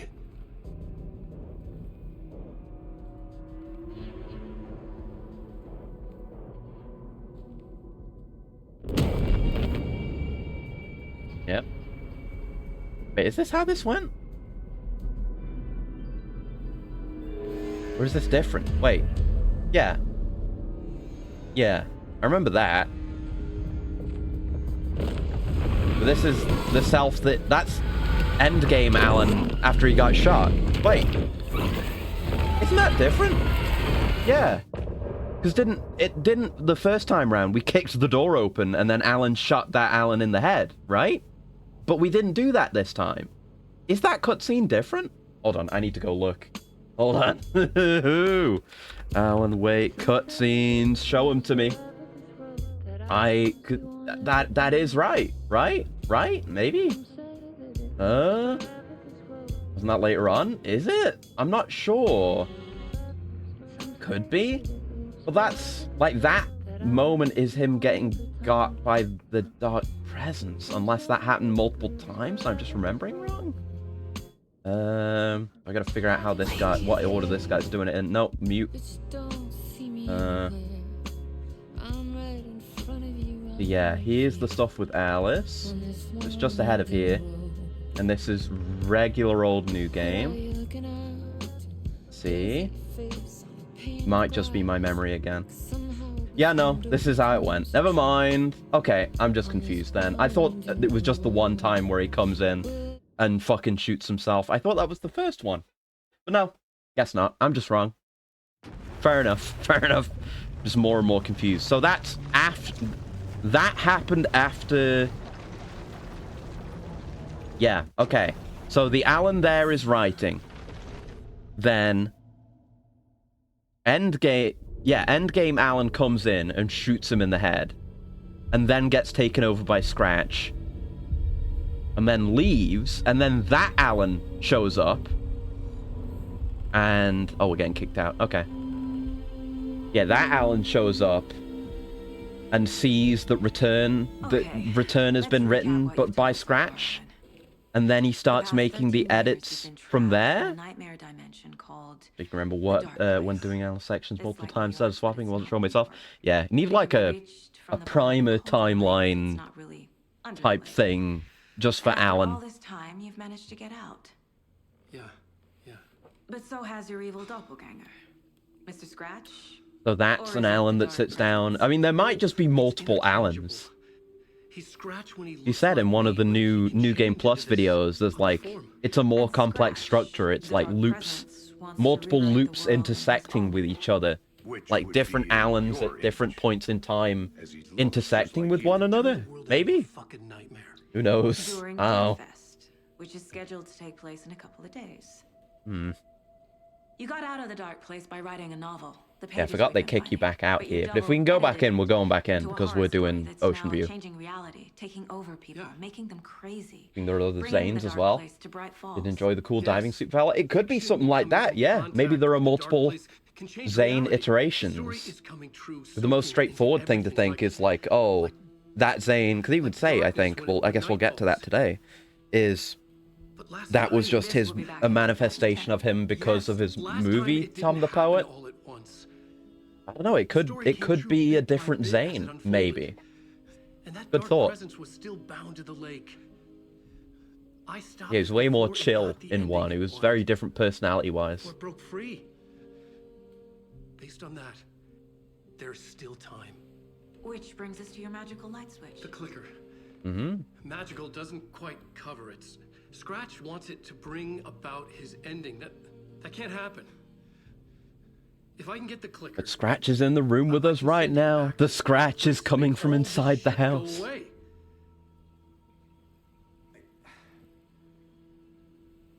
Look, I know it's batshit crazy.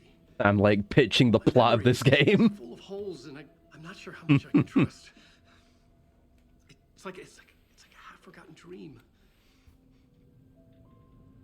And the deer.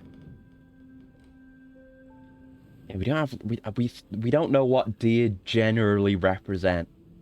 in mythology, in Norse mythology. We know with the owls now. Owls are wisdom and self-improvement, seeking the inner light, fighting inner evils. That all tracks. What I want to know Guidance. is, why am I? Wisdom. Why are we written into the story? I think I saw you. Or a vision of you in the dark place. I think you helped me reach out and escape somehow. Hmm. With that in the story, But that was after all the shit we did. That's after all Alan segments. We are all in danger. He just doesn't remember. Much like how, you know, Scratch is fucked up by coming out of the dark place, Alan is too, I suppose. And his memory is regularly damaged. Alright, can we go back in? I'm going back in. It's insane. I can't? And there's so much of it. Guess we're doing it. Alright, let's get it on the board. Didn't know we were this limited. Yep, the interview. Wake just gave us a lot of information. But this clicker seems like a good place to start. If we find that, then we find the cult. Yeah, we have a lot of things that can go on the board here. This doesn't matter. We don't need to worry about that. Just we haven't even started the story case. From a horror story called Return, written by Alan Wake, and the contents of this book are coming true. Yeah, we know this. We know this. You know this. Oh, it's a lot of stuff to put on there, but is some stuff gonna get auto-filled in? I mean, it's not like a it's like a background one. I might just do that off stream. Was that? Yeah, I think we saw those before. That's fine. We won't worry about that right now. A lot of stuff to get done. So we're doing. What's the one we were doing? Is it in? Yeah, this one. So we need to know about the clicker. We can't profile him yet. We will be able to. Not right now. Cult of the Tree. Have you ever heard of the Cult of the Tree? Creepy bunch. In the habit of wearing deer masks, performing murder rituals, victims turning into monsters possessed by darkness, possibly inspired by a horror story written by a You got it all author. backwards. Ring any bells? The cult. Yes. They have the clicker. Yeah, I guess. I mean, does he know that, or is that just Scratch's knowledge? Are they working with Scratch? If the cult has the clicker. I mean, we know Scratch has known because he sent Nightingale and presumably the others out to try and get the clicker too. They could be working for Scratch. I guess he would only know because of Scratch's knowledge, right? How else would he know? Act on this information, you need to be honest. Unless he wrote it. Yeah, of course. Is he confused? Or is he hiding something? Bit of both. Right, let's profile the man. Hello. Wake said the cult has the clicker. Yeah, we can just skip these. It's fine. We've done these. Wake has a double. Scratch and Wake. Scratch looks just like Wake. Why? I mean, there's probably other stuff we could glean. Your life is a dream. I swam to the shore, but the water is rising. Yeah, there is kind of stuff to glean, but it's fine. Clearly connected. Maybe Scratch got out because Wake did. Yep. Or vice versa. Yeah. All right. Yeah, we've got our manuscript pages. Okay, so this stuff we've got to fill in, I guess, to get our objective to do clicker stuff. I guess we've got to talk to him more. Okay. Yep. Mr. Wake, I know you have more pages of the manuscript on you. You don't understand. Almost feels wrong to play through the game like this and skip through stuff, but we've played the game. That's what I'm like though. Like I won't skip cutscenes or skip dialogue, and I'll always go completely down all the dialogue trees all I have. in Be careful with them. in games. So probably a bad habit. So good that I try and break it. Inside the trailer, at the outskirts of Watery, Saga had seen Wake's fabled clicker for the first time. In the hands of the Cult of the Tree. A cultist stared at her. Yep, this is why we get pointed towards the trailer park. Yep. Maybe we have to go, like, to Watery and then we can switch back. I don't know. I didn't know it was so restrictive. Trailer park. The Cult of the Tree has the clicker Wake told me about. Mm-hmm. They're a part of all this. They're the It's key all to on all the this. The clicker, the cult. Okay, I'll head to Watery and find this trailer. Yeah. Casey, you stay here and keep an eye on Mr. Wake. Got it. No, you need me there. No dice, pal. No. That is Scratch coming through. Scratch just wants that fucking clicker. I mean, Alan definitely wants it, and he doesn't know Scratch is inside him. Yeah, now you can switch whenever you want. Okay. Cool. Thank you. Yeah, they both want it for their own purposes. Alan just doesn't know what he harbors within him. Anyway, back we go. I want to go to the ocean view. Yet again, on both playthroughs, I urgently want to get to the ocean view. Because it's cool. So interesting. I was back. There we go. I wasn't able to escape. A dark presence had stopped me. Yep, he got. Got by the Langoliers. Alright, let's just start writing, yeah? Manuscript. Mm-hmm. Return. I didn't remember writing it, but it felt familiar. Mm. Important. I had to find it. Alright, off we go. Write a new draft of initiation to reach. Yeah, do the shot again. The shot's so nice they did it twice. Scratch was reaching out from the dark. Oh, more than twice. A million times. But still in danger. Because it's a spiral.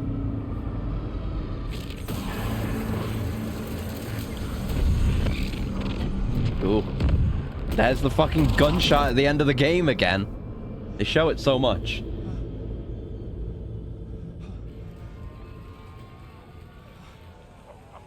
Alright. Back in live action again. Let's go in. We even switch into him because we have the... Oh, yeah! Oh, right, it's this! Oh, yeah, we're doing this now. I forgot this is before Ocean View. Oh, yeah, I'm in for it. I'm in for it. This is just save room, right? Oh, yeah. Oh, yeah, I'm ready. I'm ready. Let's fucking go.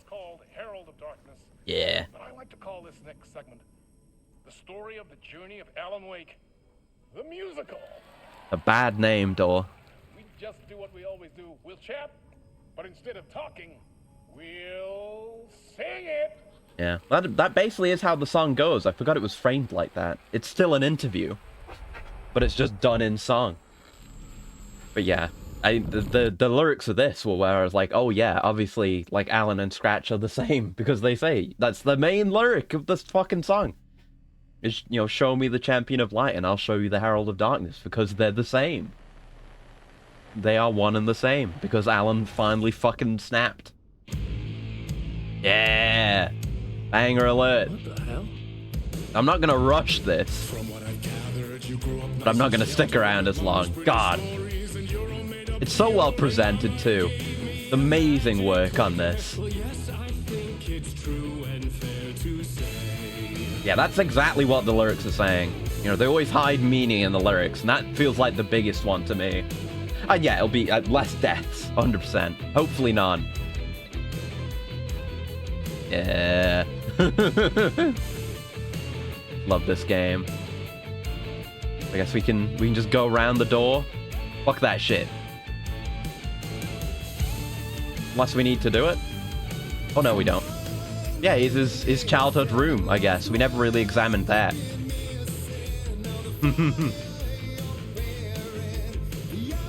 Fantastic, man. Yeah, it's designed where you can take it slow, or you can just go through it at a natural speed, and it's gonna feel good no matter what. It's so well constructed, the dynamic element of it. And there's 3 different versions of this song, I think, on Spotify. There's like the full version with all the extended breaks, and there's like the radio version and the... Oh fuck. Hey, yeah. They clicked them away. The radio version and the video version? Yeah, there's a lot. Normal's called normal for a reason. Yeah, that's the lesson. That's definitely the lesson. Depends on the game. Like, this kind of experience is definitely the exception. You know, usually I pick normal for a game and it's absolutely fine. Or pick hard, and it's absolutely fine, rather. Here comes the lyric.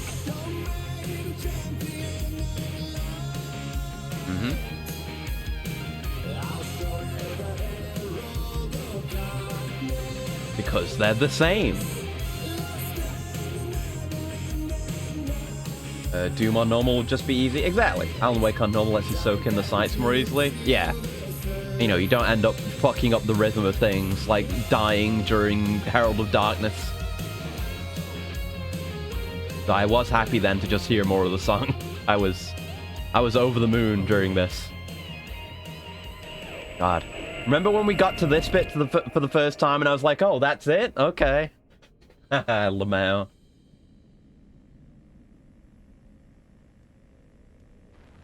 Love these transitions too. So weird. Absolutely fantastic. And the award goes to... Yep. I should have I should have stopped for a second there. See if that was dynamic.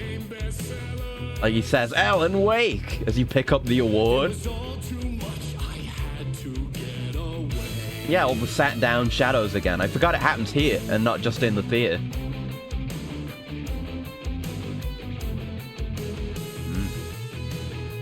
Oh, we're going up the ladder. There you go. There's an arrow pointing to it, dumbass. I feel like I said that last time.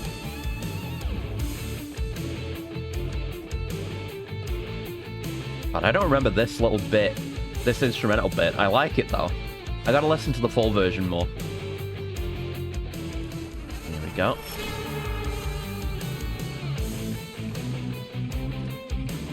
I mean, I guess these instrumental, like, bridges would be in the game file, so someone's probably gone and got them, or someone could.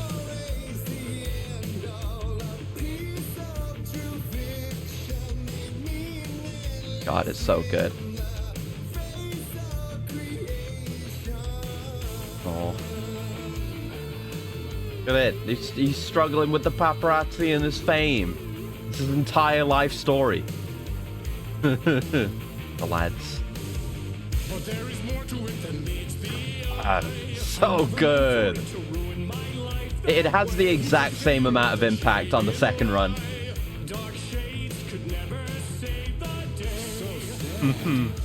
But true. Oh, there's a light. There's a light. We need to get a light to go here. Right. Didn't I get confused with this? Like you have to is it that you have to follow the arrow? I never knew what the deal was with it. I'm just gonna find wherever that light is. Yeah, that's the paparazzi again. Them struggling with the fame. Yeah, now only this one is on. Look at him. That's him about to punch out the paparazzi.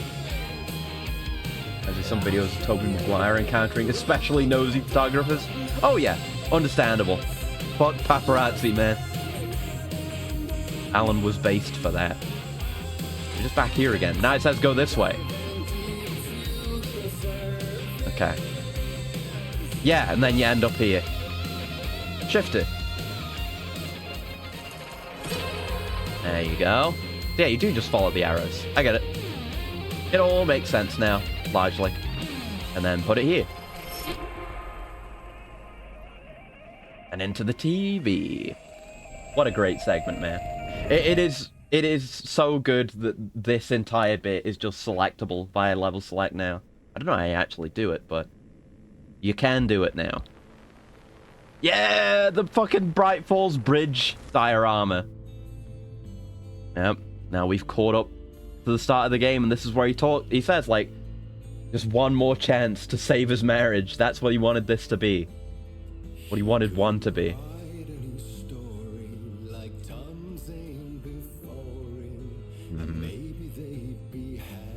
Still requires writing a story, though. But he wants the romantic getaway.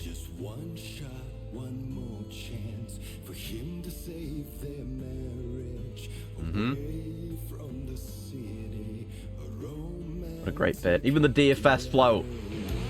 But it's a modern DFS float because it's got Mr. Drippy on it. Mr. Drippy wasn't around back then. Hi, Odin. You're looking at me like that, Odin.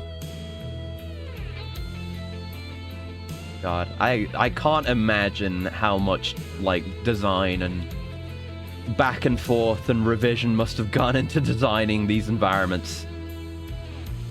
It's like designed as if it were an actual thing you're going through. Kind of similar to the art exhibition down the line.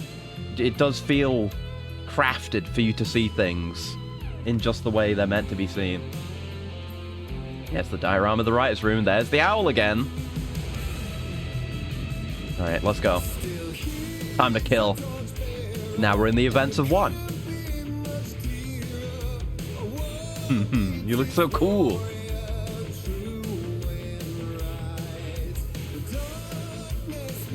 Hello, lads. Yep, just get that on so I can see better. And this thing's stronger than last time we were here. It's upgraded it. I thought there was one over there. Oh, hello. Right, gather up, gather up, gather up.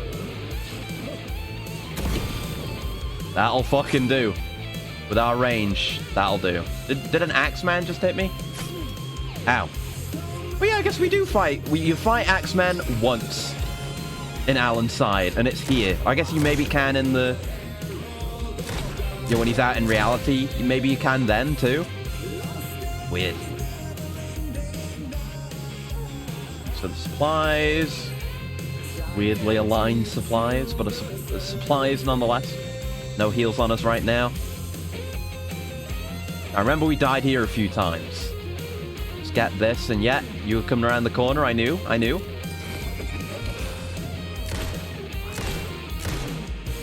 Don't like those whiffs.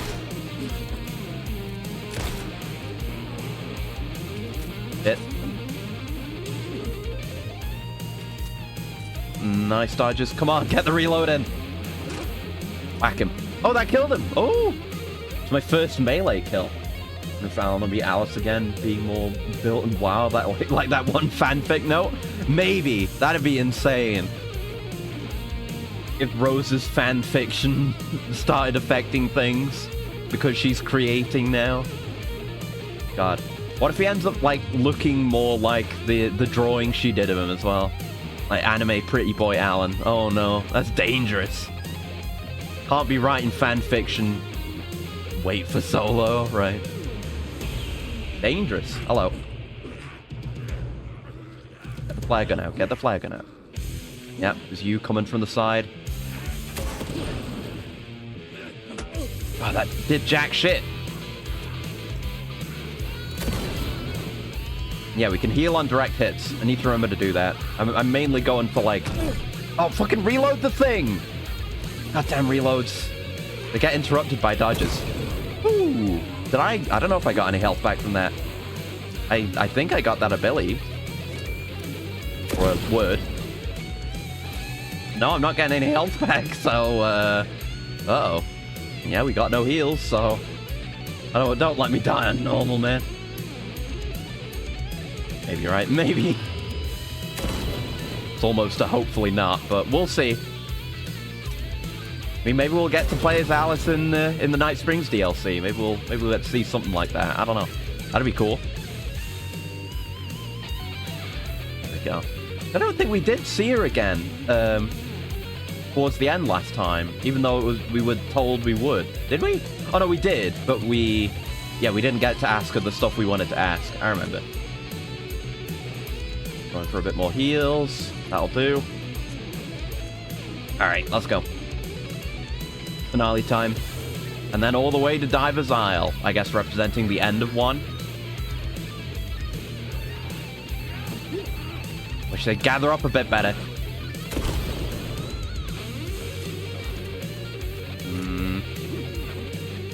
You gather up, please.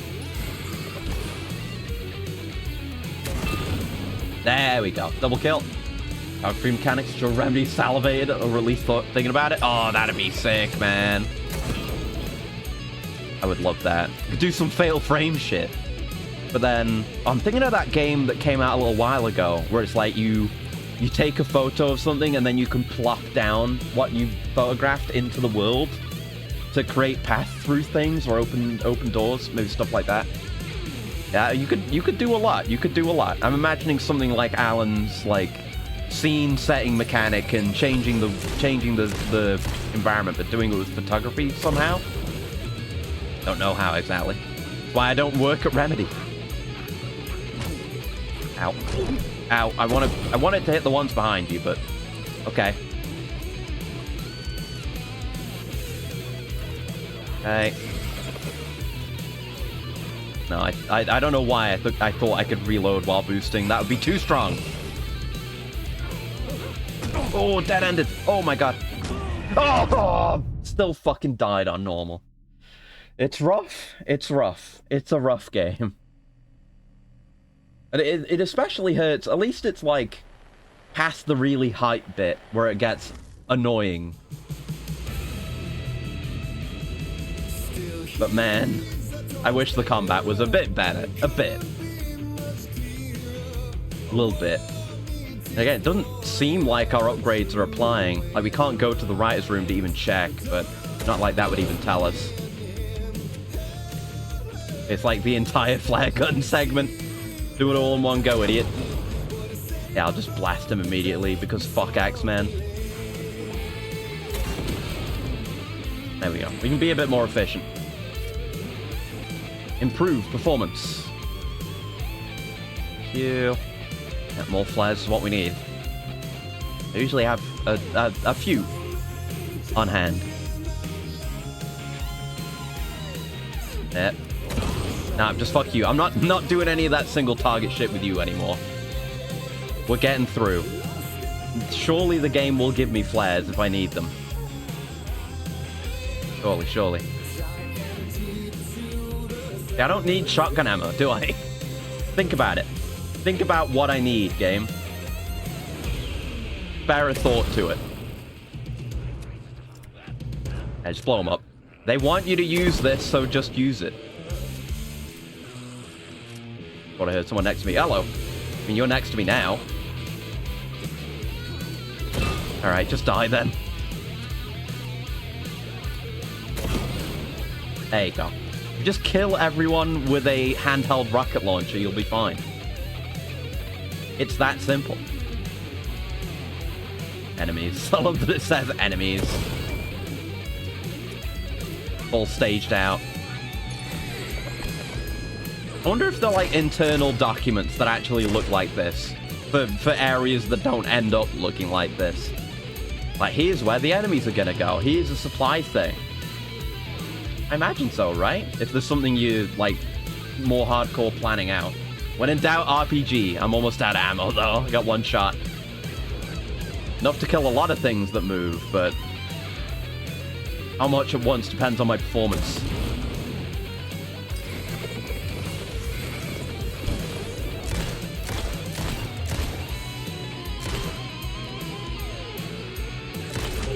Oh, I thought that would maybe stagger him. Hello, I'm in the corner with the man. I should have meleeed him.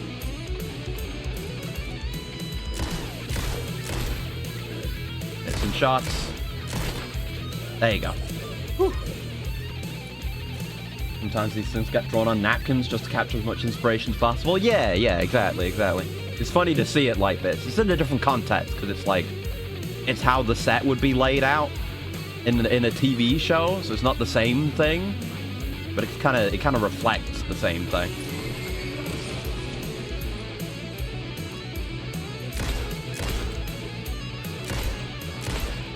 A lot of guys, and I don't have any flares, and I don't have much ammo.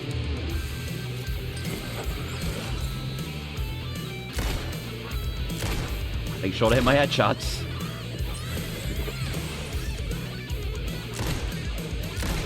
Oh, that's a whiff. That's 2 whiffs in a row. You hate to see those. Ow, ow, ow.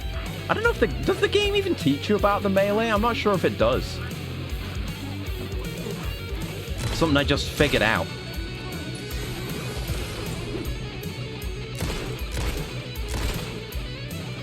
Okay. We might have made it with just enough ammo. Fuck. At least it bangs. It's like the hardest, at least the music's good, there's ever been. God damn. Right, into the cabin. So, you know, again, presumably representing the end of Alan Wake 1.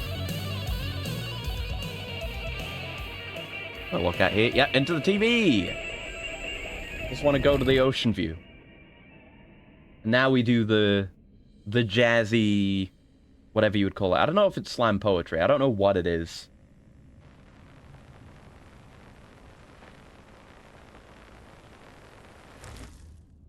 Yep, it's not over yet. Again, they fake you out. Like, the first time you have to transition, you think it's over. Then you get here, and you think it's over. But it's not, right? I didn't see that coming. A vision. Oh, there's an echo. Yeah, we're gonna... Yeah, okay. It's a huge fake out. I forgot how hard they fake you out. Right. Such a dark place, am I trapped? Echo that triggers that. I love this bit. This bit's so good. Kind of wish we just had this bit on its own as a song. The rocks.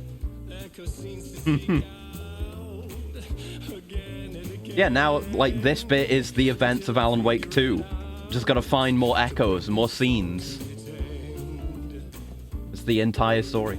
Napkin concept sketch is apparently a term due to drawings that sometimes happen while employees talk design over lunch. Well, thank you for the cooler. One sec.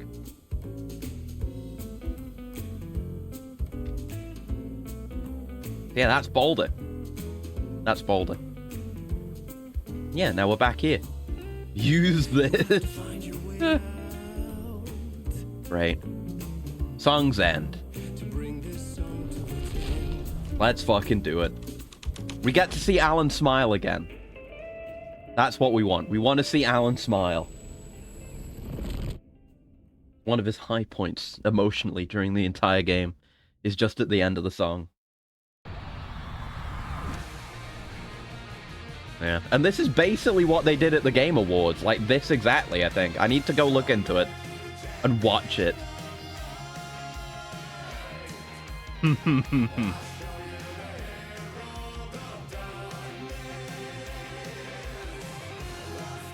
God. Imagine not loving Remedy games. Couldn't be me. Fucking could never be me.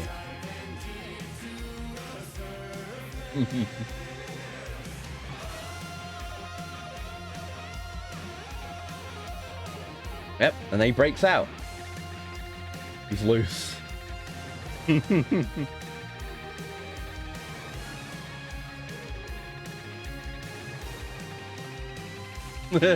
at him! Aww! I love that. Tiny little smile. That's great.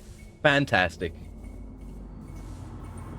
Game of the Year candidate for last year. But it was a very packed year, man. But absolutely fantastic. And then we got Artie humming it right. This place couldn't get any stranger. Champion of light. Yeah, he still hasn't listened to it enough. Gotta listen to it more, man. God, what an amazing part. But we're gonna do another one. Yeah, we gotta do all the rooftop stuff, but we'll eventually make it to the ocean view. We're doing ocean view today. God damn it. At least some of it. There's stuff we need to see. It's things you need to know. You need to be made aware of. Right, let's go. Let's party. It was all about me. I still wonder about the OD Diner. Is there something to that? Over it. I knew how utterly lost I was. It's the only thing that isn't immediately clear out here. It's like everything else is like typewriters, books, OD Diner. I'm gonna look it up. Alan Wake to OD Diner. What's up with that? Oh, is it supposed to be the Oh Dear Diner, but it's the OD Diner? I still don't really get it, but I guess that is a connection. The payphone was ringing again. The mystery caller was we have stuff like the Mirror I Peak had to thing find out more. as well. It's just another reflection of Bright Falls, just slightly outside of our perception, I suppose. I guess. I don't know. The only other thing I was thinking was like, is it like something to do with Kojima's game? OD? Or some shit? I don't know. But no, it being like OD Edina makes more sense. You remember? Oh, fuck me. Alan, listen. Yeah, him regaining his memory was not in Zane's plan. Do you remember? Did you visit Parliament Tower? Did you find anything there? Yeah. Alice is in danger. Scratch is reaching out to her, and there's another manuscript. Not initiation, return. I saw the title page. I don't remember writing it. Return? Oh man, this is what we're after. Yep, he's just reaching another chance to escape. Our survival, the survival of the fucking cosmic everything depends on this. Come to me. Ocean View Hotel.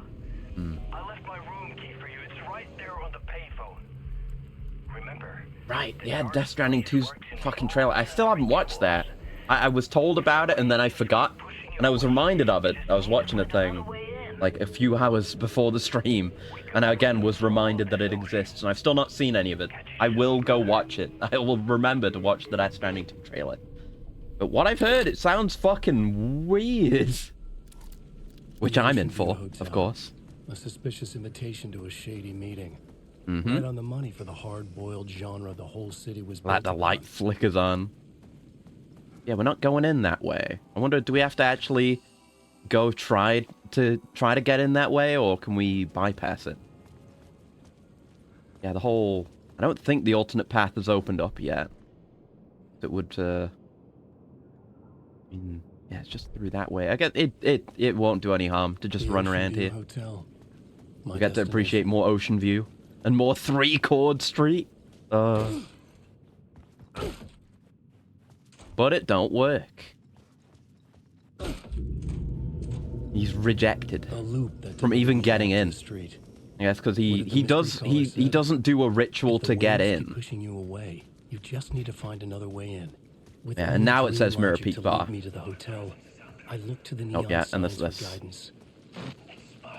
I guess if he had a pull code to use, he would be able to get in, but there just isn't one.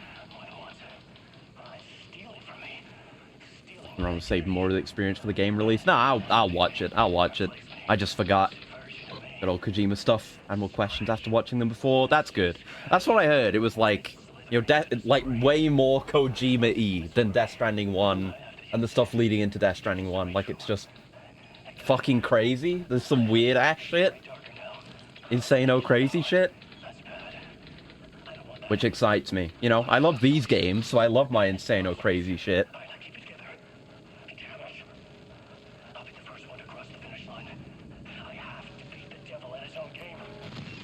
Because yeah, we like the original reveal of Death Stranding 2. The only question I really had was like, wait, what do you mean Death Stranding 2? Where are you going with this? Like, the story didn't have like a huge like, oh, it's over forever end, but it's like, what are you even doing? Huh? Where's the story going? So I am curious. I am curious about like what the hell is going on at all in that game. I nearly said movie. Here he is again. Casey, you're the killer, the cult leader. It's in your eyes. No! You got the wrong man! It's Scratch! There's no time to lose! You're going nowhere. We get it's like this scene and the last one we get of him in this outfit. Basically, right? Barely get to see the Max Payne outfit. A fantastic tie. Now Alan's the one who does it. In your eyes, yeah, yeah. I mean, I guess the dark presence is in him at this point, maybe. I mean, it keeps getting him. Presumably there's something of it in there before the big point where he breaks. Sometimes I'd forget the pain was there. Like Great camera! you were supposed to feel. Going on at Death Stranding's mediocre writing. Probably, yeah, but that's the thing. Kinda not great writing, a not great presentation of a lot of the information, but a lot of really interesting ideas. That's why I'm willing to give 2 a shot, because there was interesting shit going on in 1. You just have to fucking work for it. I was the dark place all along. This place kept pushing me under, getting into my head, poisoning me with darkness. Turns out the real Alan Wake was the friends we made along the way. It was too late. Too late again. Yeah. And now we get this door. Room 665. And yeah, see, this is still open. I just didn't get it because I'm stupid. Yeah, that was never an issue. Alright, in we go. I guess, is the Mirror Peak bar the one we get the shotgun from? I didn't make that connection till now. Is it? It makes sense because it's high up and Mirror Peak. Maybe? Could be a stretch. Down we go. Beauty games. It's probably not about the writing. Yeah. I mean, I'm looking forward to the gameplay. I do love the gameplay of Death Stranding. I absolutely do. A place where the sun don't shine. Oh no. Trying to think of all the VR experiences that will come out that have no structure and are just sensory bombs. Yeah. I've not bought a new VR game in a while. It's still rough trying to find, you know, it's like we're still not there hardcore with VR. And yeah, the Torchbearer logo is here too. Like this is Torchbearer stuff. So yeah, there you go. You need help, good luck. That's Torchbearers too. Dark cloud hanging over your head. Hints. Don't spread the word. Yeah, don't spread the word. They were fighting against the cult. So I don't know, maybe we'll learn more about what went down with the Torchbearers, because there's the barest mention of them in 1, and then by 2 they've been replaced by Ilmo. I guess they spread out this far. I guess they were actively pursuing the Cult of the Word to try and shut that shit down, because maybe they figured that it was involved with all this shit. New Apple thing might just be when the age comes. Maybe, yeah. I have done a bit of VR recently. I've just done like VR chat stuff with people, which was fun enough. But I need more game. I need video game. We've not seemingly missed any words, at least. Yeah, I remember this. We have that bit where all the enemies spawned at the end, and I wanted to use a flare. So let's not take the flare out early and accidentally use it when I try to aim at someone with a flashlight. No, I don't think we need to actually do that to clear out the fakes. I think you're real. No! I was wrong. Alright, he started fading just as I was saying that. Right, we use a flare here to break all these at once. Oh god, don't go in it though.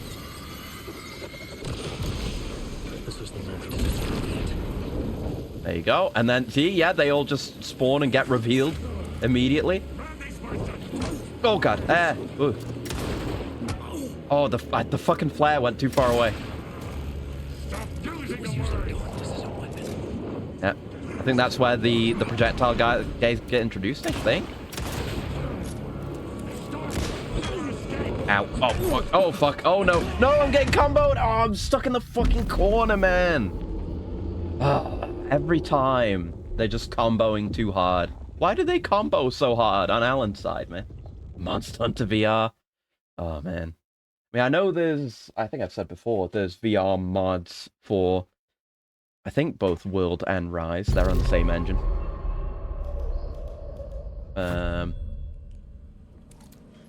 Yeah, back down we go. God's sake.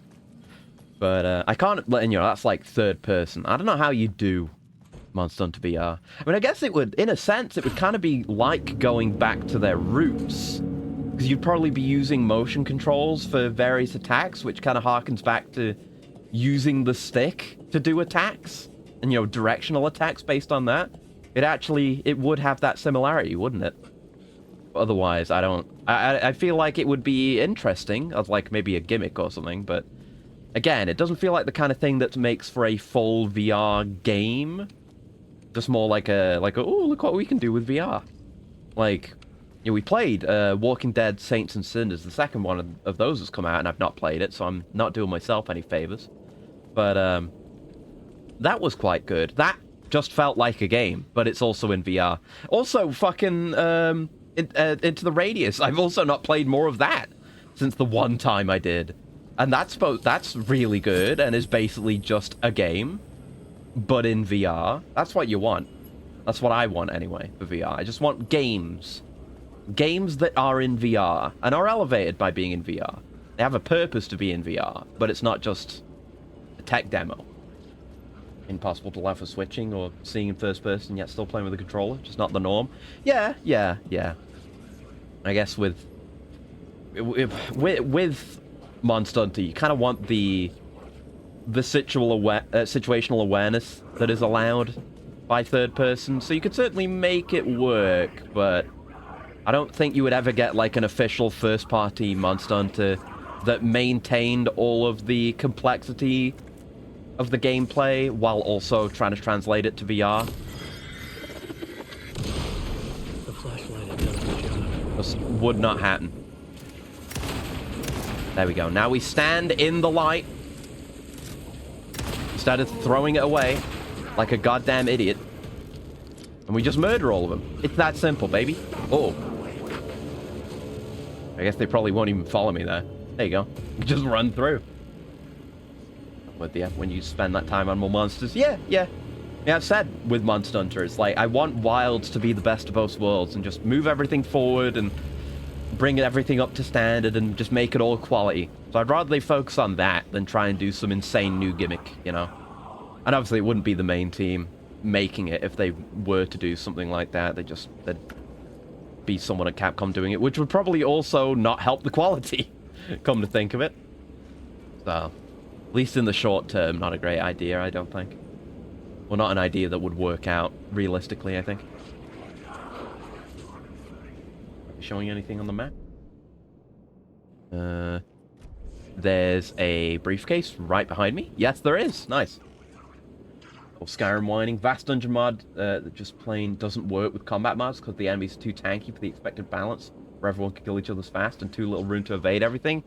Well, guess you gotta go in there and tweak the mods for yourself, I guess. That's the Skyrim experience. No one will ever truly be satisfied with Skyrim. It's just the way it is. Hey, I remembered this one. Anything else nearby? Yeah, there's 2 words. I know what this one is. I know what that one is. That's the one where it's like a weird perspective trick. And this is the one where we have to look over at it. I remember these. It's like, yeah, it's behind there. Do we have to break it, or is it... Yeah, it's a perspective thing, right? I think. Yeah, this is where I get confused, because sometimes the wood stuff is just breakable. But then a lot of the time it's not. I'll take that save, though. Ask the author if they consider an alternate main file. Yeah, sensible. There we go, even more big heals. I'm definitely not going to hold on to more than 1 stack of flashes, because they're shit.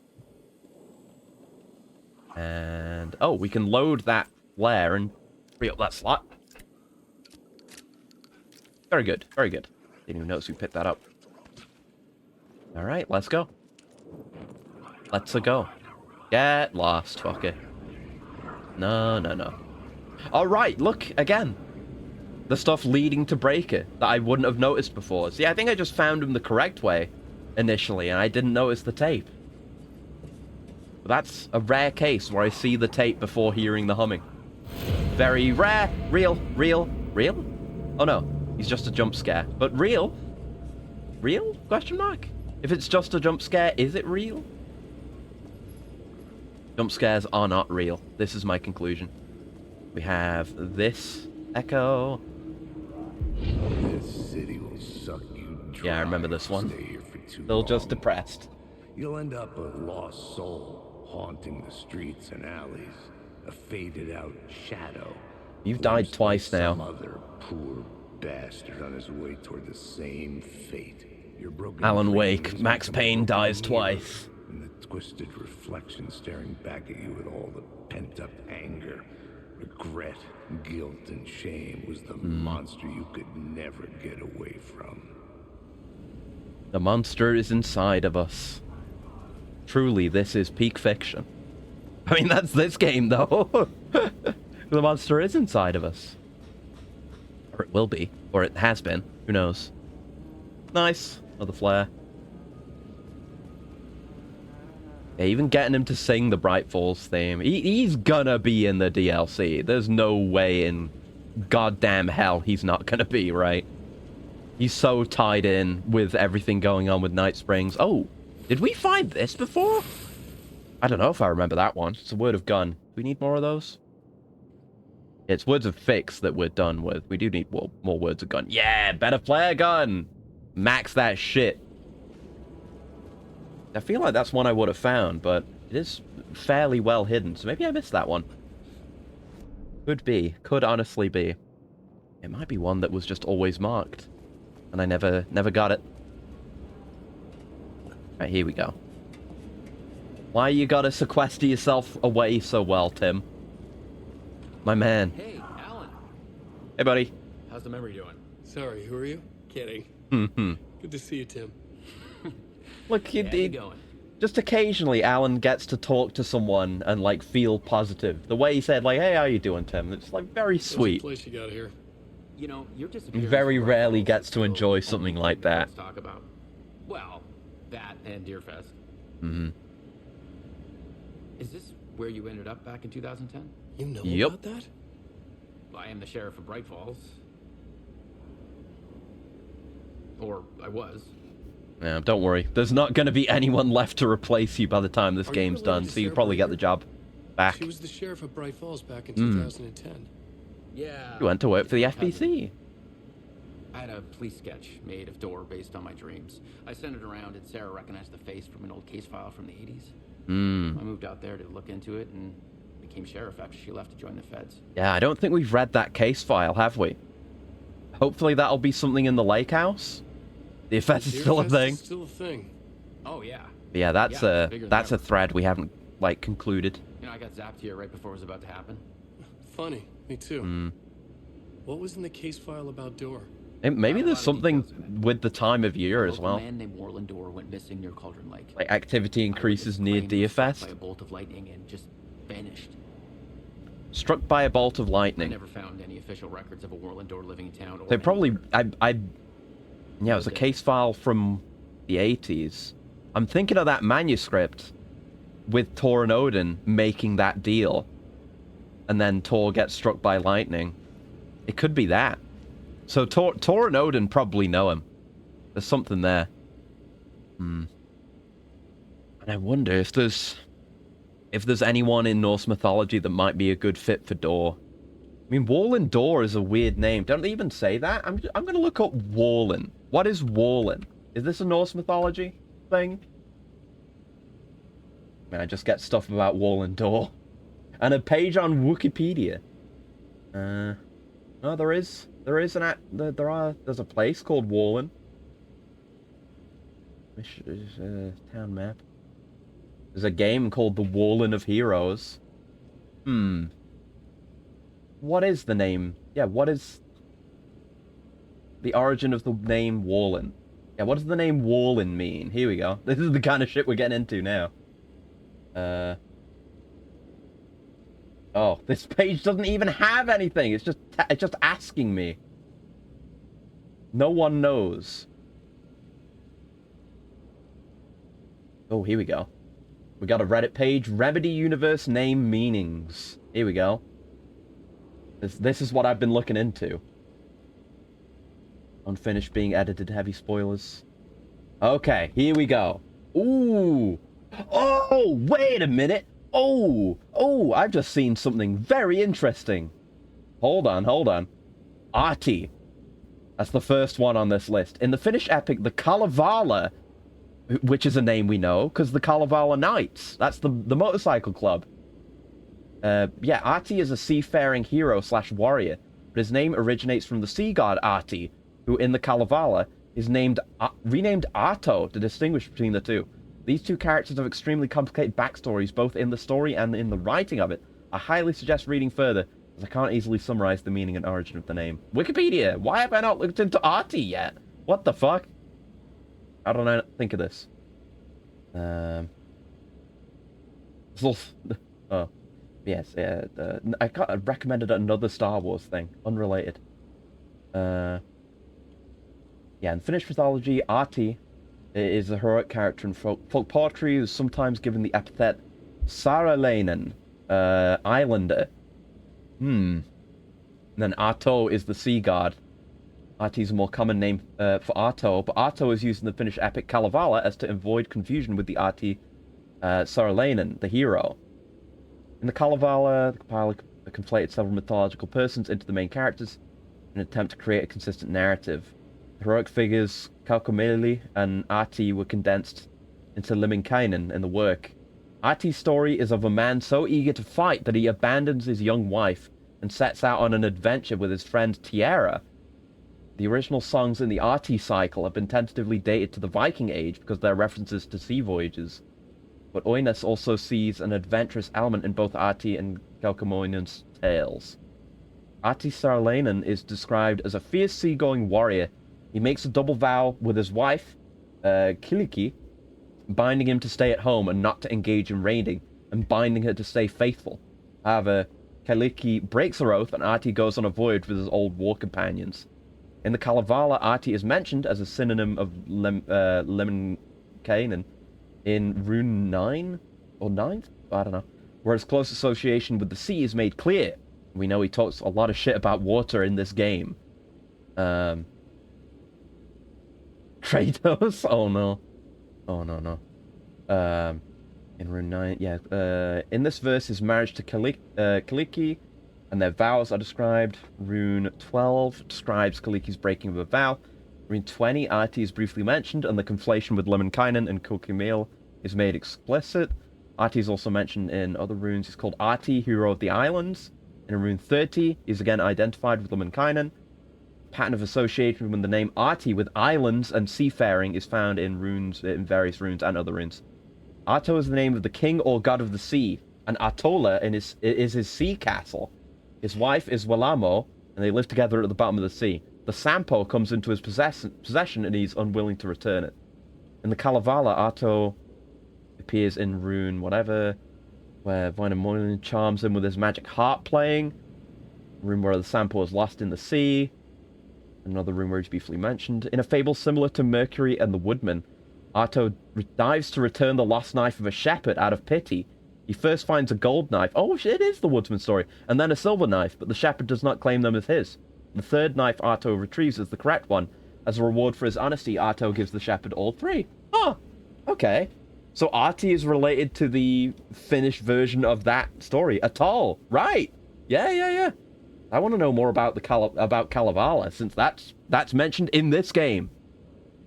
A 19th century work of epic poetry compiled by Elias Lönnrot from Karelian and Finnish oral folklore and mythology, telling an epic story about the creation of the earth, describing the controversies and retaliatory voyages between the peoples of the land of Kalevala, named Vainola, and the land of Pohjola, and their various protagonists and antagonists, as well as the construction and robbery of the epic mythical wealth-making machine Sampo. That's where I've heard of Sampo. It's in Noita. It is in fucking Noita, isn't it? Ah, shit. I knew I'd heard it. You get the Sampo in Noita. Ah, shit. Oh, my Finnish folklore knowledge is growing. Yeah, regarded as the national epic of Karelia and Finland, one of the most significant works of Finnish literature.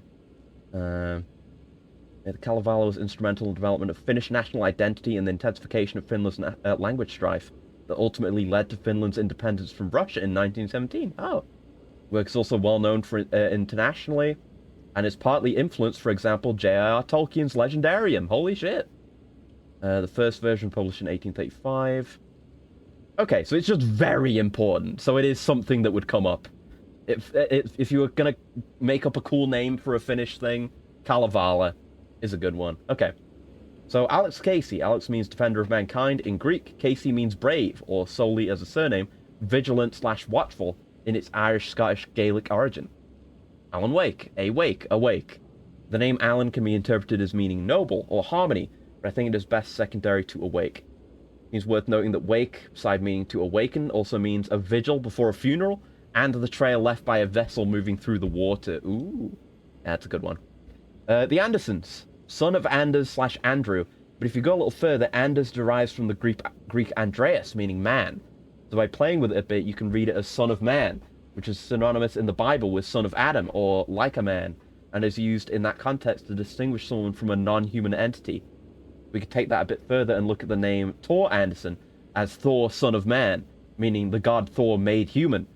It's also worth noting that there is an extremely popular apocryphal reading of the Hebrew phrase son of man, which considers it to mean the Messiah. Seems not unlikely that all these meanings hold some amount of relevance. Oh boy. Barbara Jagger. Baba Yaga, we figured this one out. Barbara, feminine form of Greek barbaros, meaning stranger / foreign. Barbaros is also the root word for barbarian. I mean, she is foreign because she's Finnish. True. Jagger. This one's a little hazy in my research, but it seems it can mean either a peddler of wares or one who cuts. Also plenty of allusions to rock history throughout the game, so Mick Jagger comes to mind. It'd have been quite popular in her time. Yeah.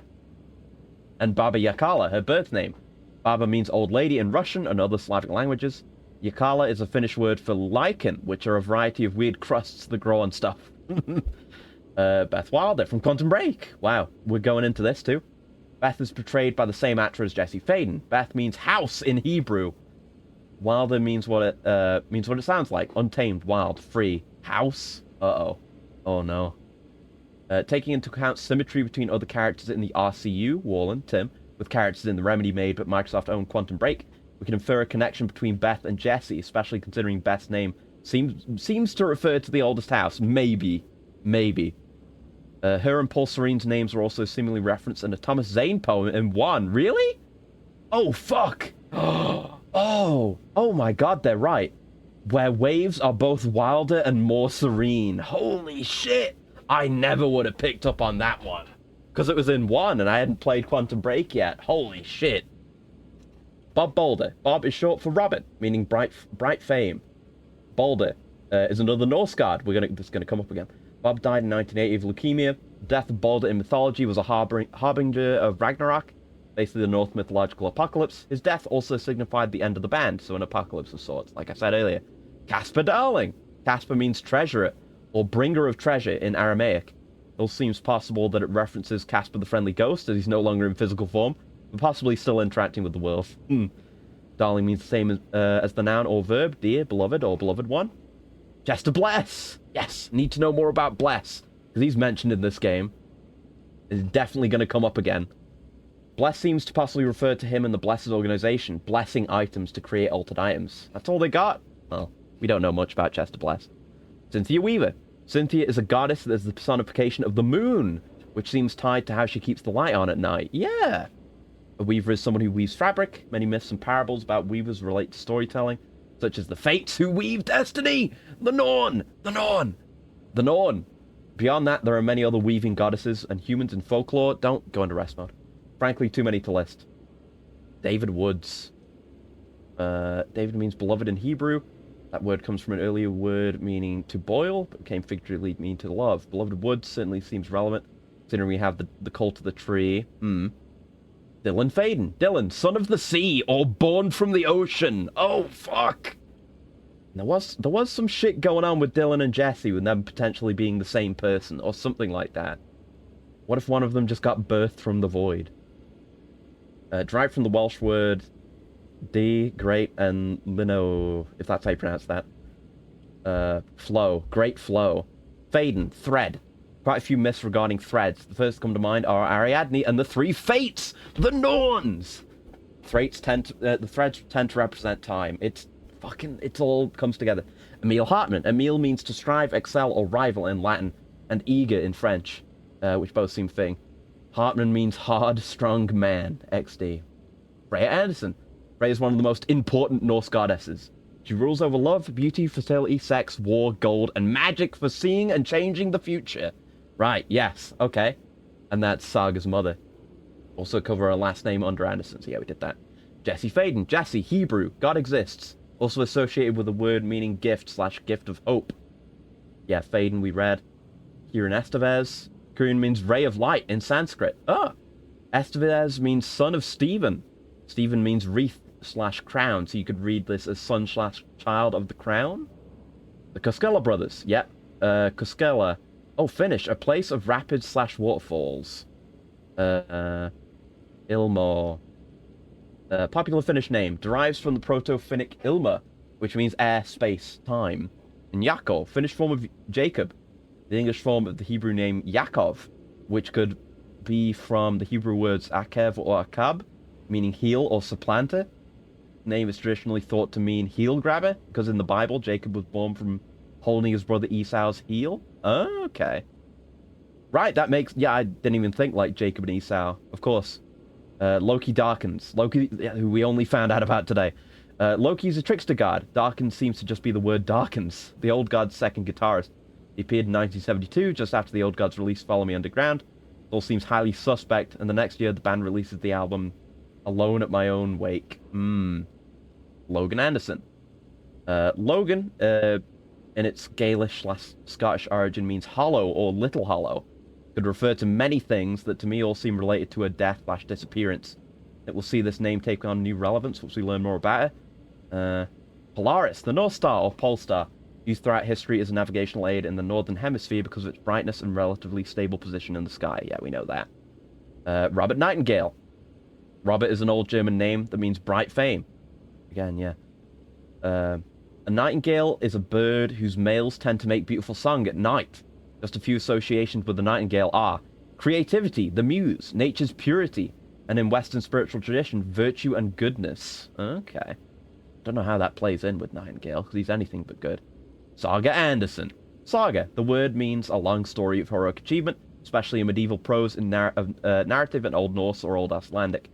Seems noteworthy that a name is the first of the Anderson line that we've seen that isn't a god, but it is. But it is. You haven't done enough research. I found that out instantly. She drinks with Odin. But yeah, still directly referencing Norse mythology. Many suspect she's the daughter of Wallendor, which may explain the name and change in name conventions. Do we think that? I mean, that's possible. I hadn't considered that. Oh, and thanks for hanging out, gal. Interesting. Ah, yeah, there you go. It got edited. Saga may or may not be... Saga, which looks almost identical, is, in Norse mythology, Saga means Ceres. Yep. Saga is associated with the sunken bank, which could be a reference to Cauldron Lake. Yeah, we figured this out. Also theorized that Saga may actually be Frigg, who's often analogous with Freya, right? Scratch, old Scratch. The devil. Yeah. Used all over the place. Yeah. Tim Breaker. Okay, the first layer of this is actually hilarious. Time Breaker, yeah. I'd almost be surprised if his middle name wasn't an E-name, so Tim E. Breaker. That is hilarious, yeah, we know. The part that makes this make sense, he's portrayed by the same actor as Jack Joyce from Quantum Break. Timothy, Greek for honoring God, / to honor God. Breaker, this is an odd one. Seems in some places to indicate the combing of wool, in others the crushing of grain, and yet others to live a newly broken piece of land. Could as likely refer to a circuit breaker or the overall idea of breaking things. Jack is complex as well. Many sources say God is gracious, but this disregards the strange multiplicity of the name. Jack can be a form of the names John, Jacob, Jackson, or James. Still, God is gracious does match with Tim, interestingly. Joyce. In origins as a male name, this one appears to mean Lord. Some indicate it means joyous, regardless of gender, or they say this only applies to the feminine origin word. Thor and Odin. Thor and Odin, the Norse gods. Easy. Covering the gods in detail seems laborious, so for now I'll suggest you wiki that. Simply point out that it's rather odd that they are brothers here. Within the myth, Odin is Thor's father, and furthermore, Freya is Odin's wife. Yeah, that's all over the place. Tom Zane, sane. This one is layered. I'll break it into a few parts. Here we go. Thomas, twin. Oh. Okay.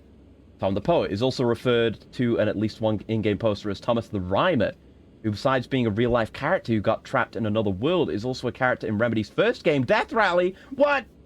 It goes back to Death Rally? Oh, shit. Yeah, Thomas the Rhymer.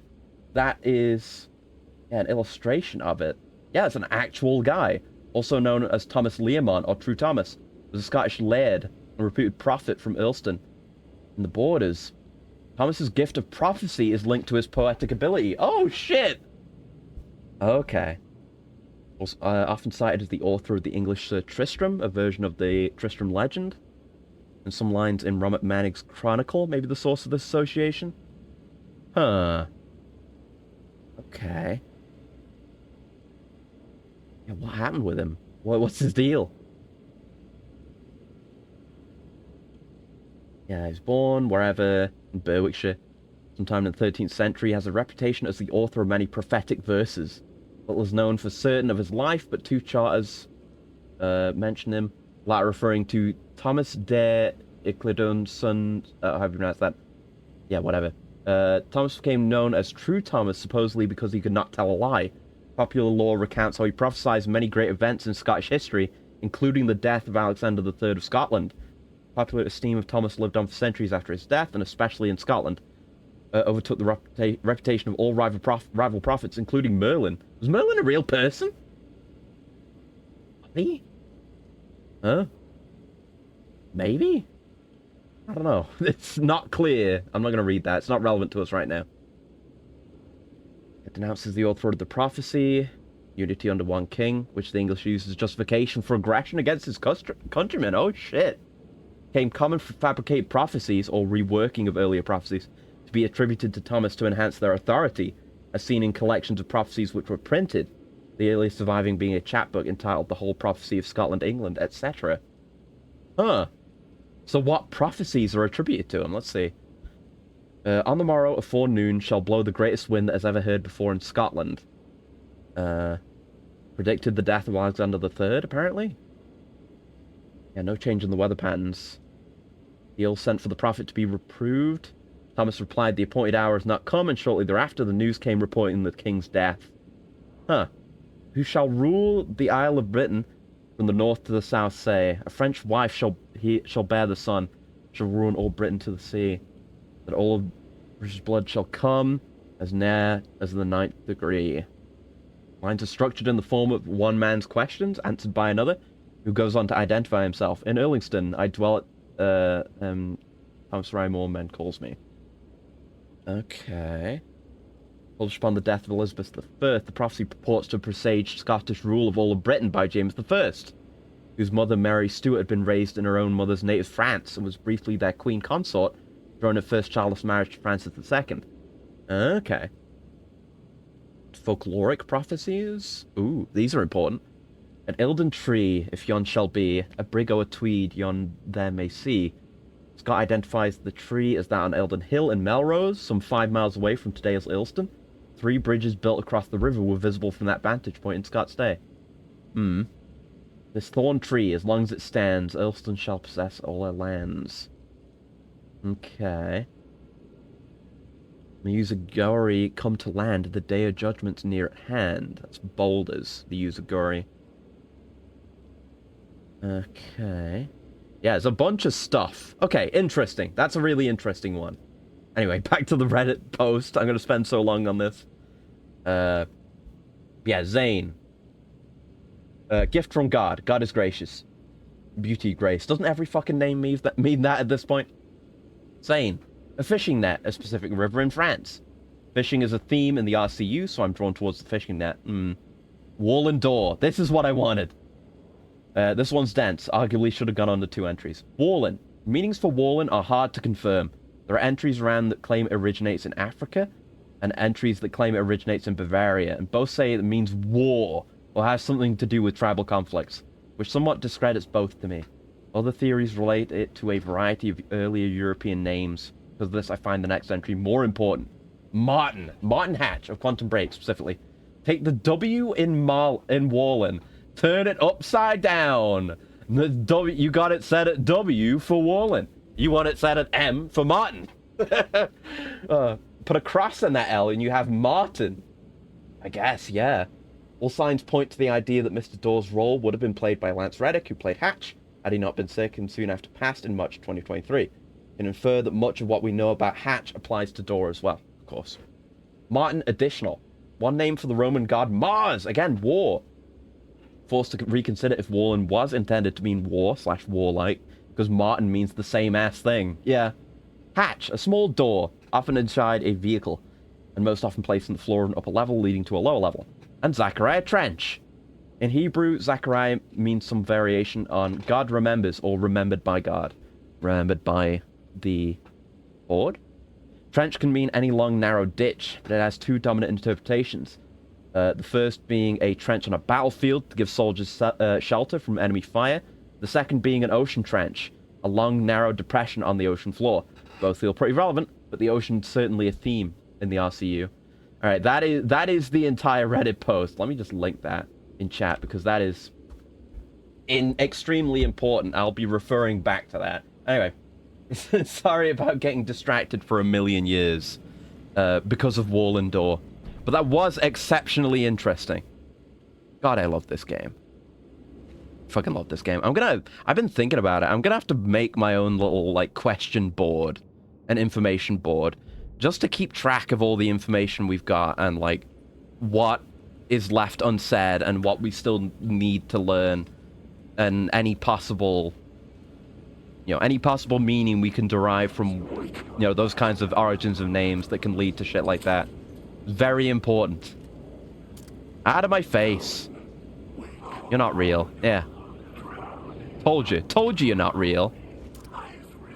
Third one hiding behind them. Right. Give me that save.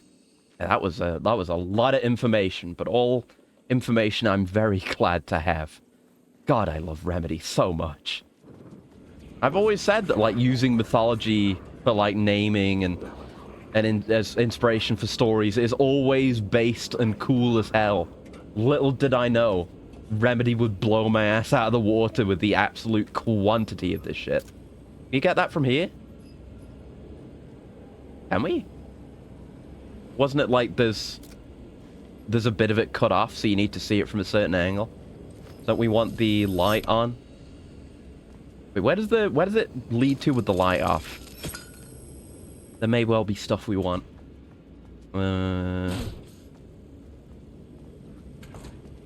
Potentially loot. Is it? Yeah, we take the light. Oh yeah, we take the light from here, and then we can actually progress. Yeah.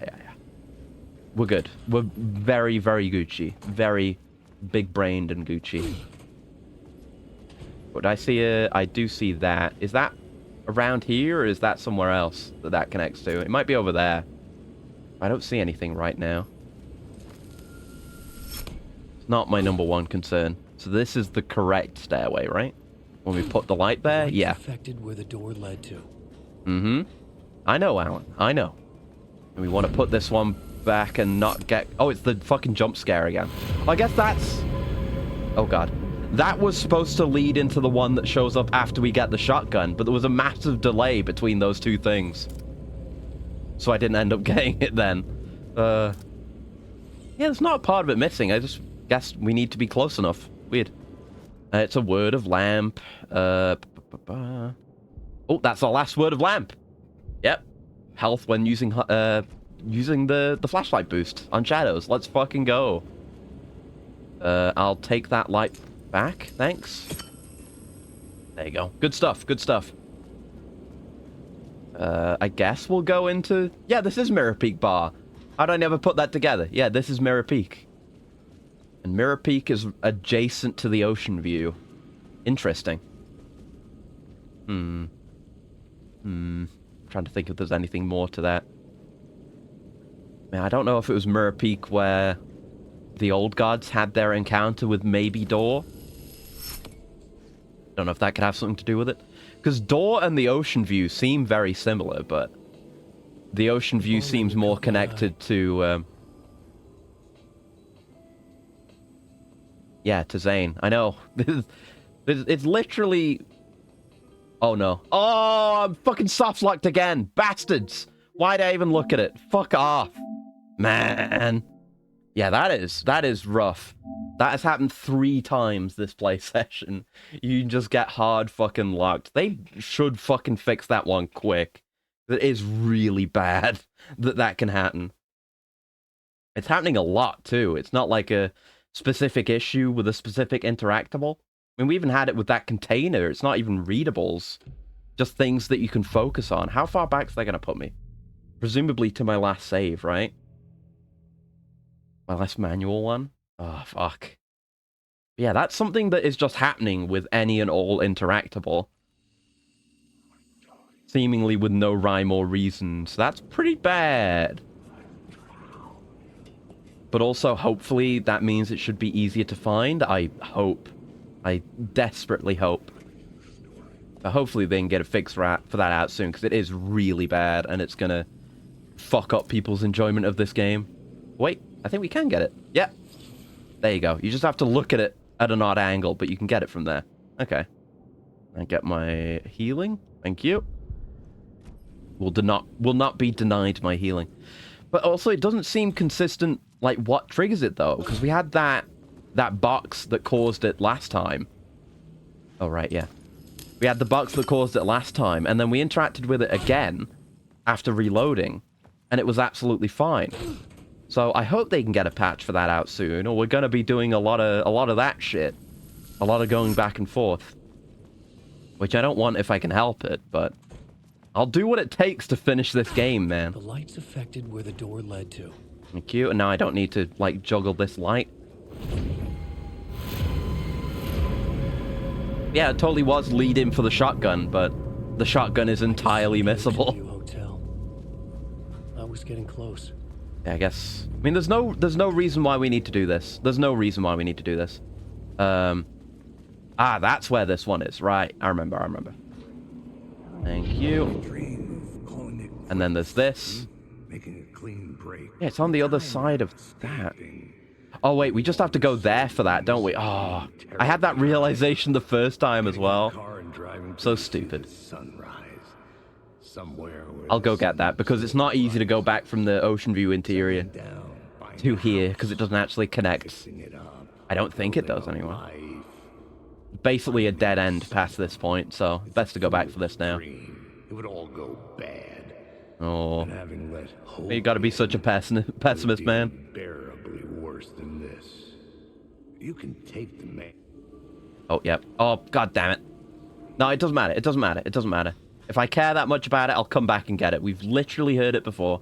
It doesn't matter. I shouldn't be wasting my time on these because we've already done them. Or at least that one we know we've already done. 100%. I don't know.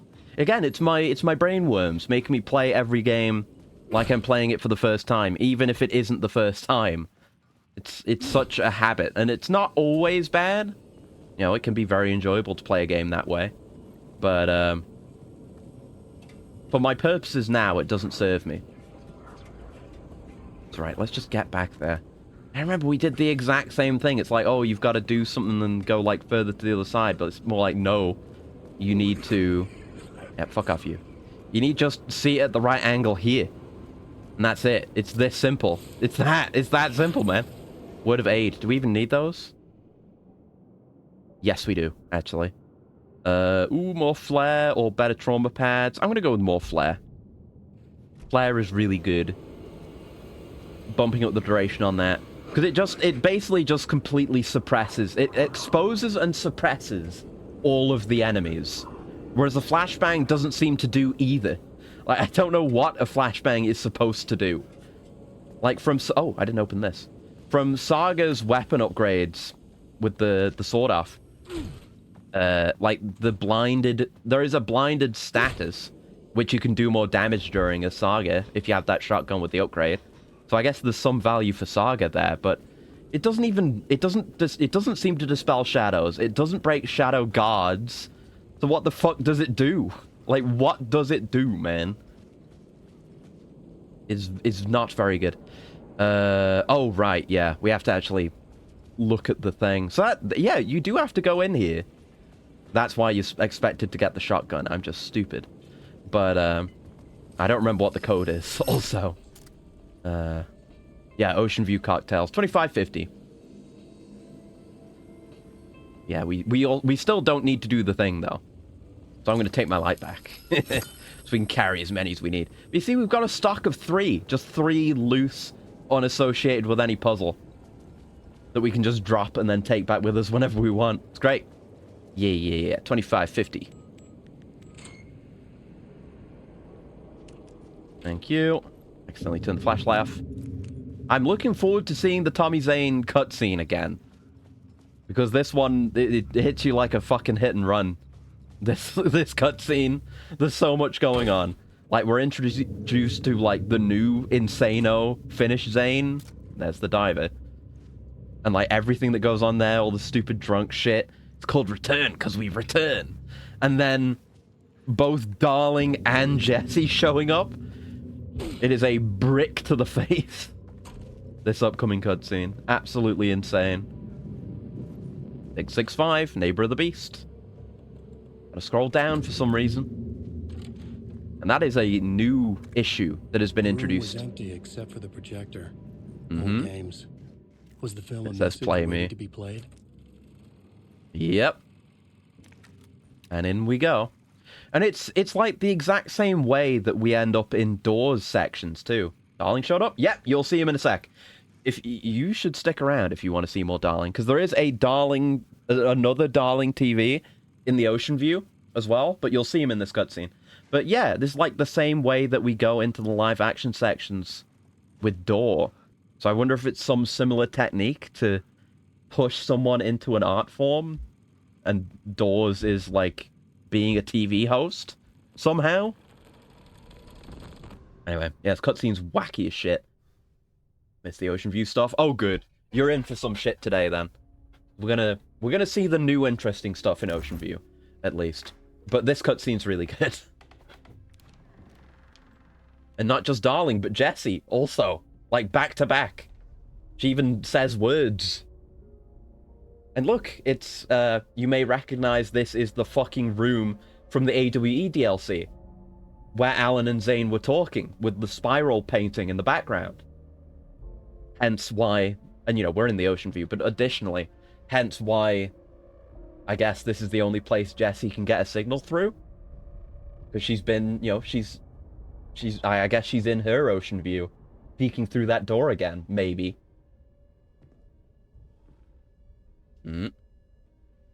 There's our boy. In this temple of shadow and did he just have like the lamp in front of his forehead? Like the light of the bullet? There's no knowing. Am I standing still? Or running? Or kneeling? And he's got like his film shit set up instantly. Like he's getting ready to do his work. He's looking at the spiral. Indeed. I'm Tom Zane. Welcome to the House of Zane. The poet. The diver.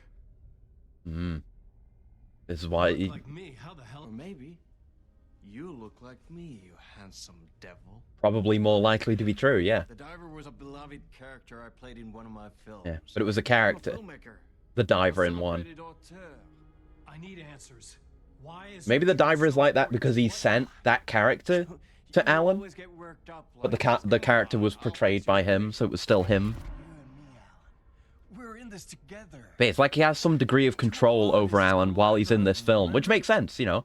It's his film. He has control over what's within it. Magnum opus return and its companion piece, my film. Sharing our life-altering visions, a melding of higher minds. Dreaming up our He's got that fucking insano crazed look. Great. Honestly, what a great actor portraying both these fucking characters. The confuser and the confused. And yeah, they play the happy song again. Because they didn't do it justice in American Nightmare, so it's back. What a great cutscene.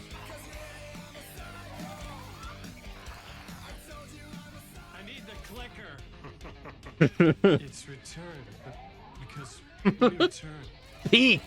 Peak writing. Kino. Filming and shooting. Tearing up the manuscripts, the manuscript pieces.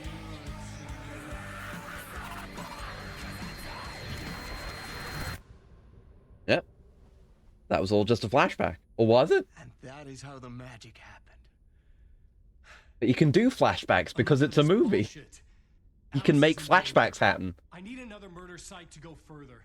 Back to Parliament Tower. Scratches. Your wife is safe back in the real New York. Untrue. That is a lie. Return is the key to escaping the dark place. You need to get it before that freak does. Yeah, this is not true. Here in the hotel. Let the waves of your writing carry you there. I don't know if that's like part of his plan with Scratch to bullshit him. There she is. Hello? Ah, and there he is. And there's Night Springs. Oh. They're all to us. That's all you get, Jesse, in this game, is that. But there's more, darling. Yeah, fucking... If I had pants that could be shat, I would have shat them when that happened originally. Jesus Christ. Ended our talk in what felt like a paranoid fit. I had what I needed from him. There was another murder site in the hotel. And as we know, like, something is wrong at the oldest house. So I thought that was originally just like, oh, something, you know, they know something is happening at Cauldron Lake, so they're just trying to reach out and see if they can figure out what's going on. Now it seems like her situation might be a lot more dire than that, actually. An idea nagged at me. I could almost reach it. Oh, yeah, over there. Yeah. Yeah, we have no idea, and it will hopefully, well, almost certainly, be explored in more detail in the the Lake House DLC. Even I'm getting lakes and ocean mixed up now. Of a play featuring a murder cult. But yeah, that's one of the big threads that's not been resolved yet. Knowingly at the camera, I could sense the cult of the word in this. He says that like looking knowingly at the camera, just as we're here in Zane's bullshit dungeon. Missing years before. The hotel was a perfect setting for a Casey story. I was on the right path. Yeah, that's still the way out, right? Can we even go out that way now? Yeah, that is the way we came in. Like, the elevator does come from here. I don't know if we can freely use the elevator, though. Let's go. We have just a thing or two more that I want to see here in Ocean View today. And then I can call it. But there are things that need to be seen. Where everyone had come in. And then this is just the way out. Yep. The murderer, the detective. An idea, clear as a vision, waited for me here. I'll take that map, if you don't mind. I'll take that echo. So you were the director of this... And it's the other booker. Yeah, that's me. There he is. Our performance of the cult was cursed from the pre-show ritual on. The cult will hopefully be in the Night Springs DLC. Experience. You're gonna have to walk me through. We have the plot element, so we can just start on that straight away. Empty again. Let's go. Speed run. It doesn't matter. We got it. I can figure that out. I can just get rid of that off stream. It bothers me that it's still there. Infiltrated by a real murder cult. But we do the thing. It's fine. It's fine. I want to get to some of the upstairs rooms, I think, because that's where... Because there's a Night Springs TV with door there as well, around that way. And there's a... There's a Casper Darling TV where we saw another glimpse of him. Not like I know it. Oh, no, I already said I know some of the things that are different in New Game Plus. But, you know...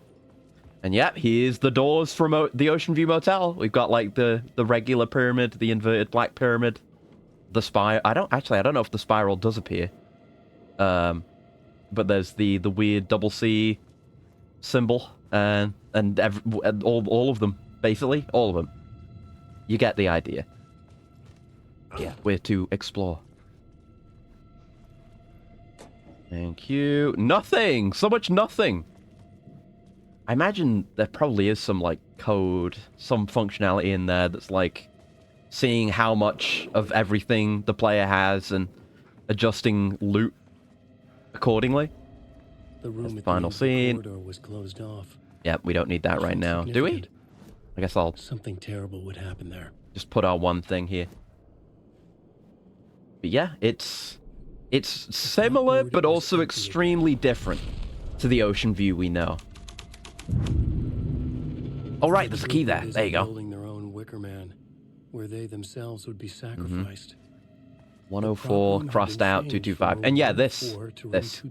I can't remember which one of these was labeled as Vanguard, the mysterious project that I think was cancelled or whatever it was at Remedy. But they all have like internal names, the door symbols. Of course you're real. Of course you're real. Now we're at the point in the game where I would actually have the shotgun. I don't want to use that now. I was considering it, but no. Oh, real. Tsuchinoko real. Ooh. Do love the revolver. It's got a satisfying beefiness to it compared to the Glock. It's either either this one is Vanguard or this one is Control 2, or it's the other one that's made out of, like, weird C shapes. They'll be around here somewhere. No, that's the door one. That one is just labeled doors. So it's probably something to do with door. Especially now that we know there are supposedly multiple doors from that one manuscript. So we'll see. Fucking let me just scroll up, man. Dreadful bug. Why would you do this? Alright, alright. We're not here to soak in the scenes. We've done that already. Here to get my lore. Get my interesting things. Yeah, this is how we get upstairs. So we're near where I want to be. Is there anything listed as being... I'm not worried about it. I'm not worried about it. You're probably real. The way you're moving looks kind of real. Yep, real. Also feels more accurate when firing quickly than the Glock.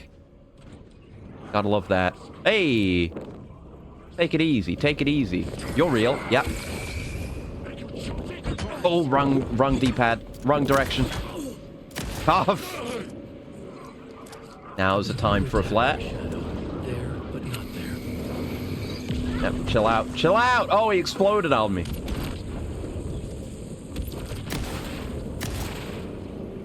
Actually in a position where I can hit multiple targets with the shotgun. But, like, the spread on it is so... Oh, God.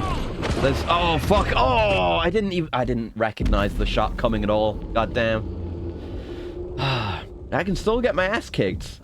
Alan's combat is still more difficult. That hasn't changed than Saga's. Man. Kind of annoying when they just throw a million guys at you, though. I'm just trying to see things here. I'm just trying to know. I'm just trying to enlighten. Is that so wrong? This would be a good place for the flare gun. Not this guy, because you're just one man. What is a man? Pitiful little pile of shadows.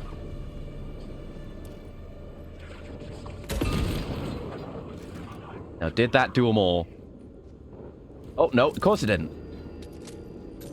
Gonna be too good. Nothing fucking works against these guys. There you go. That's a good way of revealing which ones are real, is by throwing it. There we go. Effective use of a flare right there. Very efficient. Yeah, I gotta do that more. Like, if they're on me, use it to get them away from me, like it's Alan Wake 1. But situations like that, just yuck it. Yuck the goddamn thing. Alright, this is the one with the million arrows, I think. I think I just, like, found it, didn't I? First time, without even looking. It was like the first arrows I followed had it. Or something along those lines. I don't remember where it was, though. Might not be in this room. It does also point into this room.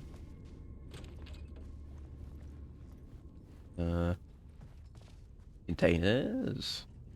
Empty containers. We found a single container with anything in it while we've been in here? There you go. Game heard me. Game was like, no, we've got to prove him wrong. Again, making use of the video game genie. Oh! It's this one. The Night Springs one with door. I don't know if this one's different.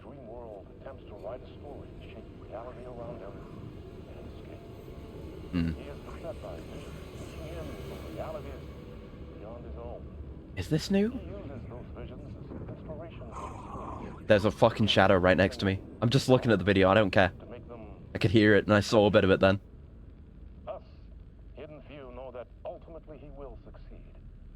Well, Door says that. Door says we'll succeed. I think this is new. Before it was like a more generic promo for Night Springs with him as the narrator. That's new. Offering us intriguing avenues of contemplation as they transpire in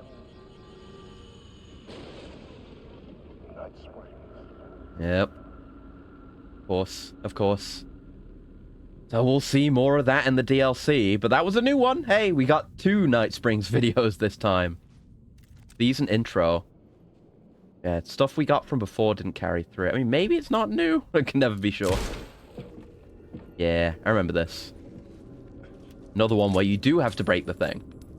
And then the word is there. There you go. Words of war. Yes, we do need those. Guess I'll finally take that. There you go. More damage on multi-hits with the shotgun. It would have been good if I'd gotten it last time we got that word. Then I would have been able to use it right now. Get lost. Go on, go on.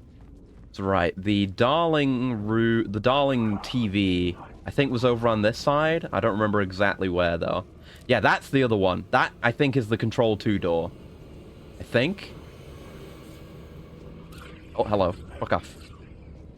I think that's Control 2 and the other one is Vanguard.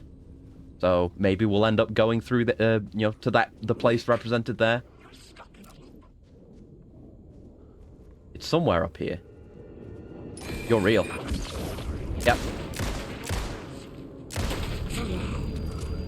There we go. Nice and easy.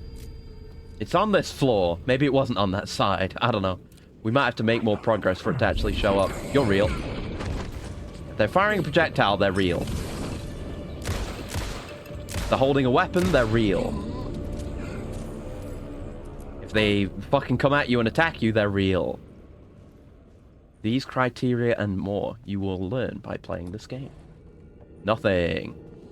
I could do with more pistol ammo, honestly. Oh, right. I remember I got stuck here for ages because I didn't realize we created a door there. Because I'm stupid. This time I just go straight in.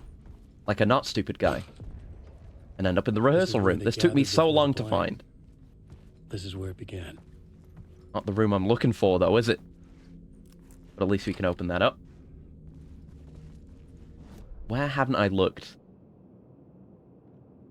Looked in all those doors, so it must be one further back here. Yep, let's keep looking.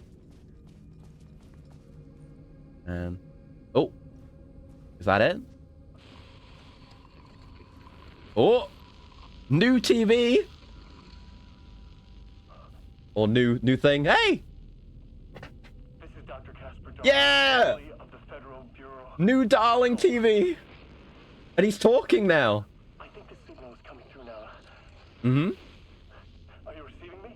Yep, he couldn't get a strong enough signal through before. Something shifted. The previously observed interference disrupting my broadcast is gone. Something about the spiral? Did it? Fluctuation in gravitational forces. Either something moved out of the way or my relative position to a change. But the alignment or the condition of this whole place. Oh, it's so nice to hear him talking like this again. Spiraled. Yep. Hello? The ordinary rules of reality do not apply here. Hmm. I know. The best I can describe this place is a dreamscape. Is he in the dark place? Like, actually? Hmm. How do you wake up from this dream? Tim Breaker described it as a dream as well. Taking readings with the limited equipment. He has equipment with him. Secure. He just made it out of a radio and a coat hanger. Uh-oh. Data accumulating. Hypotheses taking shape. Oh, this is so nice. That the way this place works makes any hypothesis immediately come back to alter and contaminate the data. Yeah, he is in the dark place. Like, you can't do science down here. Scientific method doesn't work. We ended up in the dark place somehow. So many people in the dark place. Let's see what happens.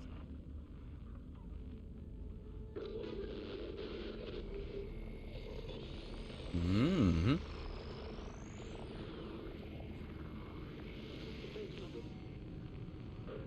Oh, off he goes. Recording. Oh.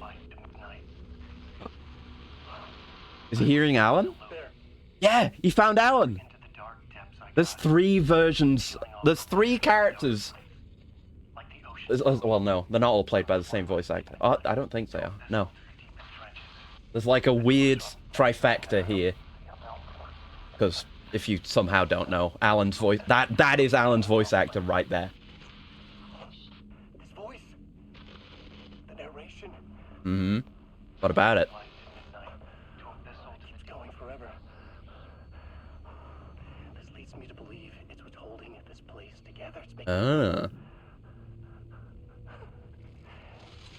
Is this the voice of the dreamer? Maybe. May fucking be. What's strange is it sounds a little bit like my voice. They know. I mean, obviously they know. But all this just to make a joke about the same actor. Hell yeah. So that's the reason why I wanted to rush to the ocean view today, is so we could see that. That's absolutely fantastic, man. Isn't it actually such a joy to hear him, just to hear him again, to get new Darling lines, and he's like exactly as passionate as he's always been about just discovering whatever it is he's dealing with. It's like, it was a bit of my worry, is that he'd like transcended into some greater being and we'd never get him back again. But no, he's Darling will always be Darling. Oh, it's marked on here as well. We don't have the key for that. Anyway, I'm gonna finish there for today, because I'm wiped out for all this theory crafting and whatnot. But that was really great. That made me really happy. Is just hearing him again. It's, you know, I've been hearing his voice the entire game, but just the way he talks, his obvious enthusiasm and excitement for paranatural science. He's just the best. He's one of the best parts of Control. I absolutely adore him. But yeah, that's it for today. We've definitely got more coming up. Let me go look at the list again. I was looking at something. Yeah, I said I was looking at just a rough list of all the things that are different in New Game Plus. Let me just see if I can find that again. Where did I have it? I was looking for something for the thumbnail, and I ended up stumbling on it, didn't I? So I should say the final draft instead of New Game Plus. That'll probably find me it. Yeah, there it is. Good old thegamer.com again. Ever reliable. But yeah, the opening, different jump scare timings, which I mentioned, the first manuscript which we found, the dark poem which we found, that first video on this side that we found.